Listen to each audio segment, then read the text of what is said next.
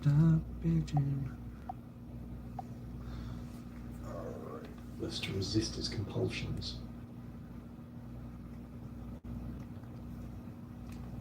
The Mediterranean winds carried salt and prophecy across the waters to Crete during the reign of King Minos, son of Zeus and Europa. The island kingdom had grown prosperous under his rule, its maritime power extending across the Aegean Sea like the tentacles of some great sea creature. Minos commanded fleets that dominated trade routes, and his palace at Knossos stood as testament to Minoan wealth and sophistication. Yet for all his earthly power, the king understood that divine favour remained the foundation upon which mortal authority rested. When Minos sought to legitimize his claim to the Cretan throne against his brothers, he turned to Poseidon, the earth-shaker whose dominion over the seas made him the natural patron of the island kingdom. The king proclaimed that whatever emerged from the depths at his request would prove the god's approval of his reign. He promised to sacrifice this divine sign immediately upon its appearance, demonstrating his piety and submission to the immortal powers. Poseidon answered the royal petition with magnificent spectacle. From the foam-capped waves near the harbour of Knossos emerged a bull of extraordinary beauty, its hide gleaming white as polished marble, its form perfect in every proportion. The creature moved with supernatural grace as it stepped onto the Cretan shore, water streaming from its flanks like liquid silver. Those who witnessed this emergence spoke of the bull's eyes, which seemed to hold depths of oceanic blue, and its horns that curved with geometric precision. The animal's very presence radiated divine power, and none who saw it could doubt that Poseidon himself had shaped this creature from sea foam and starlight. The bull's arrival confirmed Minos as rightful king of Crete, and the people accepted his authority without question. Yet as the king gazed upon this magnificent beast, avarice crept into his heart like poison through a wound. The bull's beauty exceeded anything in his royal herds, and its obvious divine nature would make it the crown jewel of his possessions. Surely, Minos reasoned, Poseidon would not begrudge him keeping such a prize, especially since the god had already granted the political legitimacy he sought. The king's decision to substitute another bull for sacrifice represented more than simple greed. It constituted a direct challenge to divine authority, an act of hubris that declared mortal desire superior to sacred obligation. When the ceremony took place, Minos offered a lesser animal to Poseidon while secreting the white bull among his own herds. The substitution was performed with elaborate ritual, as if proper ceremony could mask the fundamental deception at its heart. Poseidon's awareness of this betrayal was immediate and absolute. The god whose earthquakes could topple cities and whose storms could swallow fleets whole would not suffer such insult from a mortal king, regardless of that mortal's divine parentage. The sea god's wrath, however, would not manifest as straightforward destruction. Instead, Poseidon crafted a punishment of exquisite cruelty, one that would transform Minos' triumph into enduring shame and create a monster that would haunt Crete for generations. The divine retribution fell not upon Minos directly, but upon his queen Pasiphae, daughter of Helios the sun god. This choice of target demonstrated Poseidon's sophisticated understanding of human nature and royal politics. To strike at the king through his wife would inflict both personal anguish and dynastic humiliation, ensuring that the punishment's effects would ripple through time like waves from a dropped stone. Poseidon's curse took the form of an overwhelming, unnatural desire that seized Pasiphae's mind and body. The queen, previously devoted to her husband and children, found herself consumed with lust for the very bull that Minos had refused to sacrifice. This was no gentle enchantment or subtle influence, but a burning obsession that dominated her every thought and drove her to the edge of madness. The curse's particular cruelty lay in its precision. Pasiphae retained full awareness of her condition's abnormality while remaining powerless to resist its compulsions. The queen's transformation became evident to the palace inhabitants through her increasingly erratic behavior. She would spend hours gazing toward the pastures where the white bull grazed, her hands trembling and her face flushed with fever-like intensity. Court physicians found no physical ailment to explain her condition, while priests could detect no conventional curse or magical influence. Pasiphae herself understood the supernatural nature of her affliction, but found no relief in this knowledge. As the curse's grip tightened, the Queen's desperation drove her to seek increasingly radical solutions. She consulted oracles, made offerings to various deities, and even attempted to flee Crete entirely, hoping distance might break the enchantment's hold. Nothing provided relief from the burning desire that consumed her days and haunted her nights. The white bull, meanwhile, remained in the royal pastures, magnificent and untouchable, its divine nature making any normal approach impossible. In her extremity, Pasiphae turned to Daedalus, the master craftsman whose reputation for ingenious solutions to impossible problems had brought him to the Cretan court. The Athenian inventor had already demonstrated his extraordinary skills through various projects for King Minos, creating mechanical marvels that seemed to blur the line between mortal craft and divine power. If anyone could devise a means to satisfy the Queen's cursed desire, it would be this man whose mind worked in ways that ordinary mortals could not comprehend. Daedalus listened to Pasiphae's confession with the dispassionate attention of a physician examining symptoms. The craftsman recognized immediately that he faced a challenge requiring not just technical skill but profound understanding of both divine will and natural law. The curse's supernatural origin meant that conventional solutions would prove useless, while its specific nature demanded an approach that honored both the Queen's human form and the bull's divine essence. The inventor's solution demonstrated the twisted brilliance that would later manifest in his creation of the labyrinth. Daedalus proposed to construct a hollow wooden cow, crafted with such skill that it would perfectly mimic a living female of the species. The device would be large enough to conceal the Queen within its interior, while presenting an exterior that would attract the white bull's attention. Bronze mechanisms hidden within the structure would allow Pasiphae to position herself appropriately, while maintaining the illusion of bovine authenticity. The construction of this apparatus required weeks of meticulous labour. Daedalus worked in absolute secrecy, assisted only by his most trusted apprentices, who were sworn to silence under pain of death. The craftsman studied living cattle with scientific precision, noting every detail of their anatomy, movement, and behaviour.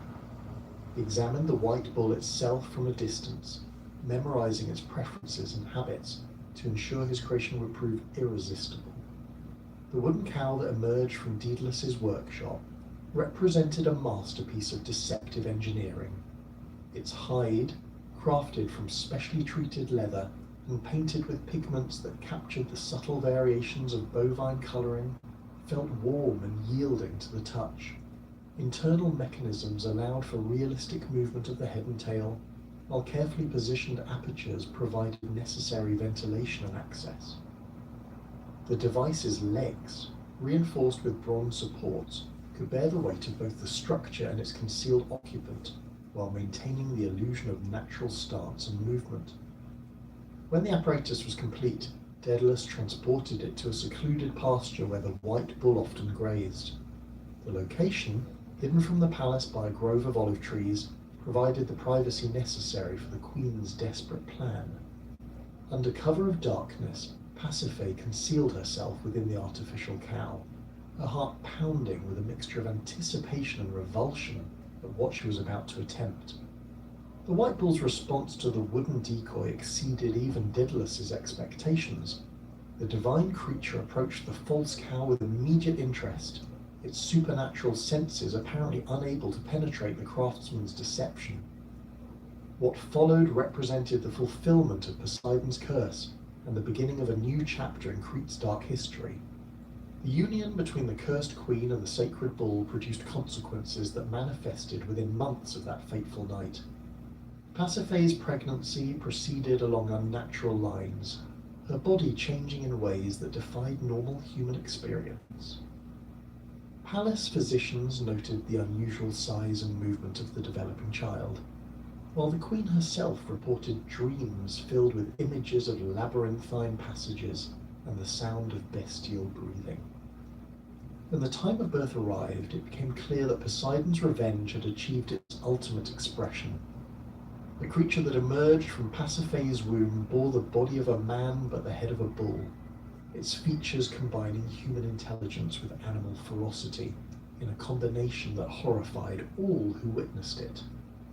The infant's eyes held an unsettling awareness, while its mouth, equipped with both human teeth and bovine grinding surfaces, suggested appetites that would prove difficult to satisfy through normal means. The newborn monster, whom the Queen named Asterion after her father, represented the physical manifestation of divine punishment and mortal transgression. Its very existence served as a constant reminder of Minos' broken promise and the terrible price of defying the gods.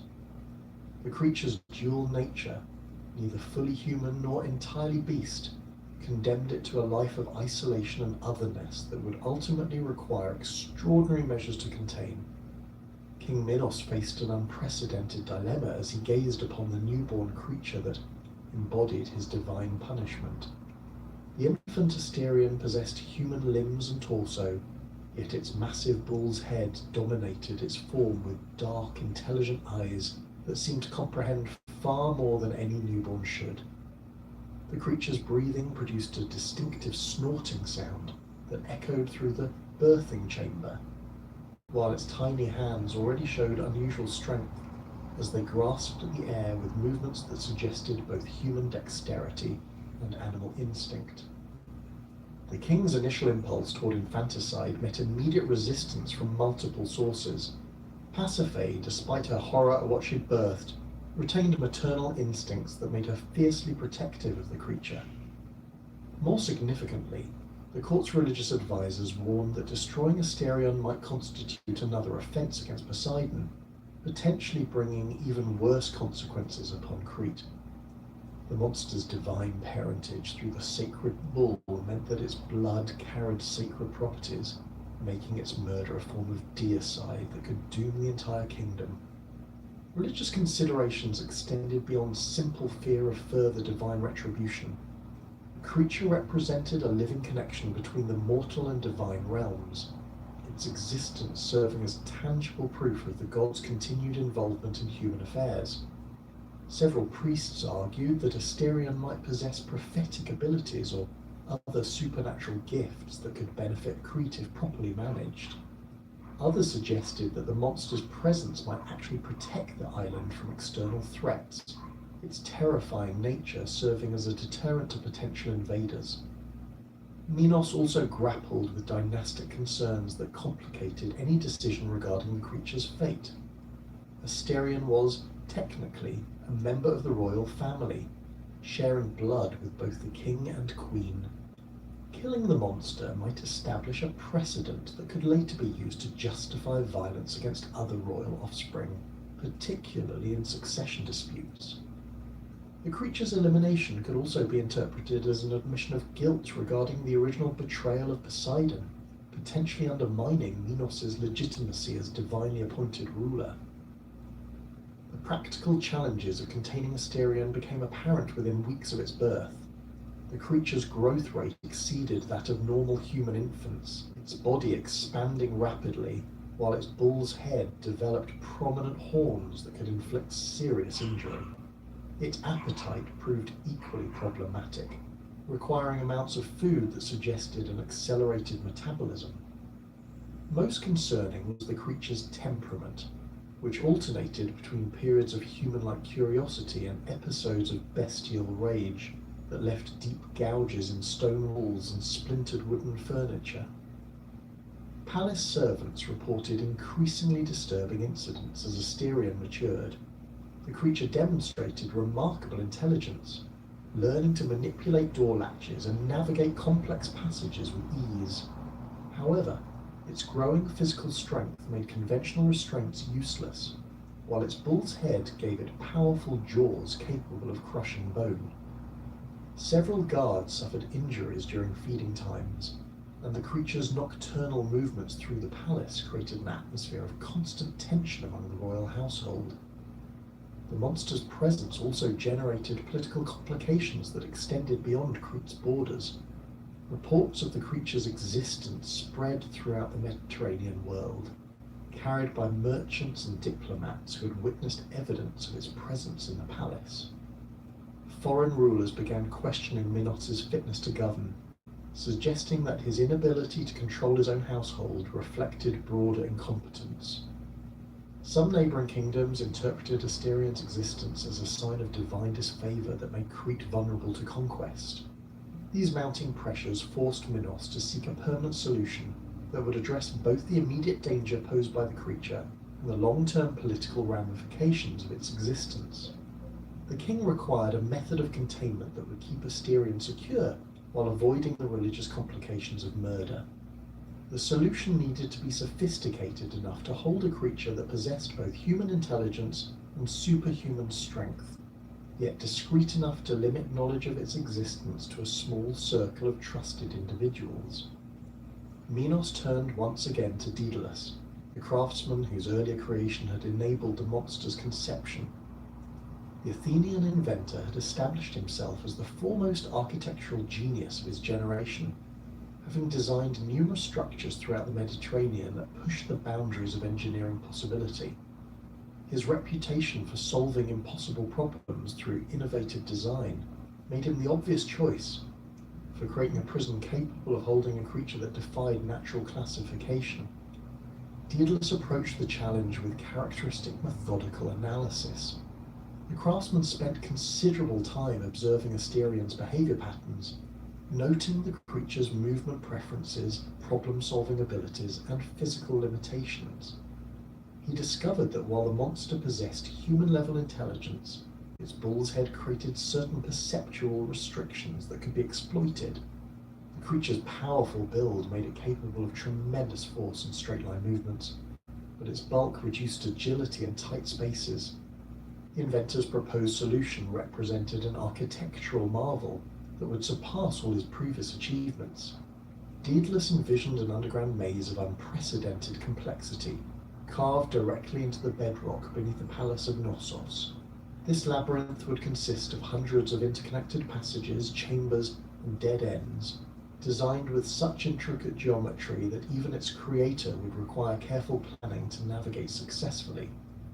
The structure would serve as both prison and puzzle, using the creature's own intelligence against it, by providing endless opportunities for confusion and misdirection.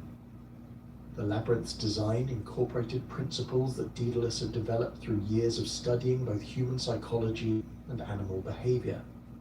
The passages would vary in width and height, creating spaces that sometimes accommodated the creature comfortably, while others forced it into uncomfortable positions that discouraged exploration. Ceiling heights would change unpredictably, preventing Asterion from developing consistent spatial references that might aid navigation. The floor levels would include subtle slopes and elevation changes that would disorient the creature's sense of direction over time. Construction of the labyrinth required unprecedented secrecy and logistical coordination. Minos assembled teams of workers drawn from throughout his kingdom, organizing them into small groups that worked on isolated sections without knowledge of the overall design. Only Daedalus himself understood the complete layout, and he maintained detailed plans that were kept under constant guard in his private workshop. The excavation work proceeded slowly to minimize noise that might attract attention from palace inhabitants or foreign observers. The underground construction presented enormous technical challenges that tested even Daedalus's considerable skills. The bedrock beneath Knossos consisted of layers of limestone and volcanic stone that required different excavation techniques, while underground water sources created flooding problems that demanded sophisticated drainage systems. The craftsman designed a network of hidden channels that would carry away excess water while providing ventilation for the labyrinth's future occupant. Lighting represented another critical consideration in the labyrinth's design.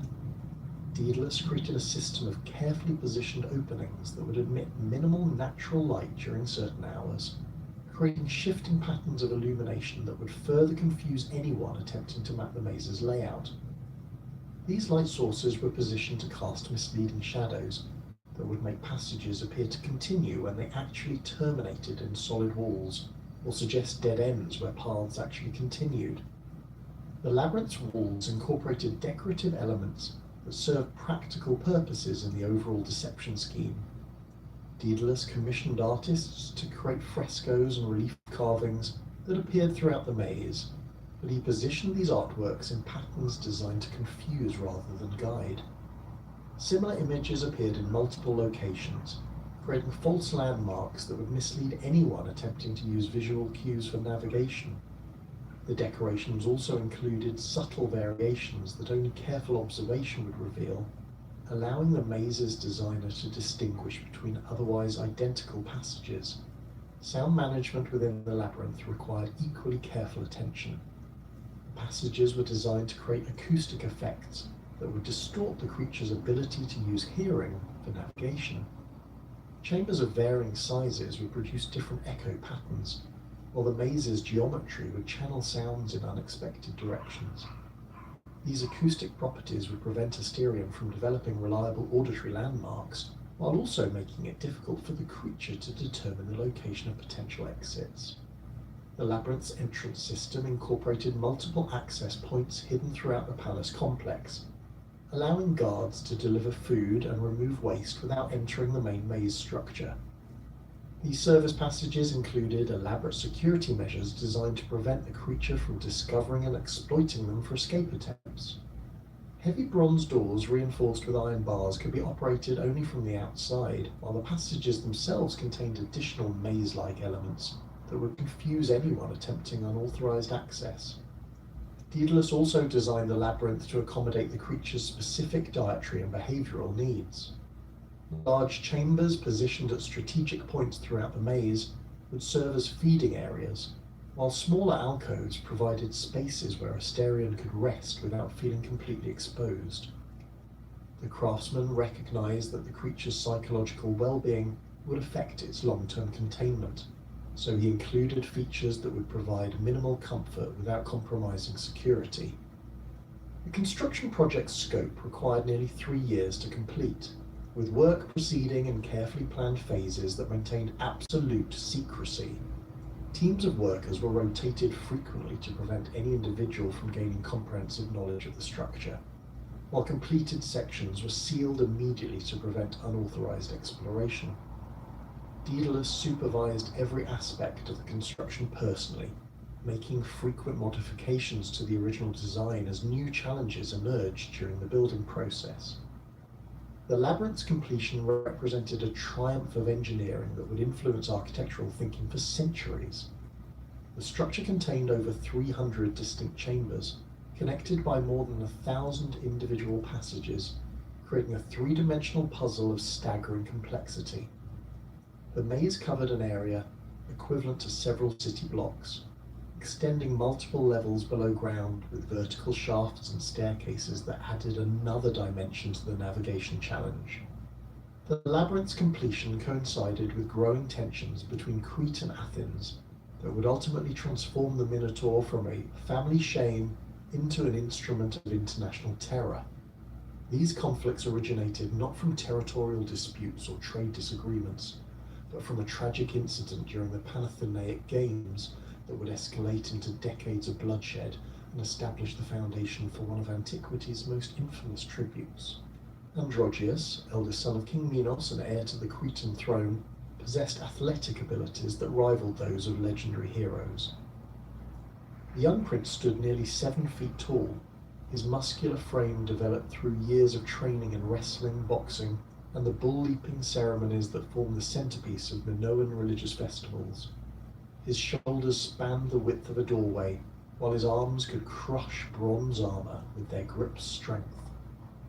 Most remarkably, Androgeus had inherited his grandfather Zeus's supernatural endurance, allowing him to compete in multiple events without showing fatigue that would incapacitate ordinary mortals. The prince's reputation for athletic excellence had spread throughout the Mediterranean world, carried by merchants and diplomats who witnessed his performances at various regional competitions. Stories circulated of Androgeus lifting massive stone blocks that required teams of oxen to move, outrunning horses across mountain terrain, and defeating entire groups of opponents in wrestling matches without sustaining injury. These accounts, while likely exaggerated through repeated telling, established the Cretan prince as the premier athlete of his generation and made his participation in any competition a significant political event. When Athens announced the expansion of the Panathenaic Games to include international competitors, Androgeus viewed this as an opportunity to demonstrate Cretan superiority over the mainland Greeks, who had begun challenging Minoan dominance in trade and naval affairs. The prince's participation would serve multiple purposes, showcasing his personal abilities, reinforcing Crete's cultural prestige, and establishing diplomatic connections that might prove valuable in future negotiations. King Minos supported his son's decision, recognizing the political advantages that athletic victory could provide. The Panathenaic Games of that year attracted competitors from across the Greek world, including representatives from Sparta, Corinth, Thebes, and numerous island kingdoms. The Athenian organizers had constructed new facilities specifically for the expanded competition, including a massive stadium that could accommodate thousands of spectators and training grounds equipped with the finest athletic equipment available. The games themselves would span 10 days, featuring traditional events such as running, wrestling, boxing, and chariot racing, along with newer competitions designed to test competitors' versatility and endurance. Androgeus arrived in Athens accompanied by a substantial retinue that included personal trainers, physicians, equipment specialists, and diplomatic representatives. The Cretan delegation established itself in quarters near the Acropolis, their presence marked by the distinctive double-axe banners that symbolized Minoan royal authority. The prince's arrival generated considerable excitement among Athenian citizens, many of whom had never seen a man of his extraordinary physical dimensions and obvious noble bearing. The competition's early events confirmed Androgeus's reputation as an athlete of supernatural ability. In the stadium foot races, he outpaced his nearest competitor by margins that seemed impossible for human achievement, completing the longest distance events without visible signs of exertion. His wrestling performances proved even more dominant as he defeated opponents through techniques that combined raw strength with sophisticated grappling knowledge developed through years of bull-leaping practice. The boxing competitions showcased his defensive skills as he absorbed punishing blows that would have felled ordinary men while delivering counterattacks that left his opponents unconscious. These victories, while impressive from an athletic standpoint, generated resentment among certain Athenian competitors and spectators who viewed the prince's dominance as an affront to their city's honour. The political tensions underlying the games became increasingly apparent as Androgeus continued his winning streak, with some observers suggesting that his victories demonstrated Cretan superiority in all aspects of civilization. The prince's confident demeanour and obvious enjoyment of his success further inflamed these sentiments, creating an atmosphere of hostility that extended beyond normal athletic rivalry. The situation reached a critical point during the Pankration competition, a brutal event that combined wrestling and boxing techniques with minimal rules governing acceptable tactics. Pankration attracted the most dangerous competitors, men who viewed the sport as preparation for actual warfare and who often sustained permanent injuries during matches. The event's reputation for violence made it a particular favourite among spectators who appreciated displays of extreme physical courage and endurance. Androgeus faced multiple opponents in the Pankration tournament, dispatching each with combinations of techniques that demonstrated his comprehensive martial training. His most challenging match came against Theseus's cousin, a formidable Athenian warrior named Pallas, who had earned recognition for his victories in previous competitions. The bout between these two champions lasted nearly an hour, with both men sustaining significant injuries while neither gained decisive advantage through conventional pancratian techniques.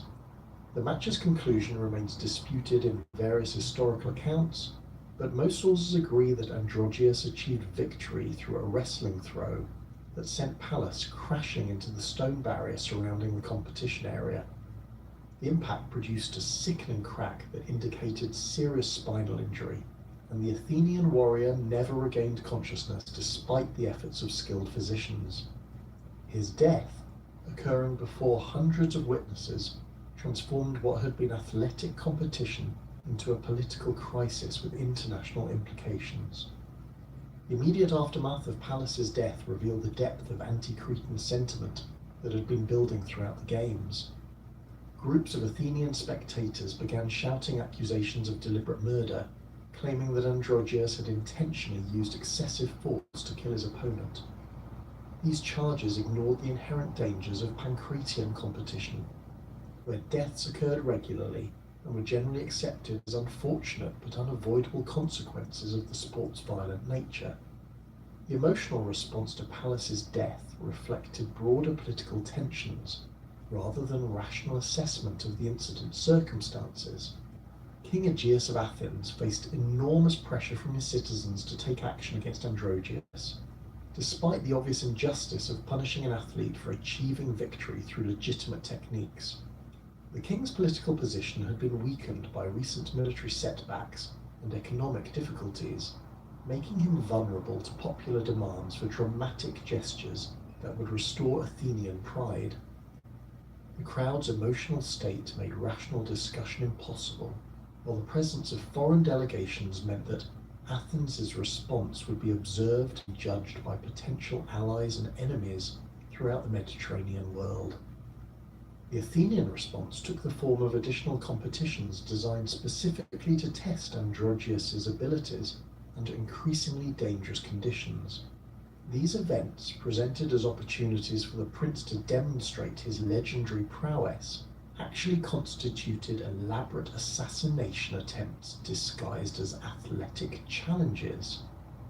The organizers arranged contests against wild animals captured from the mountains surrounding Athens, including bears, wolves, and bulls that had been deliberately provoked to maximum aggression before being released into the competition arena.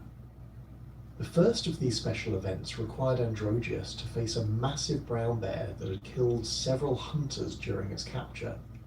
The animal, weighing nearly twice as much as the prince and equipped with claws capable of tearing through bronze armor, represented a challenge that exceeded normal athletic competition. The contest rules prohibited weapons or protective equipment, requiring Androgeus to rely entirely on his physical abilities and combat training to survive the encounter. The prince's performance against the bear demonstrated the supernatural aspects of his heritage that set him apart from ordinary mortals. He approached the enraged animal with calculated precision, using his speed and agility to avoid its devastating claw attacks while seeking opportunities to grapple with its massive form. The battle lasted nearly 30 minutes, with both combatants sustaining serious injuries before Androgeus managed to achieve a stranglehold that eventually rendered the bear unconscious. His victory, accomplished through techniques that seemed to defy human limitations, only intensified the crowd's hostile reaction. Subsequent contests followed similar patterns, with each new challenge designed to exploit potential weaknesses in the prince's abilities or simply overwhelm him through sheer lethality. Androgeus faced packs of wolves, charging bulls, and combinations of different animals that created tactical problems, requiring both physical prowess and strategic thinking to overcome. His continued success in these obviously rigged competitions further inflamed Athenian resentment, while demonstrating the futility of conventional attempts to eliminate him through direct confrontation. The final contest, arranged after all other methods had failed, involved releasing the prince into a confined space with the marathon bull, a legendary creature that had terrorized the Attic countryside for years. This animal, possibly descended from one of Poseidon's sacred herds, possessed size and ferocity that exceeded normal bovine characteristics. Its horns measured over 4 feet in length and could pierce stone walls, while its hooves could crush human bones with casual contact. Previous attempts to capture or kill the marathon bull had resulted in numerous deaths among Athens' most skilled hunters and warriors. The arena constructed for this final contest measured barely 50 feet across, providing minimal space for evasive maneuvers while ensuring that spectators would have clear views of the anticipated carnage. The bull's entrance into this confined space created immediate chaos, as the animal's rage at its captivity focused entirely on the human figure standing at the arena's center. The creature's charge generated enough force to crack the stone flooring, while its bellowing roars could be heard throughout the city. Androgeus met this ultimate challenge with the same methodical approach that had characterized his previous victories, but the confined space and the bull's supernatural aggression created tactical problems that even his extraordinary abilities could not easily solve. The battle that followed tested every aspect of the prince's training and natural gifts, as he struggled to find purchase on the bull's massive form while avoiding its devastating attacks. The contest duration exceeded that of all his previous encounters, with both combatants showing signs of exhaustion as the struggle continued. The prince's death, when it finally came, resulted not from a single catastrophic injury, but from the accumulated damage of prolonged combat against an opponent whose supernatural nature matched his own. The marathon bull's final charge caught Androgeus in a moment of fatigue-induced vulnerability, its horns penetrating his chest cavity and inflicting wounds that even his divine heritage could not survive. The prince's death throes lasted several minutes, during which his superhuman constitution kept him conscious long enough to recognize the treachery that had led to his destruction. The Athenian crowd's reaction to Androgeus' death revealed the calculated nature of the events that had led to this moment. Instead of the respectful silence traditionally accorded to fallen athletes, the spectators erupted in celebration that made clear their satisfaction at the prince's elimination. This response transformed what might have been viewed as a tragic accident into an obvious act of premeditated murder, creating a diplomatic crisis that would reshape relations between Athens and Crete for generations. News of Androgeus' death reached King Minos within days, carried by surviving members of the Cretan delegation who had witnessed the obviously orchestrated nature of the prince's destruction.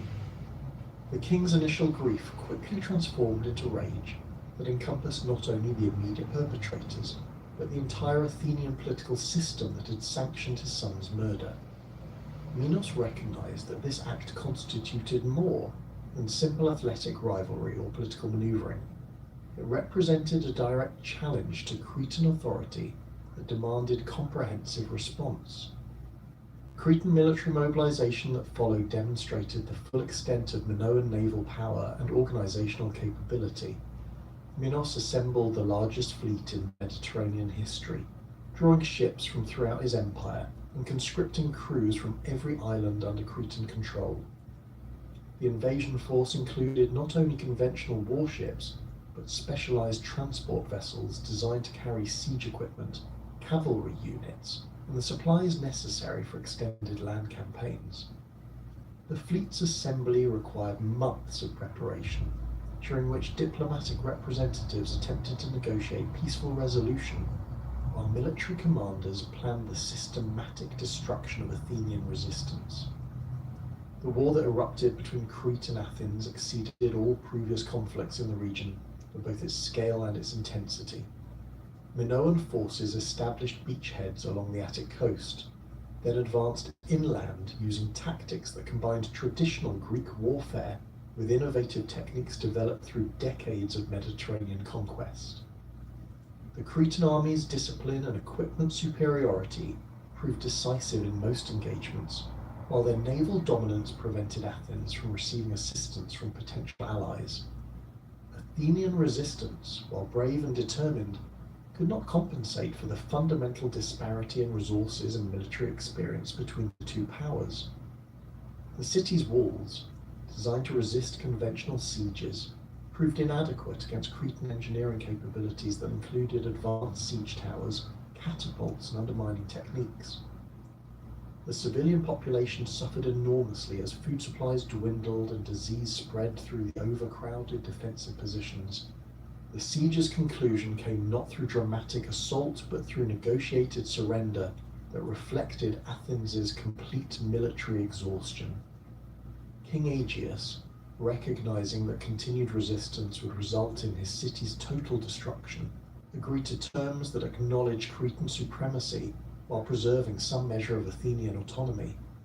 The treaty's specific provisions would establish precedents that influenced Mediterranean politics for centuries, but its most infamous clause concerned the tribute that Athens would pay as compensation for Androgeus' murder.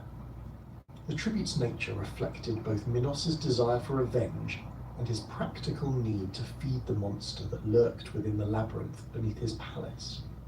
The king had discovered that Asterian's appetites had evolved as the creature matured, developing preferences that conventional livestock could not satisfy. The Minotaur's intelligence made it selective about its food sources, while its divine heritage seemed to require offerings that possessed certain spiritual qualities found only in human beings. And the specific terms demanded 7 young men and 7 young women to be delivered to Crete every 7 years, though some sources suggest the interval was 9 years, reflecting different calendar systems used by the various Greek city-states. These tribute victims were to be selected from Athens' most prominent families, ensuring that the city's elite would bear the direct cost of their previous actions. The selection process would be conducted through lottery, preventing favoritism while guaranteeing that no social class could escape the tribute's burden. The cultural significance of this human sacrifice extended far beyond its immediate political implications, connecting to ancient Mediterranean traditions that viewed such offerings as necessary for maintaining cosmic balance. Many civilizations throughout the region practiced various forms of human sacrifice during critical periods, believing that the gods required the most valuable possible gifts to ensure continued divine favor. The Athenian tribute represented an extreme example of this practice, but its underlying logic would have been comprehensible to contemporary observers. The selection process itself became a source of ongoing trauma for Athenian society, as families faced the possibility that their children might be chosen for sacrifice every 7 years. The lottery system, while fair in principle, created an atmosphere of constant anxiety that affected the city's entire social structure. Wealthy families attempted various strategies to protect their offspring, including temporary relocations to other cities, while poorer citizens found themselves unable to escape the tribute's reach. The first group of tribute victims departed Athens amid scenes of public mourning that demonstrated the psychological impact of Minos' revenge. The 14 young people selected from across the city's social spectrum represented the flower of Athenian youth, chosen specifically for their physical beauty and noble bearing. Their families' grief reflected not only personal loss, but recognition that these deaths would continue indefinitely, creating a permanent burden that would define Athens' relationship with Crete for generations. The tribute ships that carried these victims to Crete became symbols of Athenian humiliation, their black sails visible from great distances as they departed the harbour at Piraeus. The vessel's design incorporated specific features required by the tribute treaty, including secure holding areas that prevented escape attempts while ensuring the victims' survival during the sea voyage. These ships would become familiar sights in both Athenian and Cretan waters, their regular appearances serving as reminders of the ongoing cost of the war's conclusion. Athens, under the tribute's burden, experienced profound social and political changes that extended far beyond the immediate loss of life involved in each selection. The city's traditional confidence and aggressive foreign policy gave way to cautious diplomacy, designed to avoid any actions that might provide Crete with justification for additional punishment. The tribute's psychological effects permeated every aspect of Athenian society, creating resentment that would eventually motivate the heroic intervention necessary to break the cycle of sacrifice and restore the city's honour. The tribute system established by King Minos had operated with mechanical precision for 2 cycles, claiming 28 Athenian lives and embedding itself into the city's collective consciousness as an inescapable reality. The 3rd selection approached with the same dreaded inevitability that marked the changing seasons, and Athenian families once again prepared for the lottery that would determine which children would journey to Crete to feed the monster lurking beneath the palace of Knossos. The city's atmosphere during these selection periods resembled that of a plague-stricken community, with parents keeping their eligible children indoors and priests conducting endless purification rituals in desperate attempts to influence divine favour. King Aegeus, now well into his 6th decade, bore the visible weight of his kingdom's humiliation in his stooped shoulders and prematurely grey hair.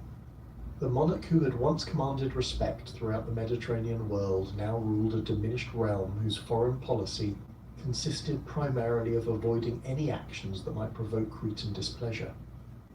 The king's court had become a sombre place where discussions of military expansion or territorial ambitions were considered dangerous fantasies that could only lead to further suffering for the Athenian people.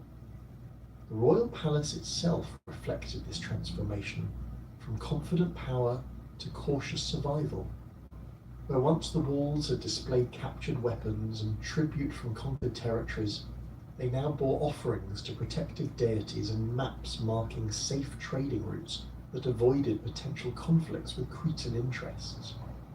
The king's advisors, selected more for their diplomatic caution than their strategic brilliance, spent their time crafting carefully worded communications designed to maintain Athens' precarious independence while acknowledging Minoan supremacy in all matters of regional importance.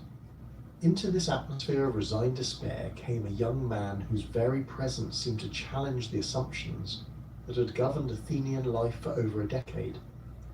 Theseus arrived at his father's court without fanfare or advance notice, travelling the dangerous road from Troezen with only the clothes on his back and 2 ancient artifacts that would prove his identity and transform his kingdom's destiny. The prince's journey from his mother's homeland had been marked by a series of encounters with bandits and monsters that had already established his reputation as a warrior of exceptional capability, though few in Athens initially recognized the significance of his arrival.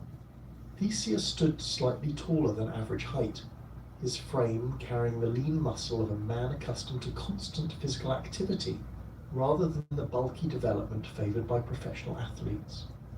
His dark hair, cropped short in practical fashion, framed a face marked by intelligent brown eyes that seemed to assess every situation with calculating precision.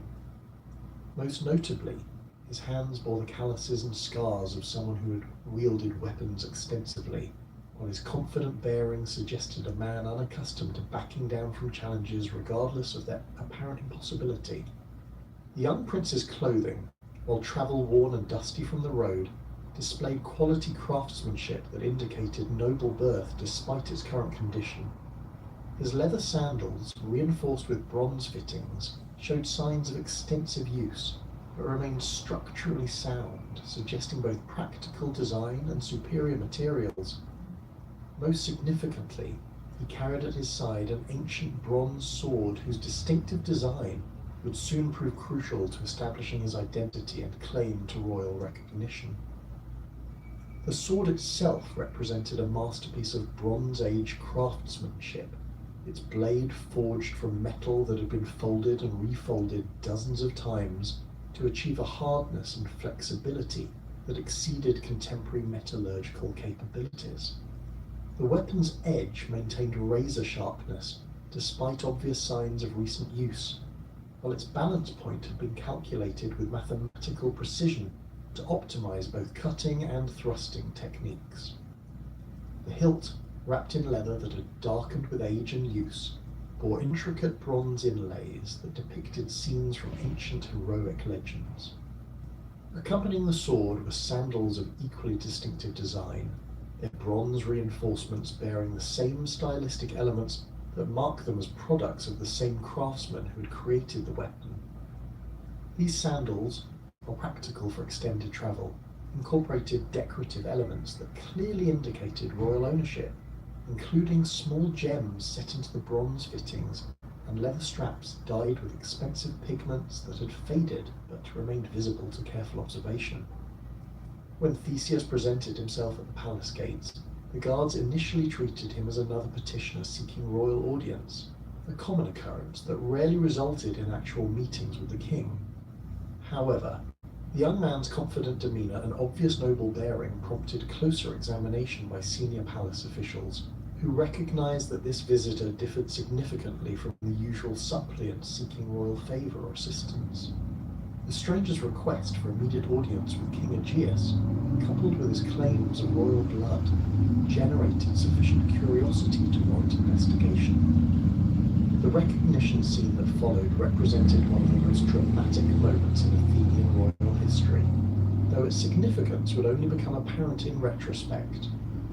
When Theseus was finally granted audience with the king, he approached the throne with the easy confidence of someone accustomed to royal environments, his movements displaying none of the nervous deference typical of common petitioners. The assembled courtiers watched with growing interest as the young stranger prepared to present whatever credentials had earned him this rare privilege. Aegeus, seated on the ancient throne that had been occupied by Athenian kings for generations, initially showed little interest in another claimant to royal connection. The king had encountered numerous individuals over the years who sought advancement through fabricated genealogies or forged documents, and his experience had made him skeptical of such approaches. However, when Theseus drew the bronze sword from his side and placed it on the steps leading to the throne, the king's expression transformed from bored indifference to shocked recognition. The sword's appearance triggered memories that Aegeus had deliberately suppressed for over 2 decades, recollections of a brief liaison with Princess Aethra of Troezen during a diplomatic mission that had occurred shortly before his marriage to his current queen. The king had left specific tokens with Aethra, instructing her that any son born of their union should seek him out upon reaching manhood, bringing these artifacts as proof of his parentage and claim to royal recognition. The sandals, when Theseus placed them beside the sword, completed the identification that transformed the young stranger from anonymous petitioner to acknowledged Prince of Athens. These items, crafted specifically for this purpose by the kingdom's finest artisans, could not be duplicated or forged by anyone lacking access to the royal workshops and the specialized techniques known only to a select few master craftsmen. Their presence provided irrefutable evidence of Theseus's identity and legitimate claim to position within the Athenian royal hierarchy.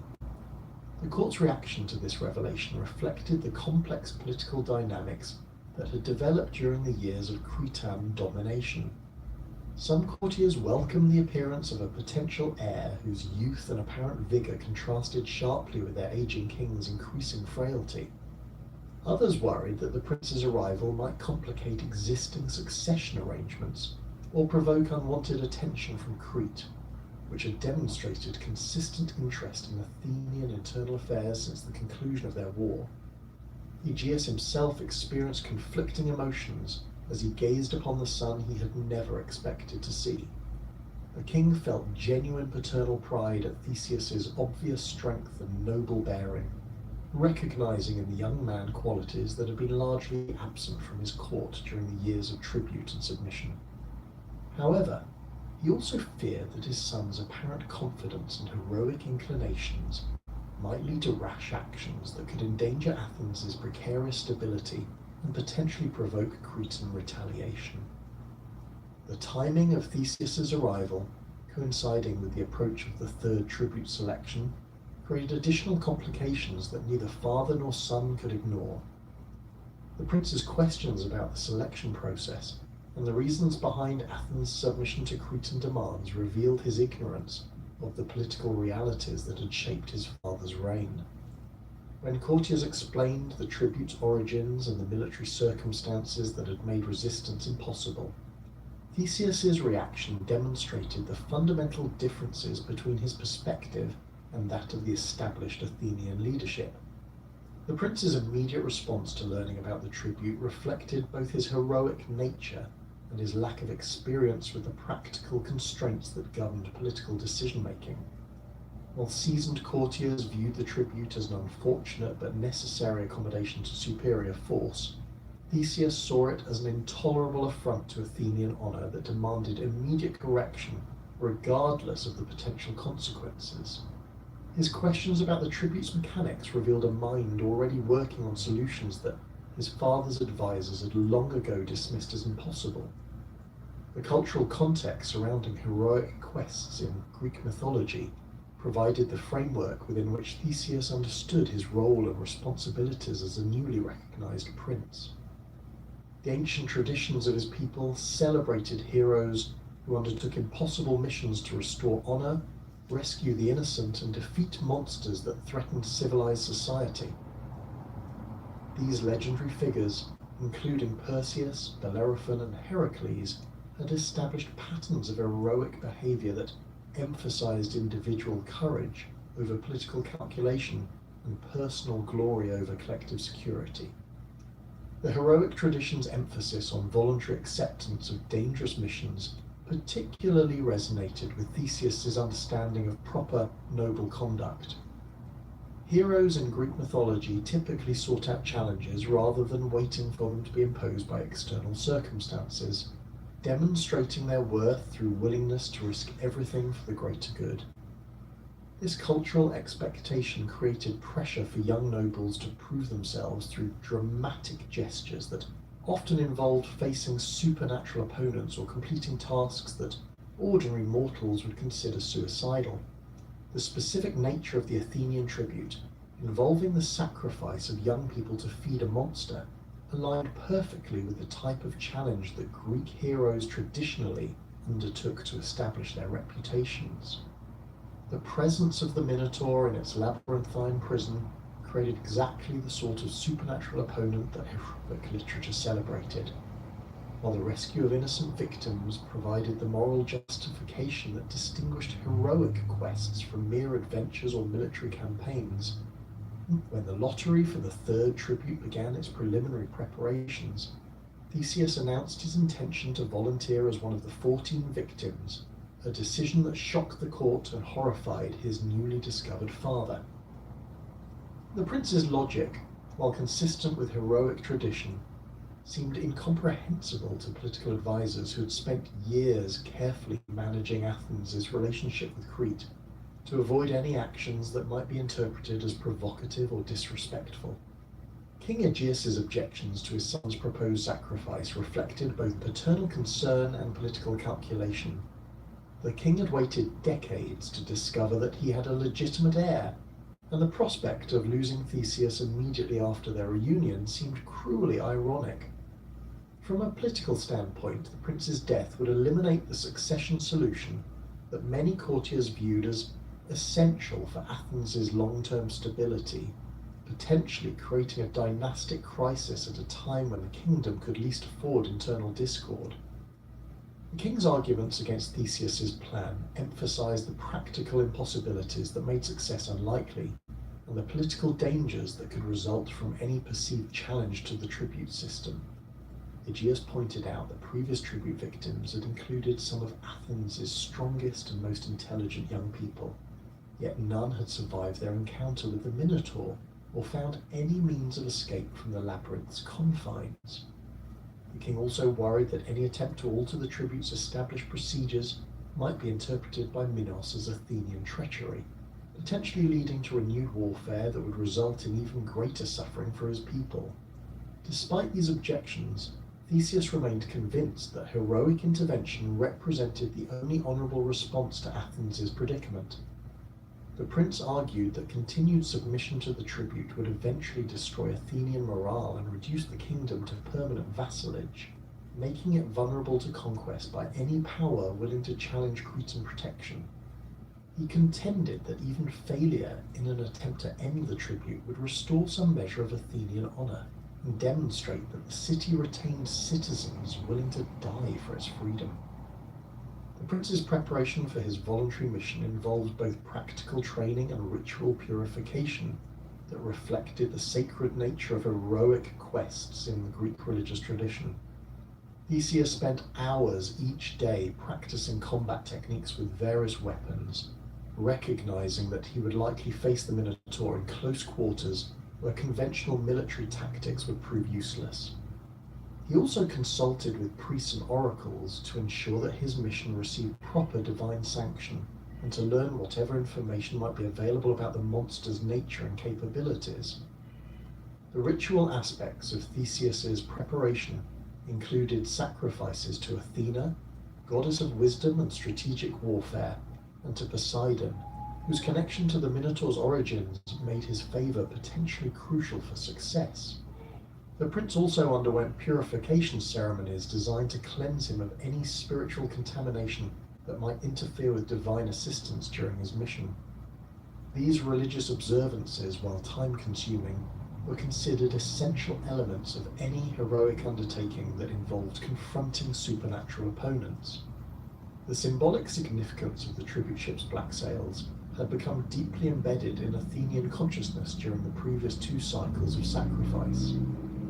These dark banners, visible from great distances as the vessels departed Piraeus harbour, served as tangible reminders of the city's humiliation and the ongoing cost of its previous military defeat. The sail's colour, traditionally associated with mourning and death, accurately reflected both the fate awaiting the tribute victims and the emotional state of the families and friends they left behind. King Aegeus's instructions regarding the return journey represented his desperate hope that his son might somehow survive the encounter with the Minotaur and find a way to return to Athens. The king provided Theseus with white sails to be hoisted if the mission succeeded, creating a visual signal that would be visible from the Athenian coast long before the ship reached harbour. This arrangement would allow the anxious father to learn his son's fate immediately upon the vessel's return, sparing him the additional agony of waiting for messengers to bring news of success or failure. The white sails themselves carried symbolic significance that extended beyond their practical function as a communication device.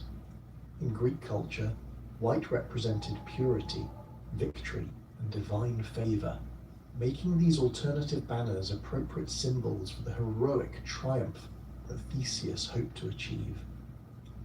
The contrast between the black sails of departure and the potential white sails of return encapsulated the transformation that the prince sought to accomplish, changing Athens' relationship with Crete from one of submission to one of equality or even dominance.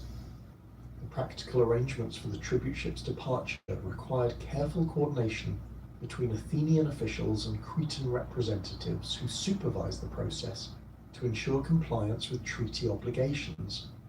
The vessel itself, specially constructed for these missions, incorporated features designed to prevent escape attempts while maintaining the tribute victims' health during the sea voyage.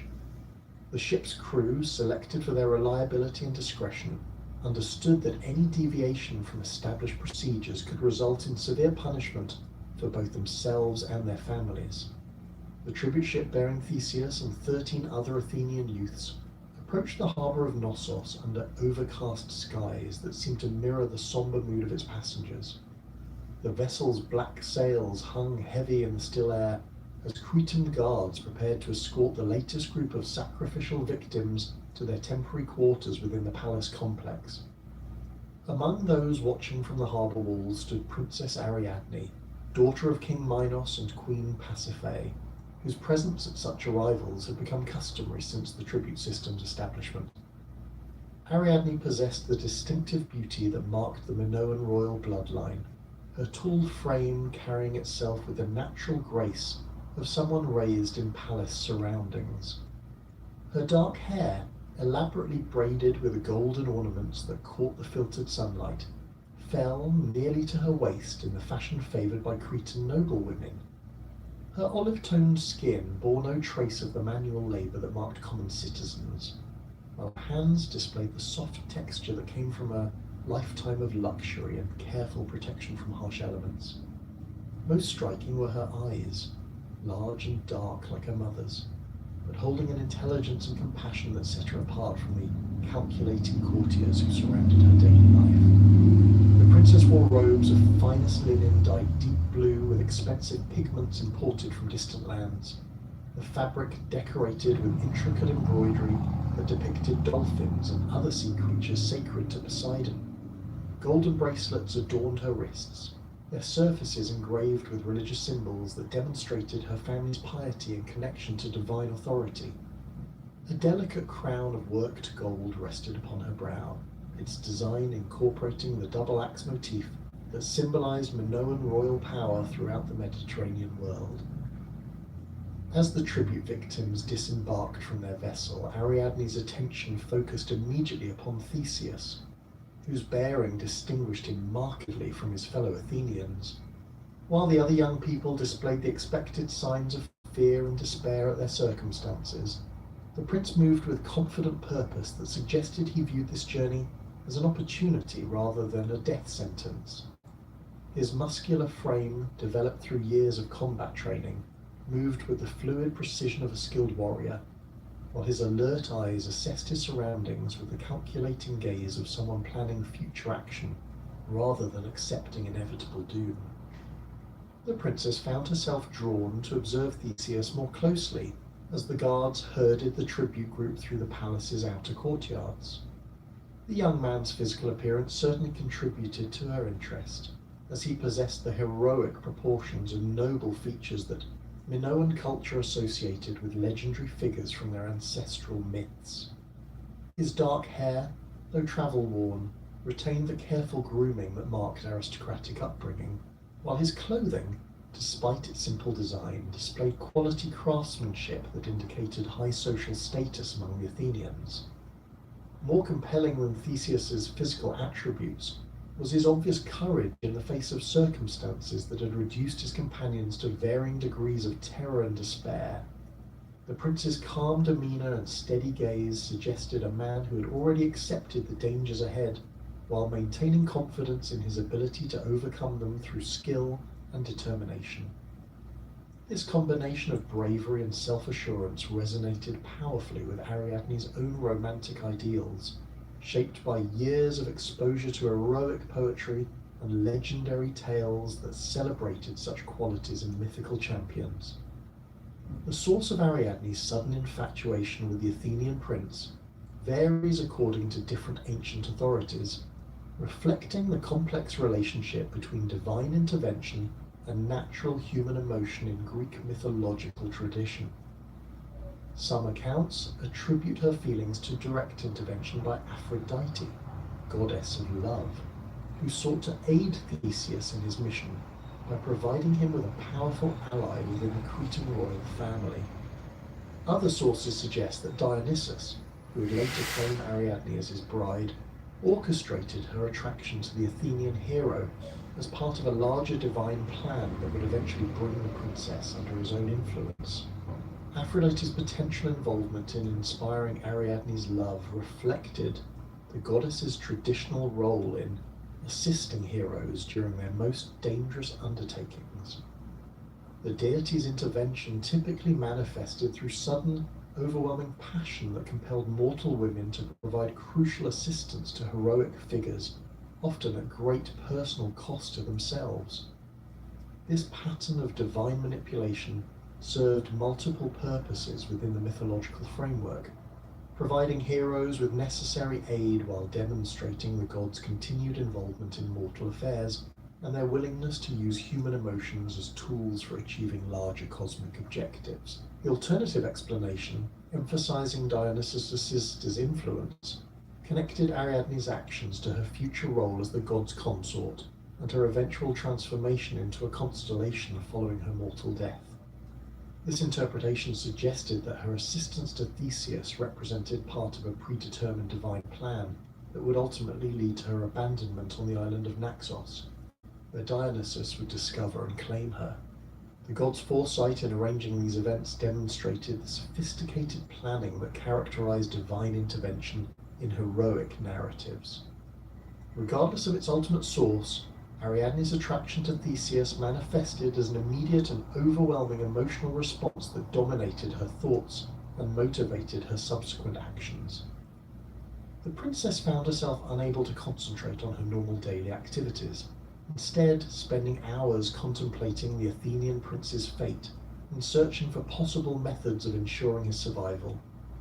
Her behavior attracted notice from palace servants, who observed her unusual distraction and frequent visits to areas of the complex where she might catch glimpses of the tribute victims during their brief exercise periods. The princess's knowledge of her half-brother's nature and capabilities made her acutely aware of the hopelessness that faced anyone entering the labyrinth without adequate preparation and guidance. Ariadne had grown up hearing stories of the Minotaur's strength and ferocity, passed down through palace gossip and occasional reports from guards who maintained the creature's prison. She understood that the monster's combination of human intelligence and animal savagery made it a nearly impossible opponent for conventional warriors, while the labyrinth's design ensured that even those who might somehow defeat the beast would likely perish from starvation or thirst while attempting to find their way back to the entrance. These practical considerations intensified Ariadne's emotional distress as she contemplated Theseus's approaching fate. The princess recognized that her feelings, however powerful, would accomplish nothing without concrete action to improve the hero's chances of survival. Her position within the royal household provided her with access to information and resources that could potentially make the difference between success and failure, but utilizing these advantages would require careful planning and considerable personal risk. The decision to seek assistance from Daedalus represented Ariadne's recognition that the labyrinth's complexity exceeded anything that could be overcome through courage or combat skill alone. The master craftsman's reputation for solving impossible problems through innovative thinking made him the obvious choice for consultation, despite the dangers inherent in approaching someone so closely connected to her father's most sensitive projects. The princess understood that Daedalus's intimate knowledge of the maze's construction gave him unique insights into methods that might allow navigation through its confusing passages. Daedalus received Ariadne's request for assistance with the careful consideration that characterized his approach to all complex problems. The craftsman recognized immediately that the princess's emotional involvement with the Athenian hero created both opportunities and dangers that would require delicate handling. Her royal status provided protection from immediate consequences, but her father's likely reaction to discovering her treachery could result in severe punishment for anyone who assisted her plans.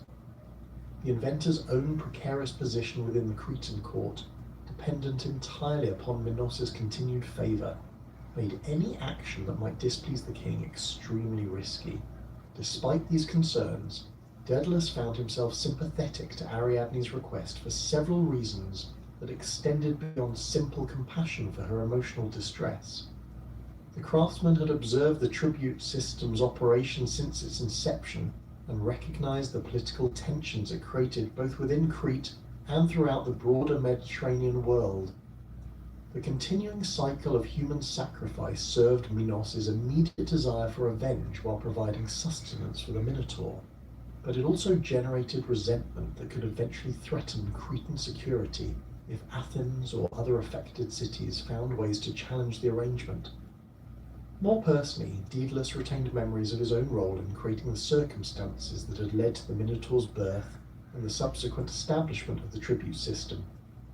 The craftsman's construction of the wooden cow that had enabled Pasiphae's union with the sacred bull weighed heavily on his conscience, as did his later creation of the labyrinth that had transformed the resulting monster from a family shame into an instrument of international terror. The opportunity to assist someone attempting to end this cycle of violence appealed to whatever remained of his moral sensibilities. After years of serving royal ambitions without question, the practical challenges involved in providing meaningful assistance to Theseus required Daedalus to balance his intimate knowledge of the labyrinth's construction against the need to maintain secrecy regarding his involvement. The craftsman could not provide detailed maps or explicit directions without creating evidence that might later implicate him in any escape attempt. Yet vague advice would prove useless to someone facing the maze's bewildering complexity under life-threatening circumstances. The solution needed to be both effective enough to ensure success and subtle enough to avoid detection by the guards who monitored the tribute victims' activities. The ball of thread that Daedalus ultimately provided represented an elegant solution that addressed all these competing requirements while drawing upon principles of navigation that the craftsman had developed during his years of architectural work. The concept relied on the simple but crucial insight that any maze, regardless of its complexity, could be successfully navigated by anyone who maintained a continuous connection to a known reference point. The thread would serve as this connection, allowing Theseus to venture deep into the labyrinth's interior while retaining the ability to retrace his path back to the entrance. The thread itself was crafted from specially prepared linen fibers that had been twisted together to create exceptional strength and durability. Daedalus selected materials that would resist the moisture and abrasion that characterized the labyrinth's environment, ensuring that the line would remain intact throughout even extended periods of use.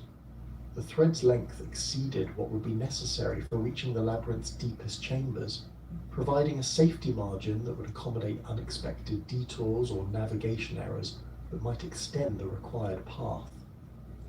The ball's construction incorporated subtle features that would aid in its practical application, while maintaining the appearance of a simple ball of thread that might not attract undue attention from casual observers.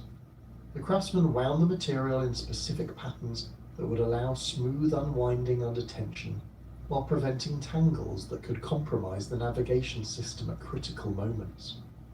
The thread's thickness was calculated to provide necessary strength, while remaining light enough that its accumulated weight would not burden the hero during combat or rapid movement through narrow passages. The symbolic significance attributed to Ariadne's thread in ancient sources extended far beyond its practical function as a navigation aid, reflecting deeper cultural associations between threads, fate, and divine intervention in human affairs.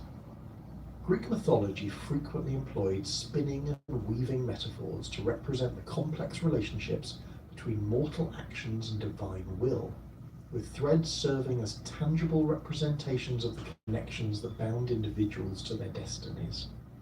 The three fates themselves were depicted as spinning, measuring and cutting the threads that determined human lifespans, making Ariadne's gift particularly resonant within this broader mythological framework. The thread's role as a guide through the labyrinth also connected to ancient religious traditions that viewed mazes and similar structures as representations of life's journey or the soul's path towards enlightenment. Mystery religions throughout the Mediterranean world incorporated labyrinthine elements into their initiation ceremonies, using the experience of navigating complex passages as metaphors for spiritual transformation and the acquisition of sacred knowledge. Within this context, Ariadne's thread represented divine guidance that would allow the initiate to complete the spiritual journey safely and return to the ordinary world with enhanced understanding. The practical properties attributed to the thread in various ancient sources sometimes exceeded what could be achieved through purely material means, suggesting that the object possessed certain magical characteristics that enhanced its effectiveness as a navigation tool. Some accounts describe the thread as glowing with faint light that would provide illumination in the labyrinth's darker passages, while others suggest that it possessed the ability to resist cutting or breaking through supernatural means. These enhanced properties, whether literal or metaphorical, emphasize the thread's role as a divine gift that transcended ordinary human craftsmanship. The secret negotiations between Ariadne and Theseus required careful orchestration to avoid detection by the palace guards, who maintained constant surveillance over the tribute victims during their brief stay in Crete. The princess utilized her intimate knowledge of the palace's layout and daily routines to identify opportunities for private communication, taking advantage of her royal privileges to access areas that were normally restricted to authorized personnel. These clandestine meetings took place during the early morning hours when most of the palace staff were occupied with routine duties, providing brief windows of privacy that allowed for essential planning discussions. The pact that emerged from these negotiations reflected both Ariadne's romantic attachment to the Athenian hero and her practical understanding of the political realities that would govern their relationship following any successful escape from Crete. The princess recognized that her assistance in Theseus's mission would make her a traitor to her own family and kingdom, eliminating any possibility of remaining in Crete, regardless of the mission's outcome. Her survival would depend entirely upon the hero's protection and his willingness to honor whatever commitments he made during their secret discussions. Theseus's promises to Ariadne encompassed both immediate practical arrangements for their escape from Crete and longer-term commitments regarding their future relationship and her status within Athenian society. The hero pledged to take the princess with him when he departed from the island, providing her with safe passage to Athens and protection from any Cretan attempts at retaliation. More significantly, he promised to marry her upon their arrival in his homeland, offering her the status and security that would come with being Queen of Athens. These marriage negotiations reflected the complex intersection of personal emotion, political calculation, and practical necessity that characterized royal relationships in the ancient world. Ariadne's feelings for Theseus provided the emotional foundation for her willingness to betray her family, but the princess also understood that marriage to the Athenian hero represented her only viable option for maintaining royal status following her inevitable exile from Crete. The union would provide her with protection, position, and the possibility of eventual happiness, while offering Theseus valuable political advantages through alliance with someone possessing intimate knowledge of Cretan court politics and military capabilities. The practical arrangements for their escape required detailed planning that took into account the various obstacles and dangers that would face any attempt to flee Crete without official authorization. Ariadne's knowledge of the island's geography and her access to royal resources would prove crucial in securing transportation and supplies for the journey to Athens, while her understanding of palace security procedures would help them avoid detection during the critical period immediately following Theseus's emergence from the labyrinth. The timing of their departure would need to coordinate with the labyrinth mission itself, as any delay between the Minotaur's death and their escape attempt would increase the likelihood of discovery and pursuit. Ariadne arranged for a fast ship to be prepared in a secluded harbour away from the main port facilities, its crew consisting of sailors whose loyalty could be purchased and whose discretion could be trusted. The vessel would be provisioned for the journey to Athens while maintaining the appearance of a routine trading voyage that would not attract official attention.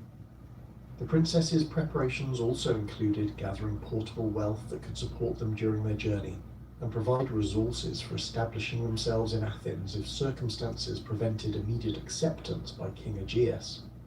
Ariadne selected jewelry, precious metals, and other valuable items that could be easily concealed and transported, creating a reserve fund that would ensure their survival even if political complications delayed Theseus's recognition as heir to the Athenian throne. These practical considerations demonstrated her understanding that successful escape from Crete would represent only the first step in a longer process of establishing new lives in foreign territory. The emotional weight of Ariadne's decision to abandon her family and homeland for an uncertain future with a man she had known for only days reflected the intensity of feelings that ancient sources consistently attributed to divine intervention. The princess's willingness to sacrifice everything for Theseus's sake demonstrated the overwhelming power of love as conceived within Greek mythological tradition, where such emotions could compel individuals to actions that defied rational calculation or conventional moral obligations. Her choice represented the triumph of personal desire over familial duty, individual happiness over collective responsibility, and romantic idealism over political pragmatism. The bronze gates that sealed the labyrinth's entrance stood 12 feet high and 3 feet thick, their surface covered with intricate reliefs depicting scenes of divine judgment and mortal punishment. The metal itself bore the distinctive green patina that developed over years of exposure to the humid underground environment, while iron reinforcements formed geometric patterns that served both decorative and structural purposes. Heavy bronze locks, each requiring multiple keys held by different palace officials, secured the gates against unauthorized access, their mechanisms designed by Daedalus to prevent tampering or forced entry through conventional means. Theseus approached these formidable barriers accompanied by a procession of Cretan guards, whose bronze-tipped spears glinted in the torchlight that illuminated the underground chamber. The hero's hands remained unbound, following the traditional protocol that granted tribute victims the dignity of walking freely to their fate, though the surrounding soldiers made any escape attempt impossible. His fellow Athenians had already been escorted to separate holding chambers throughout the palace complex, their individual fates to be determined by lottery over the coming days as the Minotaur's appetite demanded fresh sustenance. The ceremonial aspects of the tribute delivery reflected Minoan religious traditions that viewed the feeding of the monster as a sacred ritual, requiring proper observance of divine protocol. Palace priests conducted purification ceremonies that blessed both the victim and the labyrinth itself, invoking Poseidon's continued favor while acknowledging the sacred nature of the creature that dwelt within the maze's depths. Incense burned in bronze braziers positioned around the entrance chamber, its sweet smoke intended to mask the more unpleasant odors that occasionally emerged from the labyrinth's interior passages.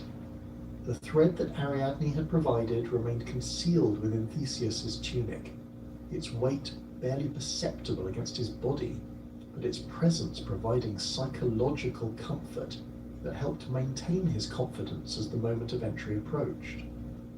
The hero had practiced the unwinding technique during their brief secret meetings, learning to release the thread smoothly while maintaining tension that would prevent tangling or breaking under stress. The ball's position against his ribs allowed easy access while keeping it hidden from the guards, who conducted final inspections of tribute victims before their entry into the maze. The labyrinth's entrance passage extended straight ahead for approximately 30 feet, before disappearing into darkness that the entrance chamber's torches could not penetrate. The walls, carved directly from the bedrock beneath the palace, displayed the same precision craftsmanship that characterized all of Daedalus's architectural projects. The passage width measured exactly 6 feet, providing adequate space for normal movement while preventing the use of long weapons that might give defenders advantages in potential combat situations. The ceiling height varied between 8 and 10 feet, creating subtle psychological pressure through its irregular dimensions.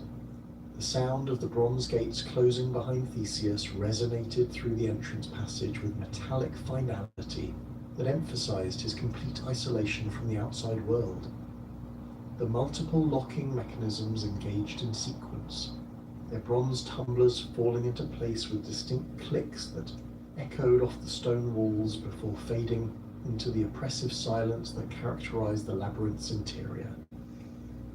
The torchlight from the entrance chamber diminished rapidly as the hero moved deeper into the maze, forcing his eyes to adjust to the dim illumination provided by the sparse oil lamps that Daedalus had positioned at irregular intervals throughout the structure. The first junction appeared after 50 paces, presenting 3 possible routes that diverged at angles calculated to confuse anyone attempting to maintain consistent direction through dead reckoning. The passages appeared identical in construction and lighting, offering no obvious clues about which path might lead toward the labyrinth's center or back toward the entrance. The similarity extended to decorative elements, as each corridor featured the same style of wall paintings and architectural details that Daedalus had deliberately repeated throughout the maze to prevent navigation through visual landmarks. Theseus paused at this initial decision point to secure the thread's end to a bronze fitting that projected from the wall near the junction's center. The attachment point had been designed by Daedalus to appear decorative while serving the practical function of providing anchor points for anyone possessing knowledge of the maze's navigation system. The thread's material allowed for secure knotting that would resist the tension generated by extended unwinding, while its colour blended sufficiently with the stone walls to avoid immediate detection by casual observation. The hero selected the leftward passage based on principles that Ariadne had explained during their clandestine meetings, following a systematic approach that would eventually lead to the labyrinth's central chamber regardless of the specific route chosen. The navigation method relied on consistent decision-making rather than random selection, ensuring that the thread would mark a coherent path that could be followed in reverse during any eventual escape attempt. This logical approach distinguished Theseus's mission from the panicked wandering that had characterized previous tribute victims' final hours. The passage's floor consisted of fitted stone blocks that provided secure footing while incorporating subtle slopes designed to disorient anyone attempting to track elevation changes for navigation purposes. The blocks themselves showed signs of wear from the Minotaur's regular passage, their surfaces polished smooth by the creature's hooves and marked with occasional gouges where its horns had scraped against the walls during turns. These physical traces provided disturbing evidence of the monster's size and strength, while confirming that Theseus was following routes regularly used by his intended opponent. The labyrinth's acoustic properties became apparent as the hero progressed deeper into its interior, with sounds behaving in ways that defied normal architectural expectations. Footsteps echoed unpredictably, sometimes producing multiple repetitions that suggested vast empty spaces, while other times generating muffled tones that implied narrow confines just beyond the visible passages. The oil lamps created subtle air currents that carried scents and sounds from distant parts of the maze, providing tantalizing hints about the structure's overall layout, while offering no reliable information about specific directions or distances. The first chamber that Theseus encountered measured roughly 20 feet square, with a ceiling that rose to 15 feet at its center, creating a sense of relative spaciousness after the confining passages that had led to this point. The walls displayed frescoes depicting maritime scenes that celebrated Crete's naval dominance, their vivid colors preserved by the stable underground environment. Bronze fixtures held oil lamps that provided better illumination than the corridor lighting, while ventilation shafts allowed fresh air to circulate through the space without creating draft strong enough to extinguish the flames. Evidence of previous tribute victims became apparent in this chamber through personal items that had been scattered across the floor during their final struggles. Torn clothing fragments, bronze jewelry, and leather sandals provided mute testimony to the terror that had overwhelmed earlier groups of Athenian youths when they realized the hopelessness of their situation. The item's arrangement suggested desperate attempts to use personal possessions as weapons or shields against the Minotaur's attacks, efforts that had obviously proved futile against the creature's supernatural strength and ferocity. The chamber's multiple exit passages presented another navigation challenge, as 5 different corridors branched off from the central space at irregular angles that made systematic exploration difficult. Daedalus had designed these junction points to maximize confusion, while providing the Minotaur with multiple approach routes that would allow it to stalk prey through various tactical approaches. The passages varied in width and apparent direction, creating an illusion of choice that actually led to predetermined outcomes based on the maze's underlying geometric principles. Theseus continued his methodical progress through the labyrinth's passages, maintaining steady tension on the thread while observing details that might provide useful information about the monster's habits and the maze's construction. The hero's military training enabled him to recognize tactical advantages and disadvantages presented by different corridor configurations, while his aristocratic education allowed him to appreciate the sophisticated engineering principles that govern the structure's design. This combination of practical and theoretical knowledge distinguished his approach from the purely emotional reactions that had doomed previous tribute victims. The labyrinth's deeper passages showed increasing evidence of the Minotaur's presence through claw marks scored into stone walls and floors worn smooth by the creature's regular passage. The gouges extended up to 8 feet above floor level, indicating the monster's impressive height when rearing on its hind legs, while their depth suggested strength capable of carving solid rock through repeated contact. The wear patterns on floor stones revealed preferred routes that the creature followed during its wanderings, information that could prove valuable during any eventual confrontation. The air quality within the maze's interior remained surprisingly fresh due to the ventilation system that Daedalus had incorporated into the original design. Hidden shafts connected to the surface at multiple points, creating air circulation that prevented the accumulation of stale atmosphere while maintaining temperatures that remained comfortable year-round. The system's complexity exceeded what would be necessary for simple air exchange, suggesting that the craftsman had designed it to serve additional purposes that might include acoustic manipulation or emergency access routes known only to its creator. The thread's unwinding proceeded smoothly as Theseus navigated increasingly complex junction points that presented up to 7 different passage options. The hero's systematic approach to route selection prevented the random wandering that had trapped previous victims in endless loops through identical appearing corridors. His method relied on consistent application of predetermined rules rather than intuitive decision-making, ensuring that the thread would mark a logical path that could be followed reliably in either direction, regardless of psychological pressures that might affect judgment during stressful situations. The labyrinth's construction incorporated subtle psychological elements designed to increase stress and confusion among anyone attempting to navigate its passages without proper guidance. Ceiling heights varied unpredictably between claustrophobic and soaring 15-foot vaults, creating constant adjustment requirements that prevented comfortable spatial adaptation. The lighting system produced shadows that shifted position as oil flames flickered, generating movement that could be mistaken for approaching threats while making accurate distance estimation difficult. Sound became an increasingly important navigation tool as Theseus progressed toward the maze's center, with distant noises providing clues about the Minotaur's location and activities. The creature's movements produced distinctive acoustic signatures that included heavy footfalls, snorting breaths, and occasional bellowing roars that echoed through the stone passages with frightening intensity. These sounds allowed the hero to track the monster's approximate position, while avoiding premature confrontation that might occur before reaching the optimal tactical situation that the labyrinth's center would provide.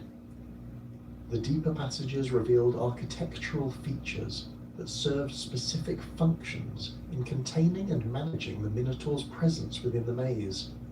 Reinforced wall sections incorporated bronze plates designed to withstand the creature's charges, while strategically positioned alcoves provided spaces where guards could observe the monster's behavior without risking direct confrontation.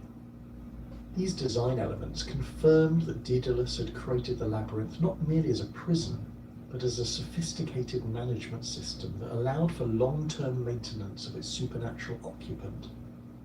The thread's length, carefully calculated by Daedalus to accommodate the maximum distance required to reach the labyrinth's center, showed no signs of approaching its limit as Theseus continued his systematic progress through the maze's increasingly complex passages.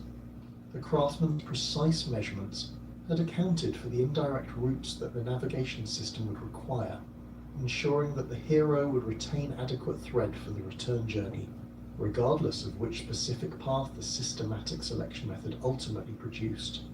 This attention to detail reflected the inventor's understanding that successful navigation would depend on mathematical precision rather than heroic improvisation. The approaches to the labyrinth's central chamber became apparent through subtle changes in the passage construction and atmospheric conditions that indicated proximity to the maze's most important location. The corridors widened gradually while their decoration became more elaborate, featuring intricate stone carvings and bronze fittings that reflected the ceremonial significance of the space ahead. The air carried stronger scents of animal musk and decomposing organic matter that suggested the presence of the creature's primary dwelling area, while the acoustic properties changed in ways that indicated larger open spaces beyond the visible passages. The final approach to the Minotaur's lair required passage through a series of chambers that served as antechambers to the central space, each one larger and more elaborate than the previous.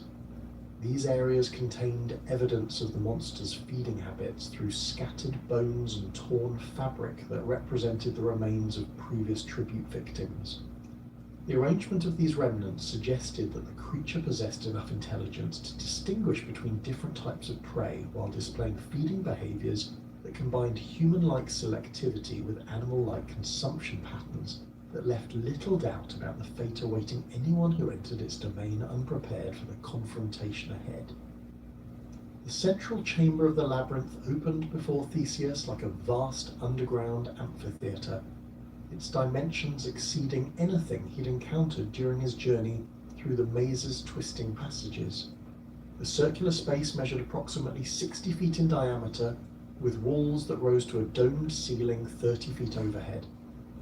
Bronze oil lamps mounted on elaborate stands provided flickering illumination that cast dancing shadows across the chamber's decorated surfaces, while ventilation shafts hidden within the dome's structure ensured adequate air circulation despite the underground location. The floor consisted of fitted stone blocks worn smooth by decades of use, their surfaces stained dark with substances that the hero preferred not to contemplate too closely. The chamber's walls displayed the finest examples of Minoan artistic achievement, featuring elaborate frescoes that depicted scenes from the island's mythological history, alongside representations of the bull-leaping ceremonies that formed the centerpiece of Cretan religious observance. The painting's vivid colors had been preserved by the stable underground environment, their pigments maintaining the brilliant blues, reds, and golds that characterize the best palace artwork. Bronze fixtures incorporated into the wall design included torch holders, decorative panels, and structural reinforcements that combined practical function with aesthetic appeal in the manner that distinguished Daedalus's architectural projects.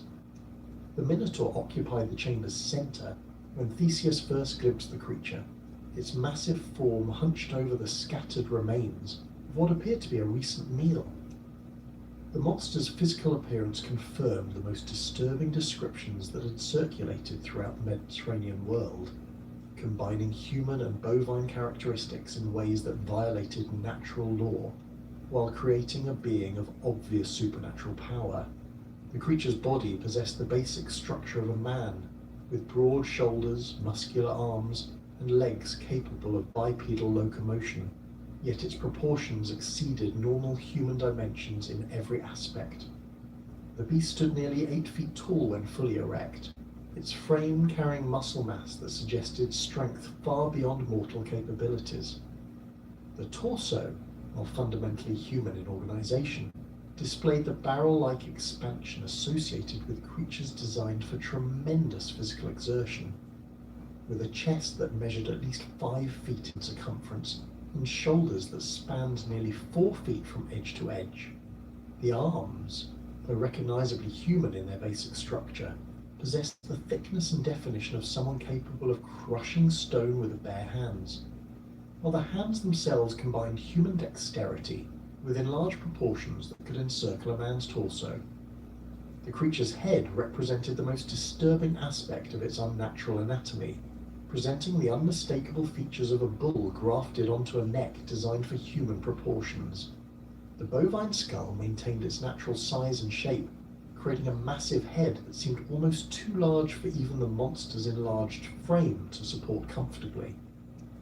The bull's distinctive facial structure included the broad forehead, prominent eyes, and extended muzzle that characterized the species, while the ears maintained their natural mobility and positioning despite their integration with the creature's human-like neck and shoulders.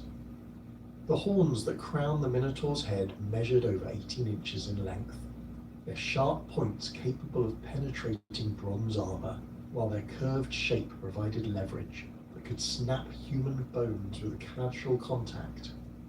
These natural weapons showed signs of regular use through scratches and gouges that marked their surfaces, while their tips had been worn to needle-like sharpness through contact with the labyrinth's stone walls.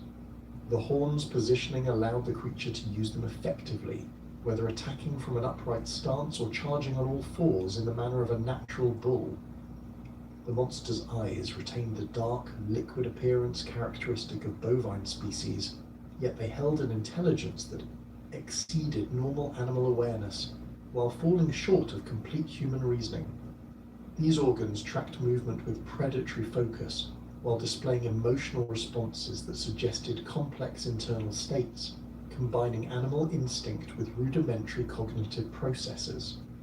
The eye's size, enlarged to match the creature's overall proportions, created an unsettling effect that emphasized the unnatural fusion of human and animal characteristics that defined the beast's essential nature. The Minotaur's breathing produced the distinctive snorting sounds that had echoed through the labyrinth's passages during Theseus's approach, each exhalation generating enough force to disturb loose debris scattered across the chamber floor. The creature's respiratory system adapted to support its enlarged frame, while maintaining the vocal capabilities that allowed it to produce the terrifying bellows that had haunted the nightmares of Cretan citizens for years. These vocalizations combined bovine roaring with sounds that suggested frustrated attempts at human speech, creating acoustic effects that were perhaps more disturbing than purely animal noises would have been. The beast's skin displayed the coarse texture and dark coloration typical of bullhide, yet it covered a frame that moved with coordination, suggesting human-like motor control and spatial awareness. The creature's posture alternated between upright human stance and four-legged bovine positioning depending on its immediate activities, with the transitions between these modes occurring smoothly despite their obvious anatomical complications. This flexibility provided tactical advantages that pure animal or human opponents would lack, allowing the monster to exploit the benefits of both forms of locomotion as circumstances required. Ancient sources differ regarding the specific details of the creature's anatomy, reflecting the various traditions that preserved accounts of Theseus's encounter with the beast. Plutarch's version emphasizes the human aspects of the monster's form, describing it as a man with the head of a bull whose intelligence made it particularly dangerous to opponents who underestimated its cognitive capabilities. This interpretation stressed the creature's ability to use tools, set traps, and employ tactical thinking that exceeded normal animal behavior, while retaining the physical advantages associated with its bovine characteristics. Apollodorus presents an alternative description that portrays the Minotaur as fundamentally bovine in nature, but possessing human-like intelligence and emotional complexity that manifested through its behavior rather than its physical form. This version emphasized the creature's bull-like body structure, while attributing to it reasoning abilities and psychological traits that created internal conflicts between its animal instincts and its inherited human consciousness. The resulting psychological tension supposedly drove the beast to periods of rage that made it particularly dangerous to anyone unfortunate enough to encounter it during these episodes. The variations in ancient descriptions reflected different interpretations of the monster's essential nature and the symbolic meanings that various authors sought to emphasize through their accounts. Writers who focused on the creature's human characteristics typically used these features to explore themes related to the conflict between civilization and savagery, suggesting that the Minotaur represented the beast that lurked within human nature when proper social controls were removed. Authors who emphasized its animal aspects more commonly employed the creature to represent the forces of chaos and irrationality that threatened ordered society and required heroic intervention to control. The chamber's floor bore extensive evidence of the monster's feeding habits through scattered bones, torn clothing fragments, and other organic debris that represented the remains of previous tribute victims. The arrangement of these materials suggested that the creature possessed enough intelligence to distinguish between different types of prey, while displaying consumption patterns that combined selective, human-like behavior with the thorough efficiency characteristic of large predators. Some bones showed evidence of deliberate breaking to access marrow, while others had been gnawed in patterns that indicated the monster's powerful jaws could crush even the largest human bones without difficulty. The distribution of debris throughout the chamber indicated that the Minotaur used different areas for different purposes, maintaining what appeared to be distinct zones for feeding, resting, and other activities that suggested behavioral complexity exceeding normal animal patterns. The creature had apparently established a sleeping area in one section of the chamber, where it had arranged various soft materials into a crude nest, while another area contained what might have been attempts at tool-making or artistic expression through the arrangement of bones and metal objects in geometric patterns. Theseus observed these details during his initial assessment of the tactical situation, recognizing that the monster's intelligence would require combat strategies that accounted for an opponent capable of learning an adaptation rather than one driven purely by instinct. The hero's military training emphasized the importance of understanding enemy capabilities before engaging in direct confrontation, particularly when facing opponents whose nature remained partially unknown. The chamber's layout provided both advantages and disadvantages that would influence the coming battle's development, requiring careful consideration of positioning and movement options. The creature's initial reaction to Theseus's presence demonstrated the heightened senses that allowed it to detect intruders long before visual contact occurred. The Minotaur's head lifted from its feeding with predatory alertness, its nostrils flaring as it processed the human scent that had entered its domain. The beast's ears, mobile and sensitive like those of its bovine heritage, oriented toward the chamber entrance while its eyes scanned the shadows for movement that would confirm the presence of new prey within its territory. The monster's transition from feeding behavior to combat readiness occurred with fluid efficiency that emphasized the predatory instincts governing its actions. The creature's massive frame rose to its full height, while its head lowered to present the horns in an offensive position that maximized their effectiveness as weapons. The beast's breathing shifted to the rapid, shallow pattern characteristic of animals preparing for violent exertion, while its muscles tensed in preparation for the explosive movement that would characterize its initial attack. Ancient accounts of the confrontation's opening moments vary significantly in their descriptions of how Theseus chose to engage the monster, reflecting different traditions regarding the weapons and tactics employed during the battle. Some sources, including certain passages in Plutarch's writings, describe the hero as entering the labyrinth armed with a sword provided by Ariadne, or obtained through other means, suggesting that the confrontation involved conventional weapons that allowed Theseus to maintain distance while exploiting his superior agility and training. Alternative versions, found in Apollodorus and other classical authorities, portray the battle as occurring entirely through hand-to-hand combat, with Theseus relying on his physical strength and wrestling skills to overcome the monster without the assistance of manufactured weapons. This interpretation emphasized the heroic tradition that valued personal prowess over technological advantages, suggesting that true heroes prove their worth through direct physical confrontation with their opponents, rather than through superior equipment or tactical advantages.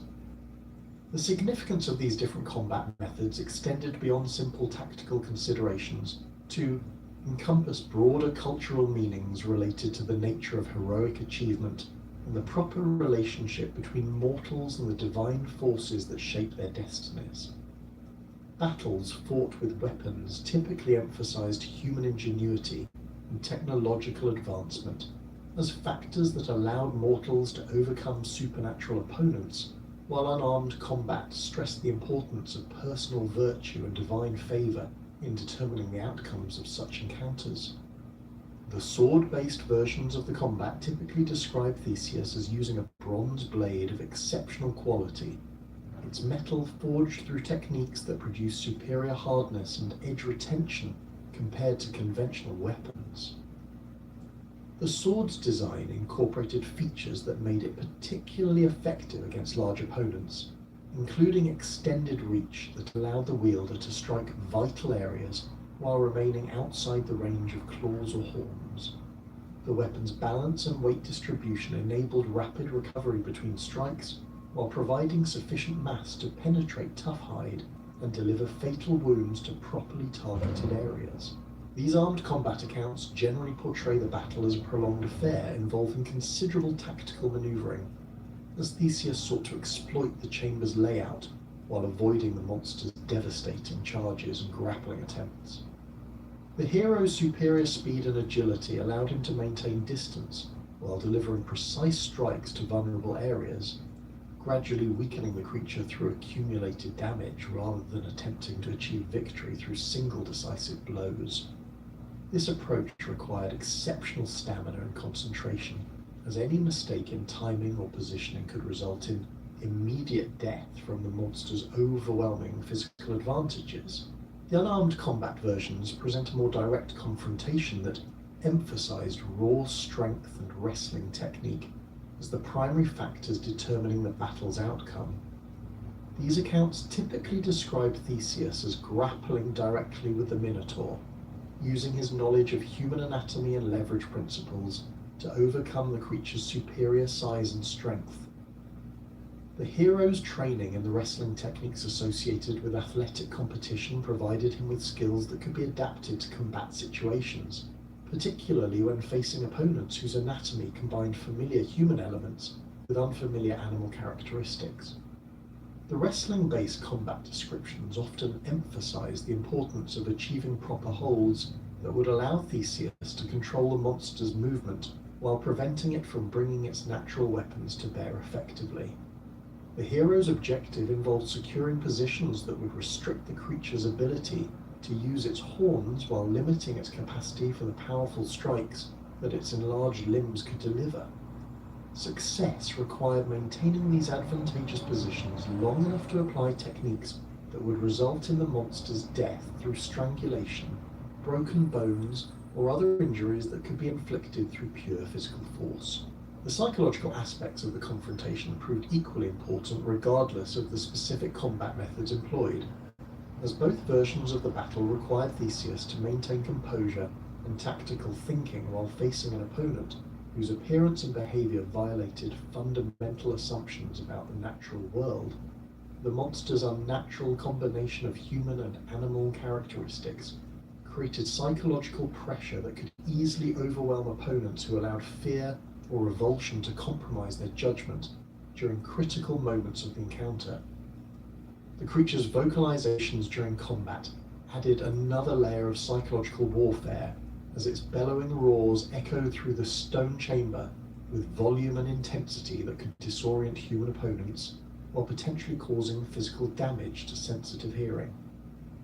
The sounds combined recognizable bovine elements with distorted attempts at human speech that suggested frustrated intelligence trapped within an unsuitable physical form.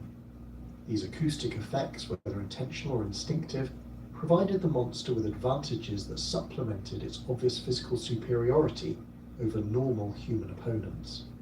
The battle's duration, according to most ancient sources, extended over a considerable period that tested both combatants' endurance while allowing for the tactical adjustments and strategic adaptations that characterized encounters between intelligent opponents. Neither participant possessed overwhelming advantages that would permit quick victory, creating a prolonged struggle that required sustained effort and careful resource management from both sides. The outcome remained uncertain throughout most of the encounter, with momentum shifting between the combatants as circumstances changed and new opportunities developed. The chamber's acoustic properties meant that sounds from the battle echoed throughout significant portions of the labyrinth, creating an audio backdrop that would have been audible to anyone remaining within the maze's passages. The combat's noise included not only the monster's roars and the hero's exertions, but also the sounds of impact as bodies collided with stone walls and floors during the violent exchanges that characterized the confrontation. These acoustic effects served to announce the battle's progress to any observers, while contributing to the overall atmosphere of supernatural conflict that distinguished this encounter from conventional military engagements. The climactic moments of the battle, regardless of the specific version being considered, required Theseus to overcome not only the monster's physical capabilities, but also the psychological barriers that separated him from the decisive action necessary to end the creature's existence. The hero faced the fundamental challenge of killing what was, despite its monstrous appearance and behavior, a being that possessed human intelligence and possibly human emotions trapped within its unnatural form. This moral complexity distinguished the Minotaur's death from simple monster slaying, adding ethical dimensions that would influence how ancient authors interpreted the encounter's significance. The Minotaur's death throes echoed through the labyrinth's central chamber as Theseus stepped back from the creature's massive form, his chest heaving from the prolonged combat that had tested every aspect of his training and endurance. The monster's final breath escaped as a low, rumbling sound that seemed to carry both relief and accusation, its dark eyes losing their unnatural intelligence as death claimed the being that had terrorized Crete for over a decade. The hero's hands, bloodied from the brutal encounter, trembled slightly as the immediate danger passed, and the reality of his achievement began to penetrate his battle-focused consciousness. The thread that had guided him through the maze's bewildering passages remained securely attached to his tunic, its length stretched taut across the chamber floor and disappearing into the entrance passage that had brought him to this confrontation. Theseus gathered the precious line with careful attention to maintaining its integrity, recognizing that his survival now depended entirely upon following this connection back through the labyrinth's countless turns and false passages. The thread's material showed no signs of damage despite the combat's violence, confirming Daedalus's skill in selecting fibers capable of withstanding the stresses that the navigation system would encounter during extended use.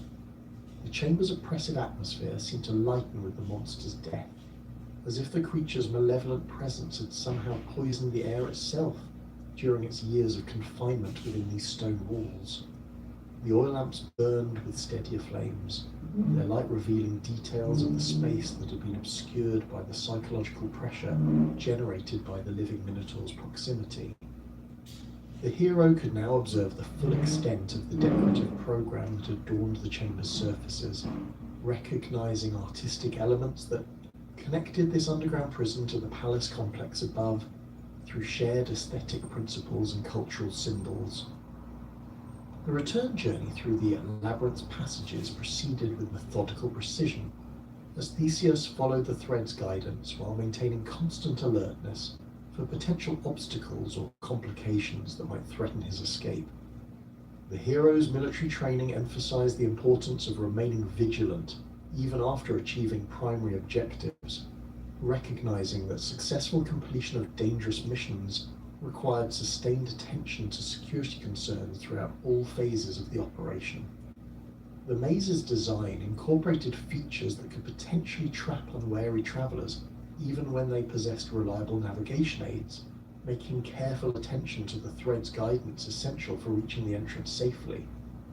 The passages that had seemed ominous and threatening during his initial descent now appeared merely complex architectural puzzles whose solutions had been provided through Ariadne's assistance and Daedalus's engineering genius.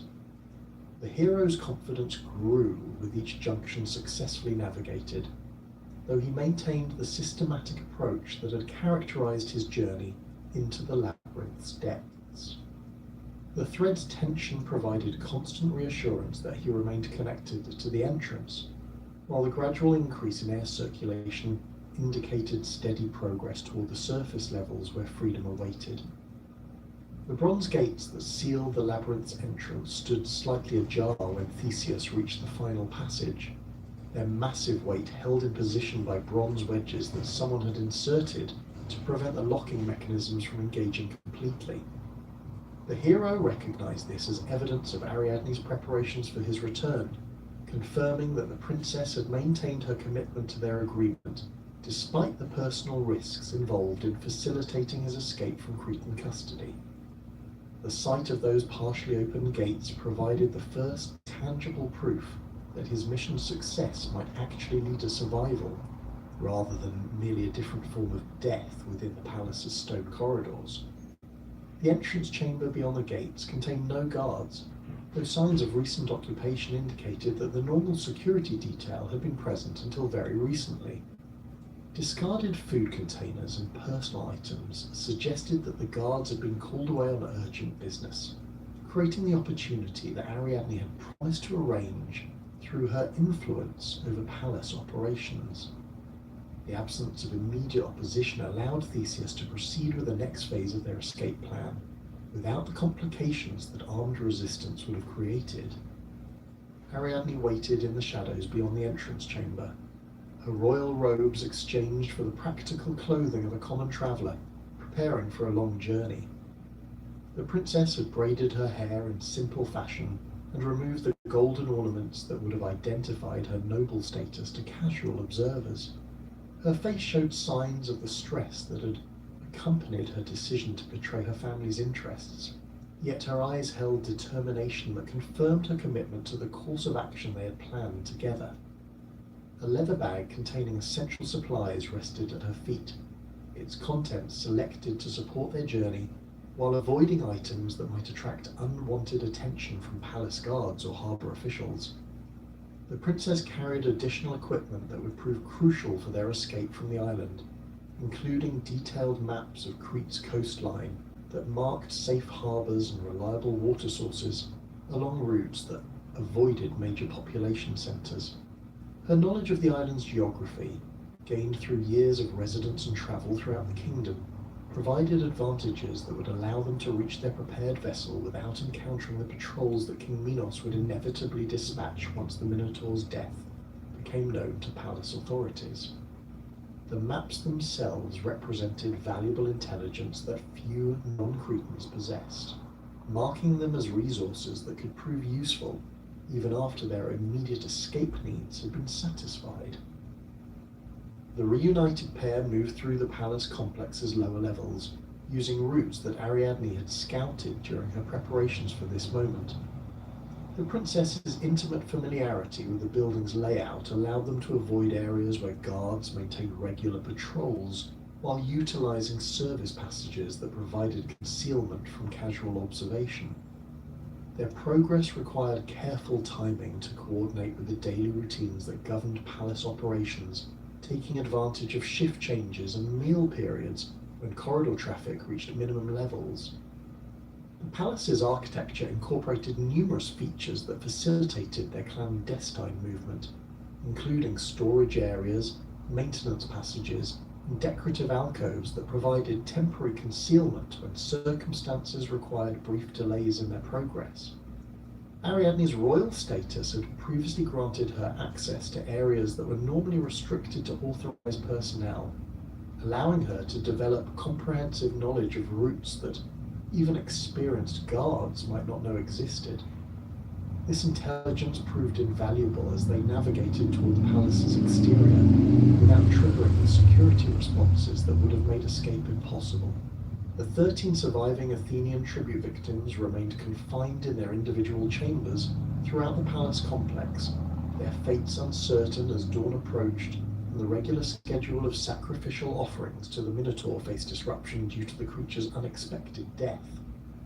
Theseus and Ariadne located these prisoners during their movement through the palace, using keys that the princess had obtained through her royal authority to unlock the bronze doors that secured each chamber. The liberation of his fellow Athenians represented both a moral obligation and a practical necessity, as their testimony would be required to confirm the success of his mission when they eventually reached Athens. The freed prisoners displayed varying reactions to their unexpected liberation, with some initially refusing to believe that their rescue was genuine rather than some cruel psychological torture, designed to increase their suffering before eventual sacrifice. The Athenian youths had spent days contemplating their approaching deaths, and the sudden reversal of their circumstances required mental adjustments that not all of them could make immediately. Several required physical assistance to leave their chambers, their minds struggling to process the possibility that survival might actually be achievable after they had accepted death as inevitable. The group's movement through the palace became significantly more complicated with the addition of 13 individuals whose knowledge of the building's layout was minimal and whose emotional states ranged from desperate hope to paralyzing fear. Ariadne's leadership proved essential in maintaining order and discipline among the rescued prisoners, her royal authority providing psychological reassurance that helped prevent panic-induced mistakes that could have compromised their escape attempt. The princess's calm demeanor and confident navigation through the complex passages convinced the Athenians that their rescue was genuine and that following her guidance offered their best chance for survival. The palace's exterior presented new challenges as the expanded group attempted to reach the predetermined rendezvous point, where their escape vessel waited in a secluded harbour several miles from the main port facilities at Knossos. The journey required travel across open terrain where concealment would be difficult to maintain, particularly with a group of 15 individuals whose coordination and movement discipline remained questionable despite their shared interest in avoiding capture. The pre-dawn darkness provided some protection from observation, but the approach of sunrise would soon eliminate this advantage and expose them to detection by any Cretan patrols that might be operating in the area. Ariadne had arranged for horses to be available at a location approximately 1 mile from the palace complex, the animals provided by loyal servants whose discretion could be trusted and whose assistance had been purchased through generous payments from the princess's personal resources. The mounts, while not exceptional specimens, possessed the stamina and reliability necessary for the overland journey to their waiting ship. The number of animals available required that some of the party would need to travel on foot, creating logistical complications that would slow their progress and increase their exposure to potential pursuit. The coastal route that led to their hidden vessel followed ancient paths that connected fishing villages and trading posts along Crete's northern shore, routes that were familiar to local inhabitants but rarely travelled by palace guards or military patrols. Ariadne's selection of this approach reflected her understanding of the island's geography and her assessment of the security measures that her father would likely implement once their escape became known to royal authorities. The path's familiarity to local populations created some risk of discovery, but the princess judged this danger to be less significant than the alternatives that would require travel through areas under direct military control. The ship that awaited their arrival had been prepared through arrangements that Ariadne had made during the days preceding Theseus's entry into the labyrinth, using her royal connections and personal wealth to secure a vessel capable of reaching Athens while avoiding the Cretan naval forces that controlled most Mediterranean shipping routes.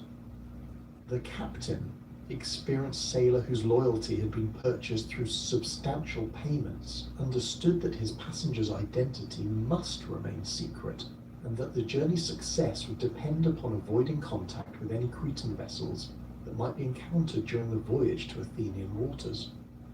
The vessel itself measured approximately 60 feet in length with a beam that provided stability in rough weather while maintaining the speed necessary for outrunning potential pursuit ships. Its design incorporated features that made it suitable for both coastal sailing and open ocean navigation, including reinforced construction that could withstand the stresses generated by high-speed sailing in adverse conditions. The ship's crew consisted of experienced sailors whose professional competence had been verified through previous voyages, ensuring that the vessel's capabilities could be fully utilized during their escape from Cretan territorial waters.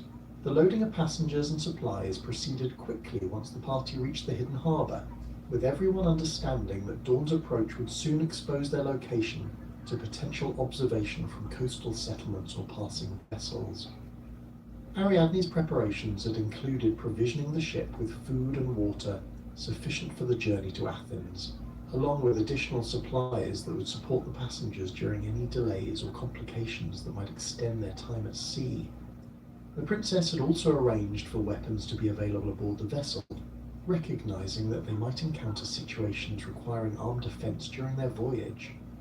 The ship's departure from Cretan waters occurred during the pre-dawn hours when visibility remained limited and coastal traffic was minimal, providing optimal conditions for avoiding detection by harbour patrols or fishing vessels whose crews might report suspicious activity to royal authorities. The captain's knowledge of local currents and wind patterns allowed him to select a course that maximised their speed while minimising their exposure to areas where Cretan naval forces maintained regular patrols. The vessel's initial progress exceeded expectations, with favourable winds carrying them rapidly away from the island that had been both prison and homeland for different members of their party. The discovery of the Minotaur's death and the tribute victim's disappearance occurred shortly after dawn, when palace guards conducting routine inspections found the labyrinth's gates standing open and the creature's body lying motionless in the central chamber. The news reached King Minos within minutes, carried by terrified servants whose reports initially seemed too incredible to believe. The king's reaction combined personal grief over his monstrous offspring's death with political rage at the implications of this development for his kingdom's international standing and internal security. Minos immediately ordered comprehensive searches of the palace complex and surrounding areas, deploying every available guard and soldier in efforts to locate the escaped prisoners and determine how the security breaches had occurred. The discovery that Princess Ariadne was missing from her chambers transformed the king's anger into a fury that threatened to consume rational judgment, as he recognized that his daughter's disappearance could only be explained by her active participation in the escape plot. The realization that his own family had betrayed him intensified his desire for revenge while complicating his options for pursuing the fugitives. The king's investigation quickly identified Daedalus as the most likely source of the knowledge and assistance that had made the successful navigation of the labyrinth possible. The master craftsman's intimate familiarity with the maze's construction made him the obvious suspect for providing the guidance that had allowed Theseus to reach the central chamber and return safely to the entrance. Minos ordered the immediate arrest of the inventor and his son Icarus, recognizing that their detention would prevent any further assistance to enemies of the Cretan state while providing potential sources of information about the escape plot's details. The Cretan fleet's mobilization began within hours of the escape's discovery, with every available warship being prepared for immediate departure in pursuit of the fugitives. King Minos understood that his kingdom's reputation for invincibility depended upon demonstrating that challenges to Cretan authority would result in swift and terrible retribution, making the recapture or destruction of the escapees essential for maintaining his political position. The fleet's commanders received orders to search all possible routes to Athens, while intercepting any vessels that might be carrying the fugitives toward their destination. The naval pursuit that followed represented the largest maritime operation in Cretan history, involving over 50 warships and support vessels that spread across the Mediterranean in coordinated search patterns designed to prevent any escape route from remaining unguarded. The fleet's organization reflected the sophisticated naval capabilities that had made Crete the dominant maritime power in the region, with individual squadrons assigned specific sectors while maintaining communication systems that allowed for rapid coordination when targets were identified. The operation's scale demonstrated both the resources available to Minoan naval forces and the importance that King Minos placed upon recovering his daughter and punishing those who had humiliated his kingdom. The psychological impact of Ariadne's betrayal on King Minos extended beyond simple paternal disappointment to encompass fundamental questions about loyalty, trust, and the stability of royal authority within his own household. The princess's actions had demonstrated that Even the closest family relationships could be compromised by external influences, creating paranoia that would affect the king's interactions with other courtiers and advisors. The betrayal's public nature, involving the liberation of tribute victims whose fate had been sealed by international treaty, transformed a private family matter into a diplomatic crisis that would influence Crete's relationships with other Mediterranean powers for generations. The Athenian vessel carrying Theseus and his rescued companions made excellent progress across the Mediterranean waters, driven by favourable winds that seemed to confirm divine approval of their mission's success. The ship's captain, whose loyalty Ariadne had secured through substantial payments, maintained a northwesterly course that would carry them directly toward the Attic coast, while avoiding the shipping lanes where Cretan pursuit vessels might intercept their passage. The crew worked with professional efficiency, their experience evident in the smooth coordination of sail adjustments and navigation corrections that maximized their speed while ensuring the vessel's stability in the moderate seas they encountered. The rescued Athenian youths gradually recovered from the psychological trauma of their captivity as the distance from Crete increased and the reality of their survival became undeniable. These young people, selected from Athens' most prominent families, had spent days contemplating their inevitable deaths in the Minotaur's lair, and their sudden liberation required significant mental adjustment. Several of the former prisoners spent hours staring at the horizon behind them, as if expecting to see Cretan warships materializing from the morning haze to drag them back to their intended fate. Others occupied themselves with practical tasks around the ship, finding comfort in useful activity that helped distract their minds from recent terrors. Ariadne positioned herself near the vessel's stern, her gaze alternating between the receding outline of her homeland and the face of the hero whose mission had transformed her from Cretan princess to Athenian exile. The magnitude of her decision to abandon everything familiar for an uncertain future with a man she'd known for only days weighed heavily upon her thoughts. Yet she showed no signs of regret about the choice that had severed her connections to family and kingdom.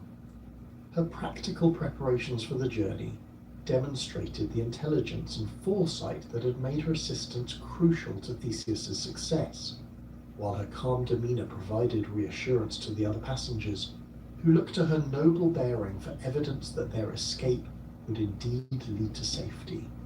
The princess had exchanged her elaborate court robes for the simple clothing of a travelling woman, yet her natural grace and aristocratic bearing remained unmistakable to anyone who observed her closely. Her dark hair, no longer adorned with the golden ornaments that had marked her royal status, was braided in practical fashion that kept it secure against the sea winds, while maintaining an appearance of dignity appropriate to her intended role as future Queen of Athens. The leather bag containing her personal possessions rested beside her, its contents carefully selected to provide resources for establishing herself in foreign territory while avoiding items that might attract unwanted attention from potential observers. Theseus himself showed the physical effects of his combat with the Minotaur through various cuts and bruises that marked his arms and torso, though none of these injuries appeared serious enough to threaten his health or mobility. The hero's satisfaction at completing his mission successfully was evident in his confident bearing and the attention he paid to planning their reception in Athens, where his return would need to be managed carefully to ensure that King Aegeus understood both the tribute's termination and the political implications of Ariadne's presence among the rescued prisoners. The prince recognized that his father's reaction to these developments would determine not only his own future, but also the fate of the woman whose assistance had made his victory possible. The voyage's duration provided opportunity for detailed discussions between Theseus and Ariadne regarding their future relationship and the practical arrangements that would govern her integration into Athenian society. These conversations revealed the complexity of their situation, as the princess's royal birth and intimate knowledge of Cretan affairs made her both a valuable political asset and a potential source of diplomatic complications. Her presence in Athens would serve as tangible proof of Theseus's victory, while providing the kingdom with intelligence about Minoan military capabilities and political vulnerabilities that could prove useful in future conflicts. The ship's progress toward Athenian waters proceeded without incident for the first 2 days of their journey, with the crew maintaining constant vigilance for signs of Cretan pursuit while taking advantage of favourable weather conditions to maximise their speed. The captain's knowledge of Mediterranean navigation allowed him to select routes that avoided the major shipping channels where Minoan naval patrols might be operating, instead following coastal approaches that provided opportunities for concealment among the numerous islands that dotted the region. This strategy required more time than direct ocean crossing would have demanded, but it offered superior protection against detection by hostile vessels. The absence of immediate pursuit surprised several members of the party who had expected King Minos to dispatch his entire fleet in efforts to recapture his daughter and punish those responsible for the Minotaur's death. Theseus attributed this apparent lack of response to the time required for organizing such a massive operation, recognizing that even Crete's formidable naval resources would need hours or days to coordinate an effective search across the vast expanse of Mediterranean waters. The hero remained confident that pursuit would eventually materialize, but he hoped that their head start would prove sufficient to reach Athenian territorial waters before Cretan forces could intercept their vessel. The approaching coast of Attica became visible on the third day of their voyage, its familiar outline generating emotional responses among the rescued Athenians who had never expected to see their homeland again. The sight of Mount Hymettus rising beyond the coastal plains provided tangible confirmation that their ordeal was nearing its end, while the recognition of the specific landmarks along the shoreline allowed them to estimate their distance from Piraeus harbour with increasing accuracy. The former prisoners gathered at the ship's rail to observe their approaching homeland, their conversations mixing gratitude for their survival with anticipation of reuniting with families who had mourned them as dead. The captain's preparations for entering Athenian waters included raising the identifying banners that would prevent their vessel from being mistaken for a hostile ship by harbour patrols or coastal defence forces. These signals, recognized by maritime authorities throughout the region, indicated peaceful intentions while requesting safe passage to port facilities where passengers could disembark and cargo could be unloaded. The proper display of such banners was essential for avoiding misunderstandings that could result in attack by defensive forces protecting the harbour approaches from potential raiders or invasion fleets.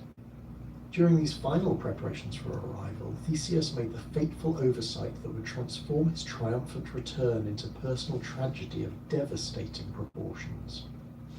The hero's attention remained focused on the practical details of managing their reception in Athens, coordinating with the ship's crew to ensure smooth entry into Piraeus harbour, while planning the sequence of events that would announce his success to the royal court and the general population. His mind occupied with these immediate concerns, he failed to remember his father's instructions regarding the signal system that would communicate the mission's outcome. Through the colour of sails displayed during the return voyage, the black sails that had marked the vessel's departure from Athens remained in place as they approached the Attic coast, their dark fabric clearly visible against the blue Mediterranean sky to observers positioned on elevated points along the shoreline. These morning banners, traditionally associated with death and failure, had served their original purpose during the outbound journey by announcing the tribute ship's somber submission to anyone who witnessed its passage. However, the continued display during the return voyage would convey exactly the opposite message from what the circumstances actually warranted, creating a visual signal that would be interpreted as confirmation of the mission's failure and Theseus's death. King Aegeus had maintained his vigil at the Temple of Poseidon on Cape Sunion since receiving word that the tribute ship was expected to return within the next few days. The elderly monarch's routine involved climbing to the temple's highest point each morning to scan the southern horizon for signs of the vessel that would bring news of his son's fate. The king's physical condition had deteriorated noticeably during the week since Theseus's departure, his anxiety over the mission's outcome combining with his advanced age to create health problems that concerned his physicians and advisors. Despite their recommendations that he delegate this surveillance to younger men with better eyesight, Aegeus insisted on personally maintaining the watch that would allow him to learn his son's fate at the earliest possible moment. The temple's location on the rocky promontory that marked the southernmost point of Attica provided an ideal observation post for monitoring maritime traffic approaching from the direction of Crete. The structure's elevation above sea level extended the visual range significantly, allowing observers to detect approaching vessels while they remained many miles from the coast. The temple's association with Poseidon made it an appropriate location for the king's vigil, as the sea god's favour would be essential for his son's safe return from the dangerous mission that had taken him into the heart of Minoan power.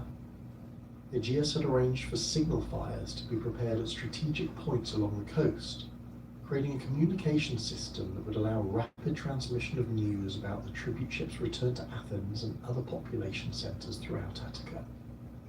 These preparations reflected the king's understanding that the mission's outcome would have profound implications for his kingdom's future, requiring immediate coordination of political and military responses regardless of whether the news proved favourable or devastating.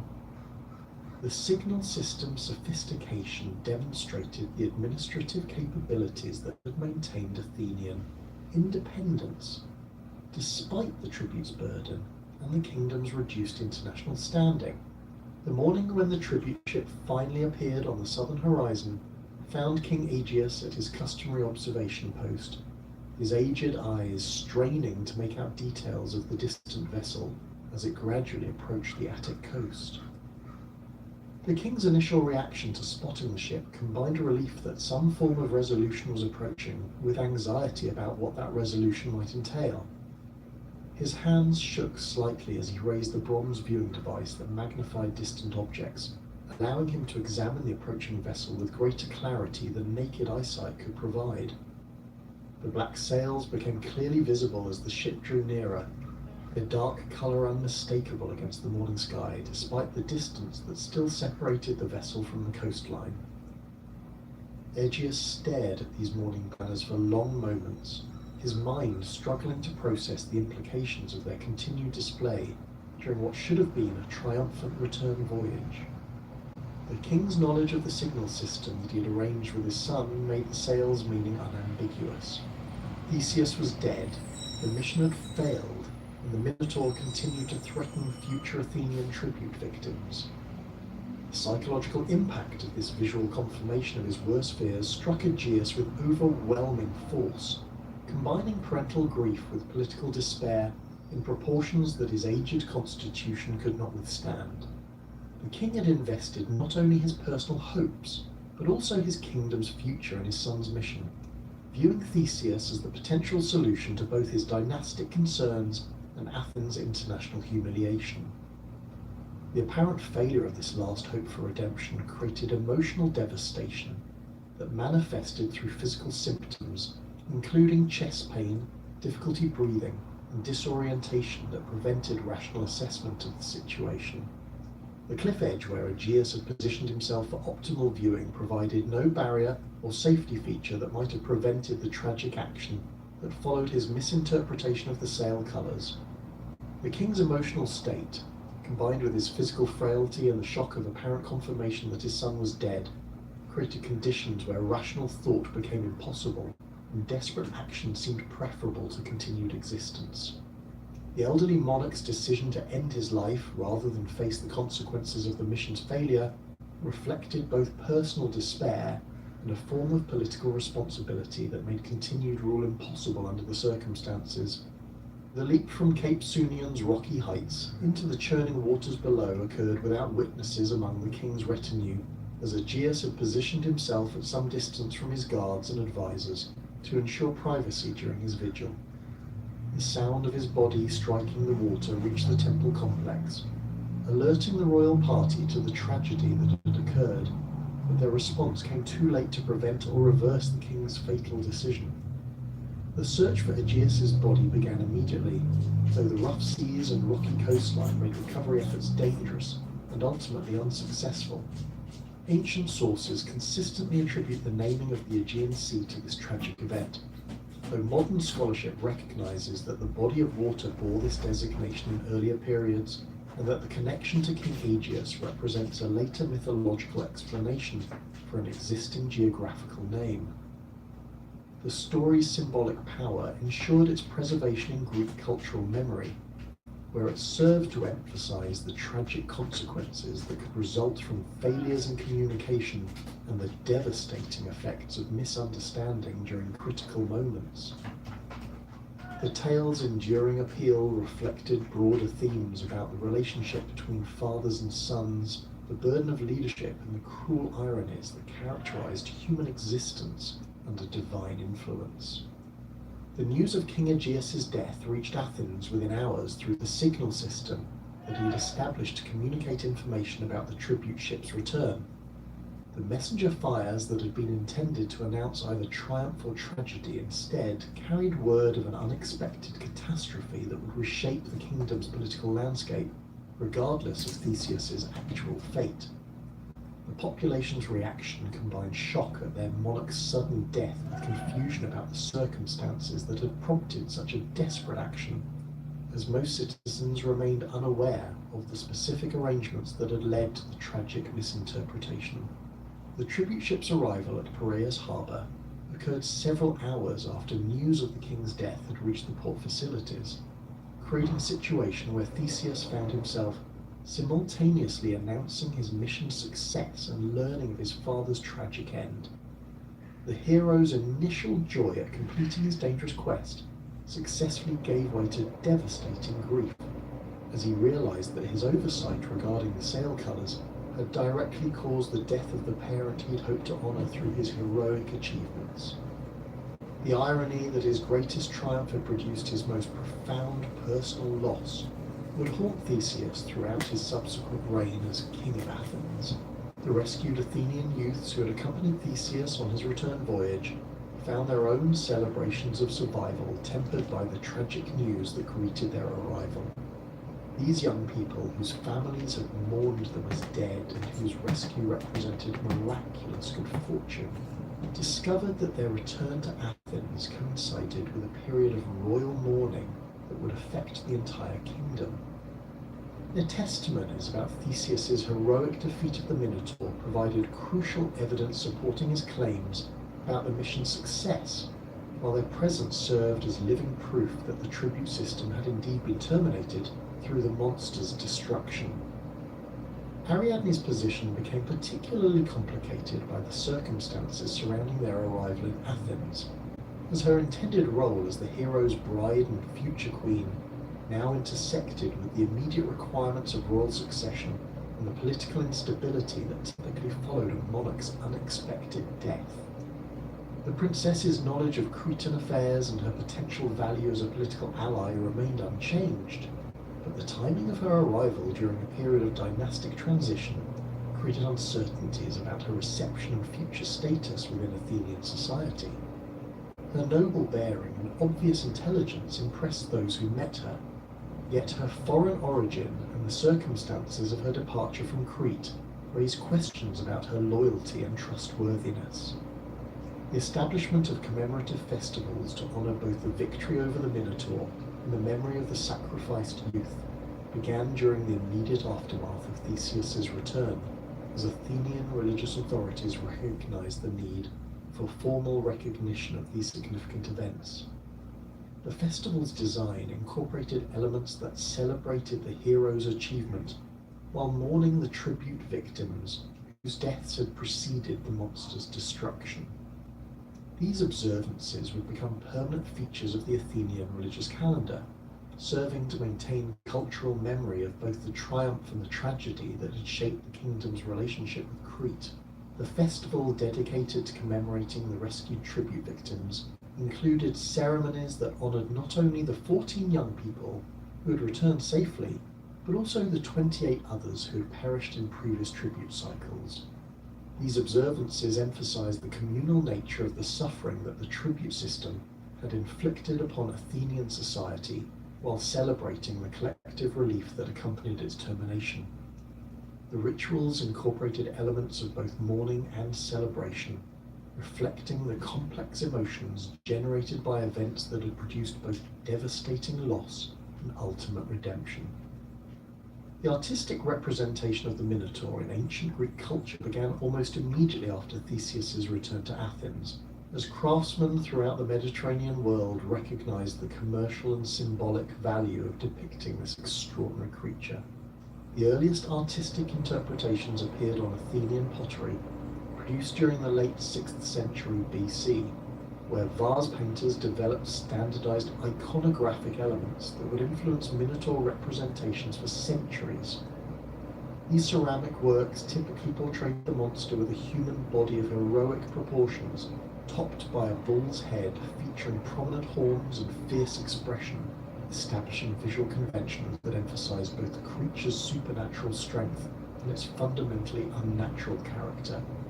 The black figure pottery technique, perfected by Athenian artisans during the Archaic period, proved particularly well suited for depicting the Minotaur's dramatic confrontations with Theseus. The stark contrast between the dark silhouettes and the red clay background created powerful visual effects that emphasized the mythological nature of these scenes, while allowing artists to include intricate details within the figures themselves. Master painters like Exekius and the Antimenes painter produced amphoras and craters that show the hero's combat with the beast in various stages, from the initial confrontation to the monster's final defeat, each work contributing to the development of standardized narrative sequences that would be repeated throughout Greek artistic tradition. The red figure technique that emerged during the late Archaic period allowed for even greater artistic sophistication in Minotaur representations, as painters could now depict internal details of anatomy and facial expressions with unprecedented precision. Artists working in this style, including the Berlin painter and Duris, created works that explored the psychological dimensions of the myth by showing the creature's human-like intelligence alongside its bestial fury. These later pottery designs often emphasized the tragic aspects of the Minotaur's existence, portraying it as a victim of divine punishment, rather than simply a monster to be destroyed, reflecting the growing philosophical sophistication of Greek thought during the classical period. Sculptural representations of the Minotaur appeared throughout the Greek world, though fewer examples survived due to the destructive effects of time and human conflict on stone and bronze artworks. The most significant surviving pieces include metope sculptures from various temple complexes that incorporated the Theseus myth into architectural decoration programs, celebrating heroic achievement and divine justice. These relief carvings typically showed the climactic moment of combat between hero and monster, with Theseus depicted in classical contrapposto stance, while the Minotaur appeared in various poses suggesting defeat or submission to superior force. The technical challenges involved in sculpting the Minotaur's hybrid anatomy pushed Greek artists to develop innovative approaches to representing impossible anatomical combinations in convincing three-dimensional form. Sculptors working in marble needed to balance the proportional requirements of human and bovine elements while maintaining structural integrity in works that would be subjected to weathering and potential damage over extended periods. Bronze sculptors faced different but equally complex challenges in creating holocast works that accurately depicted the creature's massive bulk while avoiding the technical problems that could result from uneven metal thickness in large-scale sculptures. The integration of Minotaur imagery into architectural decoration served multiple purposes beyond simple artistic ornamentation, as these representations carried religious and political meanings that reinforced important cultural messages about divine justice, heroic virtue, and the proper relationship between civilized society and chaotic forces. Temple complexes dedicated to Theseus, particularly those constructed in Athens during the classical period, incorporated extensive sculptural programs that placed the Minotaur myth within broader contexts of heroic achievement and divine favour. These architectural elements served educational functions by presenting mythological narratives to populations that might not have access to written versions of these stories. The religious practices associated with the Minotaur myth extended far beyond simple commemorative festivals, encompassing complex ritual systems that connected the creature's story to fundamental Greek beliefs about sacrifice, purification, and the maintenance of cosmic order. The most significant of these practices involved the bull sacrifices that were conducted at various Greek sanctuaries to honour Poseidon and other deities associated with the myth's origins. These ceremonies, which required the ritual killing of specially selected bulls, served to reenact symbolically the original events that had led to the Minotaur's creation, while demonstrating proper reverence for divine power. The selection criteria for sacrificial bulls used in these ceremonies reflected careful attention to religious requirements that connected the animals to the sacred bull from which the Minotaur had been conceived. The chosen beast needed to display specific physical characteristics, including unblemished white coloration, perfect proportional development, and behavioural traits suggesting divine favour or supernatural origin. The ritual preparation of these animals involved elaborate purification procedures that lasted for days or weeks before the actual sacrifice, during which priests conducted ceremonies designed to ensure the offering's acceptability to the gods while maximising their spiritual efficacy.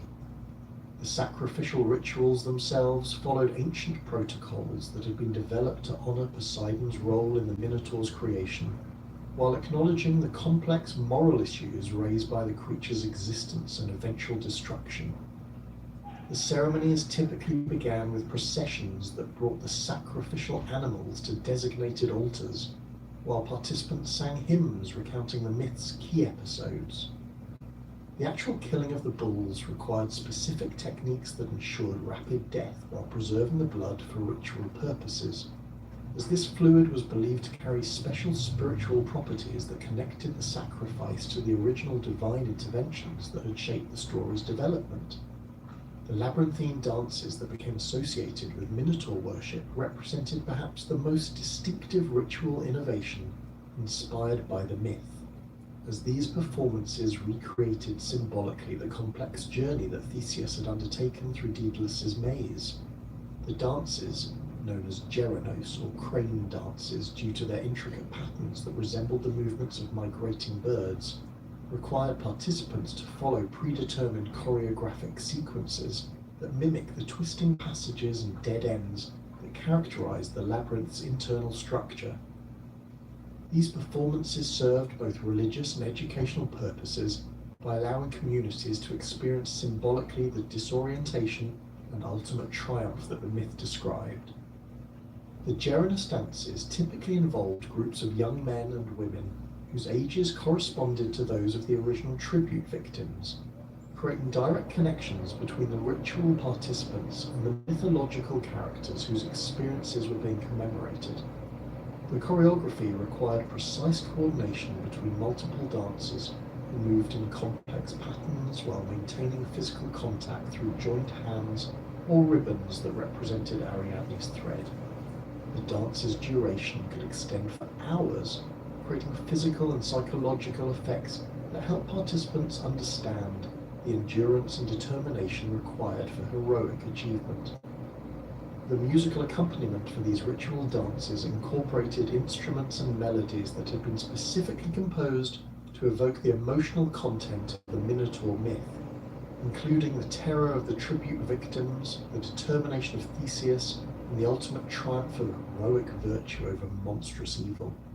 The compositions typically featured combinations of lyres, flutes, and percussion instruments that could produce both delicate melodies representing human emotions and powerful rhythmic passages suggesting the beast's supernatural strength. The musical elements served to coordinate the dancers' movements while creating atmospheric effects that enhance the ritual's psychological impact on both participants and observers. The influence of the Minotaur myth on other Mediterranean cultures became evident through archaeological evidence and literary sources that demonstrate the story's spread throughout the ancient world within decades of its original Greek formulation. Etruscan artists produced numerous works depicting Theseus's confrontation with the monster, though their interpretations often emphasized different aspects of the narrative that reflected distinctly Etruscan cultural values and religious beliefs. These works typically showed greater interest in the divine intervention aspects of the story, while paying less attention to the heroic individual achievement that Greek versions emphasized.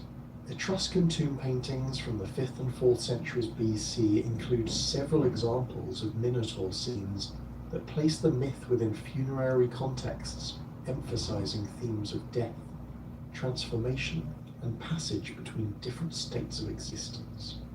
These interpretations connected the labyrinth to Etruscan beliefs about the afterlife journey that souls undertook following physical death, with the maze representing the complex path that the deceased needed to navigate to reach their final destination. The Minotaur in these contexts often appeared as a guardian figure rather than simply a monster, suggesting Etruscan understanding of the creature as a divine agent responsible for testing the worthiness of those who sought passage to higher spiritual states. Roman adoption of the Minotaur myth occurred through the broader process of cultural assimilation that characterized the Republic's expansion throughout the Mediterranean world, though Roman interpretations typically emphasized political and moral lessons that reflected distinctly Roman values and concerns. Roman historians like Livy and Plutarch treated the story as a historical fact that had been embellished through oral tradition, arguing that the Minotaur represented a real person whose unusual appearance or behavior had been exaggerated into supernatural characteristics through repeated telling. This rationalistic approach reflected Roman intellectual traditions that sought to extract practical lessons from mythological narratives while maintaining respect for their cultural significance. The Roman integration of the Minotaur story into their own legendary history created connections between the Greek myth and Roman foundation narratives that emphasized themes of heroic leadership, divine favor, and the triumph of civilized order over chaotic forces. Roman authors frequently drew parallels between Theseus's achievement and the accomplishments of Roman heroes like Aeneas and Romulus, suggesting that the Athenian prince's victory over the monster represented an early example of the heroic virtues that would later characterize Roman civilization. These interpretations served political purposes by establishing cultural continuities that justified Roman claims to Greek territories and cultural heritage.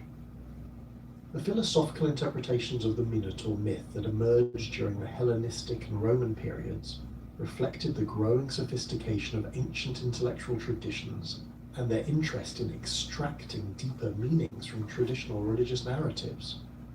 Plutarch's analysis of the story, presented in his biographical work on Theseus, exemplified this approach by arguing that the myth preserved historical memories of actual events that had occurred during the Bronze Age conflicts between Athens and Crete.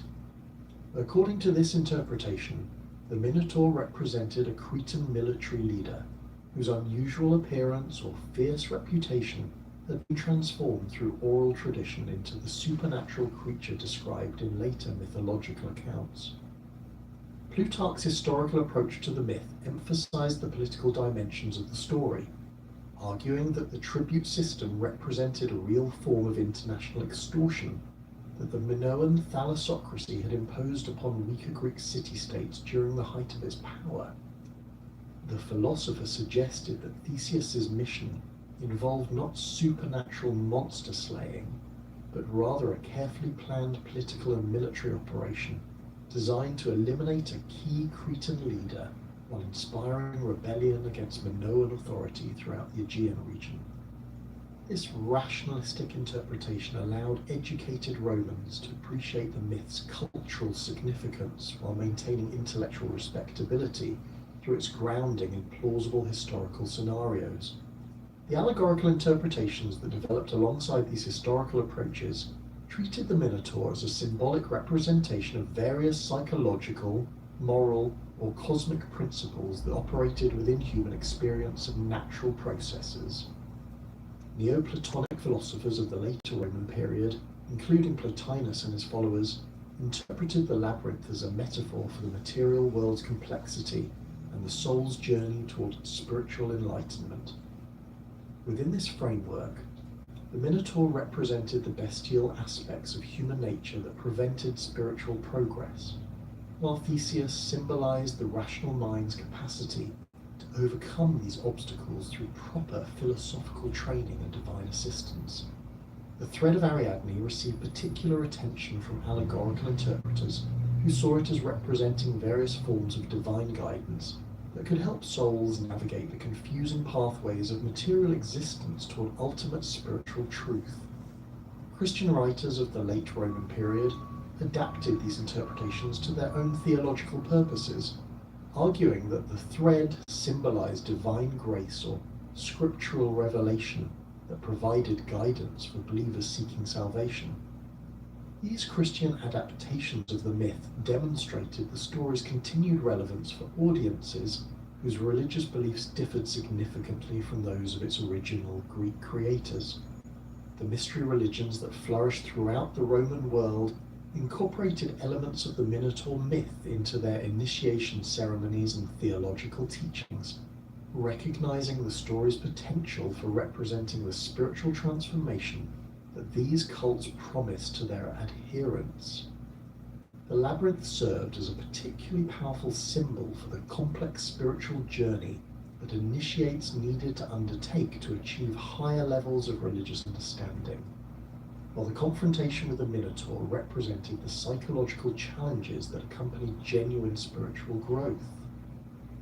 These religious applications of the myth ensured its preservation and continued development even as traditional Greek polytheism declined under Christian influence. The artistic legacy of the Minotaur extended well beyond the ancient world, as Renaissance and later European artists rediscovered Greek mythology and found in the creature's story themes that resonated with their own cultural concerns and artistic interests. However, these later interpretations, while historically significant, represent developments that occurred long after the ancient period, during which the myth achieved its canonical form and primary cultural significance. The ancient artistic, religious, and philosophical traditions surrounding the Minotaur established interpretive frameworks and symbolic associations that would influence Western cultural development for millennia, creating one of the most enduring and recognizable mythological narratives to emerge from the ancient Mediterranean world. The Minotaur's story thus represents far more than a simple tale of heroic monster slaying, encompassing complex cultural, religious, and intellectual traditions that reflected fundamental Greek concerns about the relationship between civilization and savagery, divine justice and human suffering, and individual heroism and collective responsibility. The myth's preservation and continued development throughout antiquity demonstrates its exceptional capacity for addressing universal human concerns while remaining grounded in the specific historical and cultural circumstances that shaped ancient Mediterranean civilization. From its origins in Bronze Age memories of Minoan power to its sophisticated philosophical interpretations in the Roman Empire, the legend of the Bullman served as a vehicle for exploring the deepest questions about human nature, divine will, and the eternal struggle between order and chaos that defines the human condition.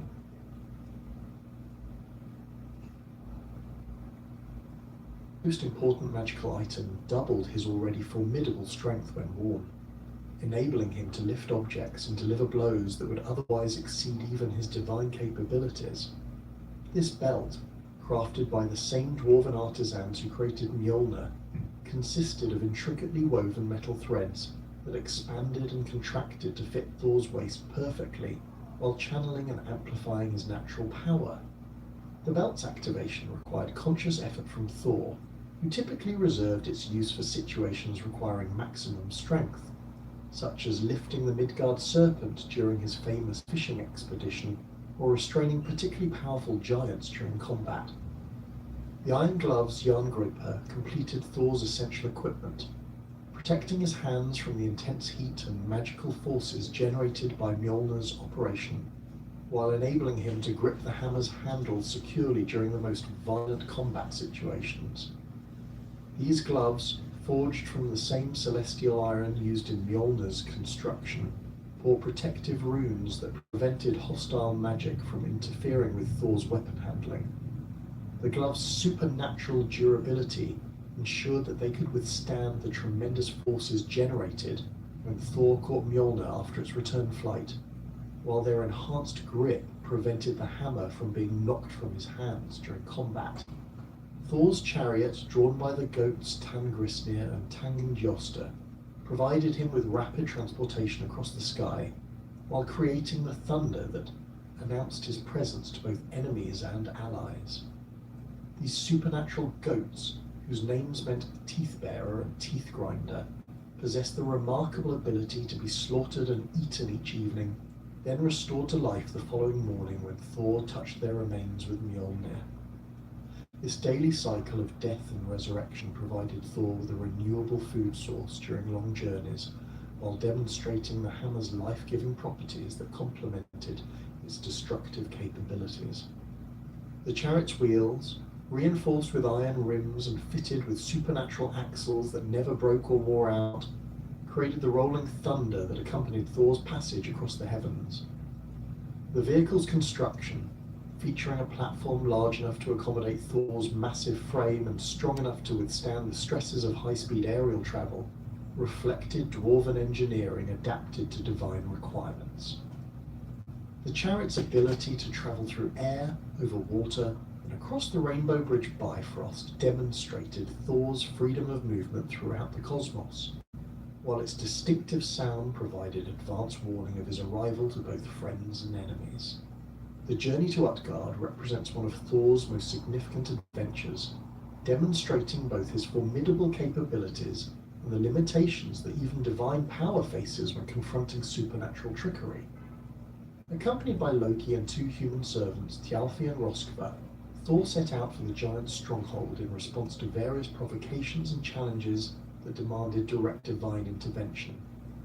The journey's initial stages revealed Thor's character through his interactions with mortal farmers, whose hospitality he repaid by sharing his goat's meat, while strictly instructing them to avoid breaking the bones to ensure proper resurrection. The incident with the broken goat bone, caused by Thjalfi's curiosity about the marrow inside, demonstrated both Thor's fierce temper and his ultimate fairness in dealing with mortal mistakes. When morning came and one goat limped due to the broken bone, Thor's initial rage threatened to destroy the entire household until the family's obvious terror and genuine remorse moved him to accept the children's service as compensation. This episode established the relationship between divine power and mortal responsibility that characterized Thor's interactions with humans throughout his adventures. The encounter with the giant Skrymir during the journey revealed the sophisticated illusions and magical deceptions that giants employed to neutralize Thor's straightforward approach to conflict resolution. The enormous giant, whose snoring created windstorms and whose food bag resisted all attempts to open it, represented a type of opponent that could not be defeated through direct application of force.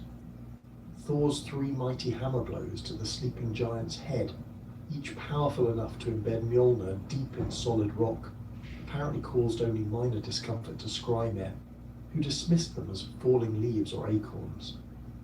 The arrival at Utgard itself presented Thor with challenges that tested his abilities in ways that conventional combat could not. The fortress's enormous scale, with gates so tall that the travelers had to squeeze between the bars to enter, established the giant's realm as a place where normal physical laws operated differently.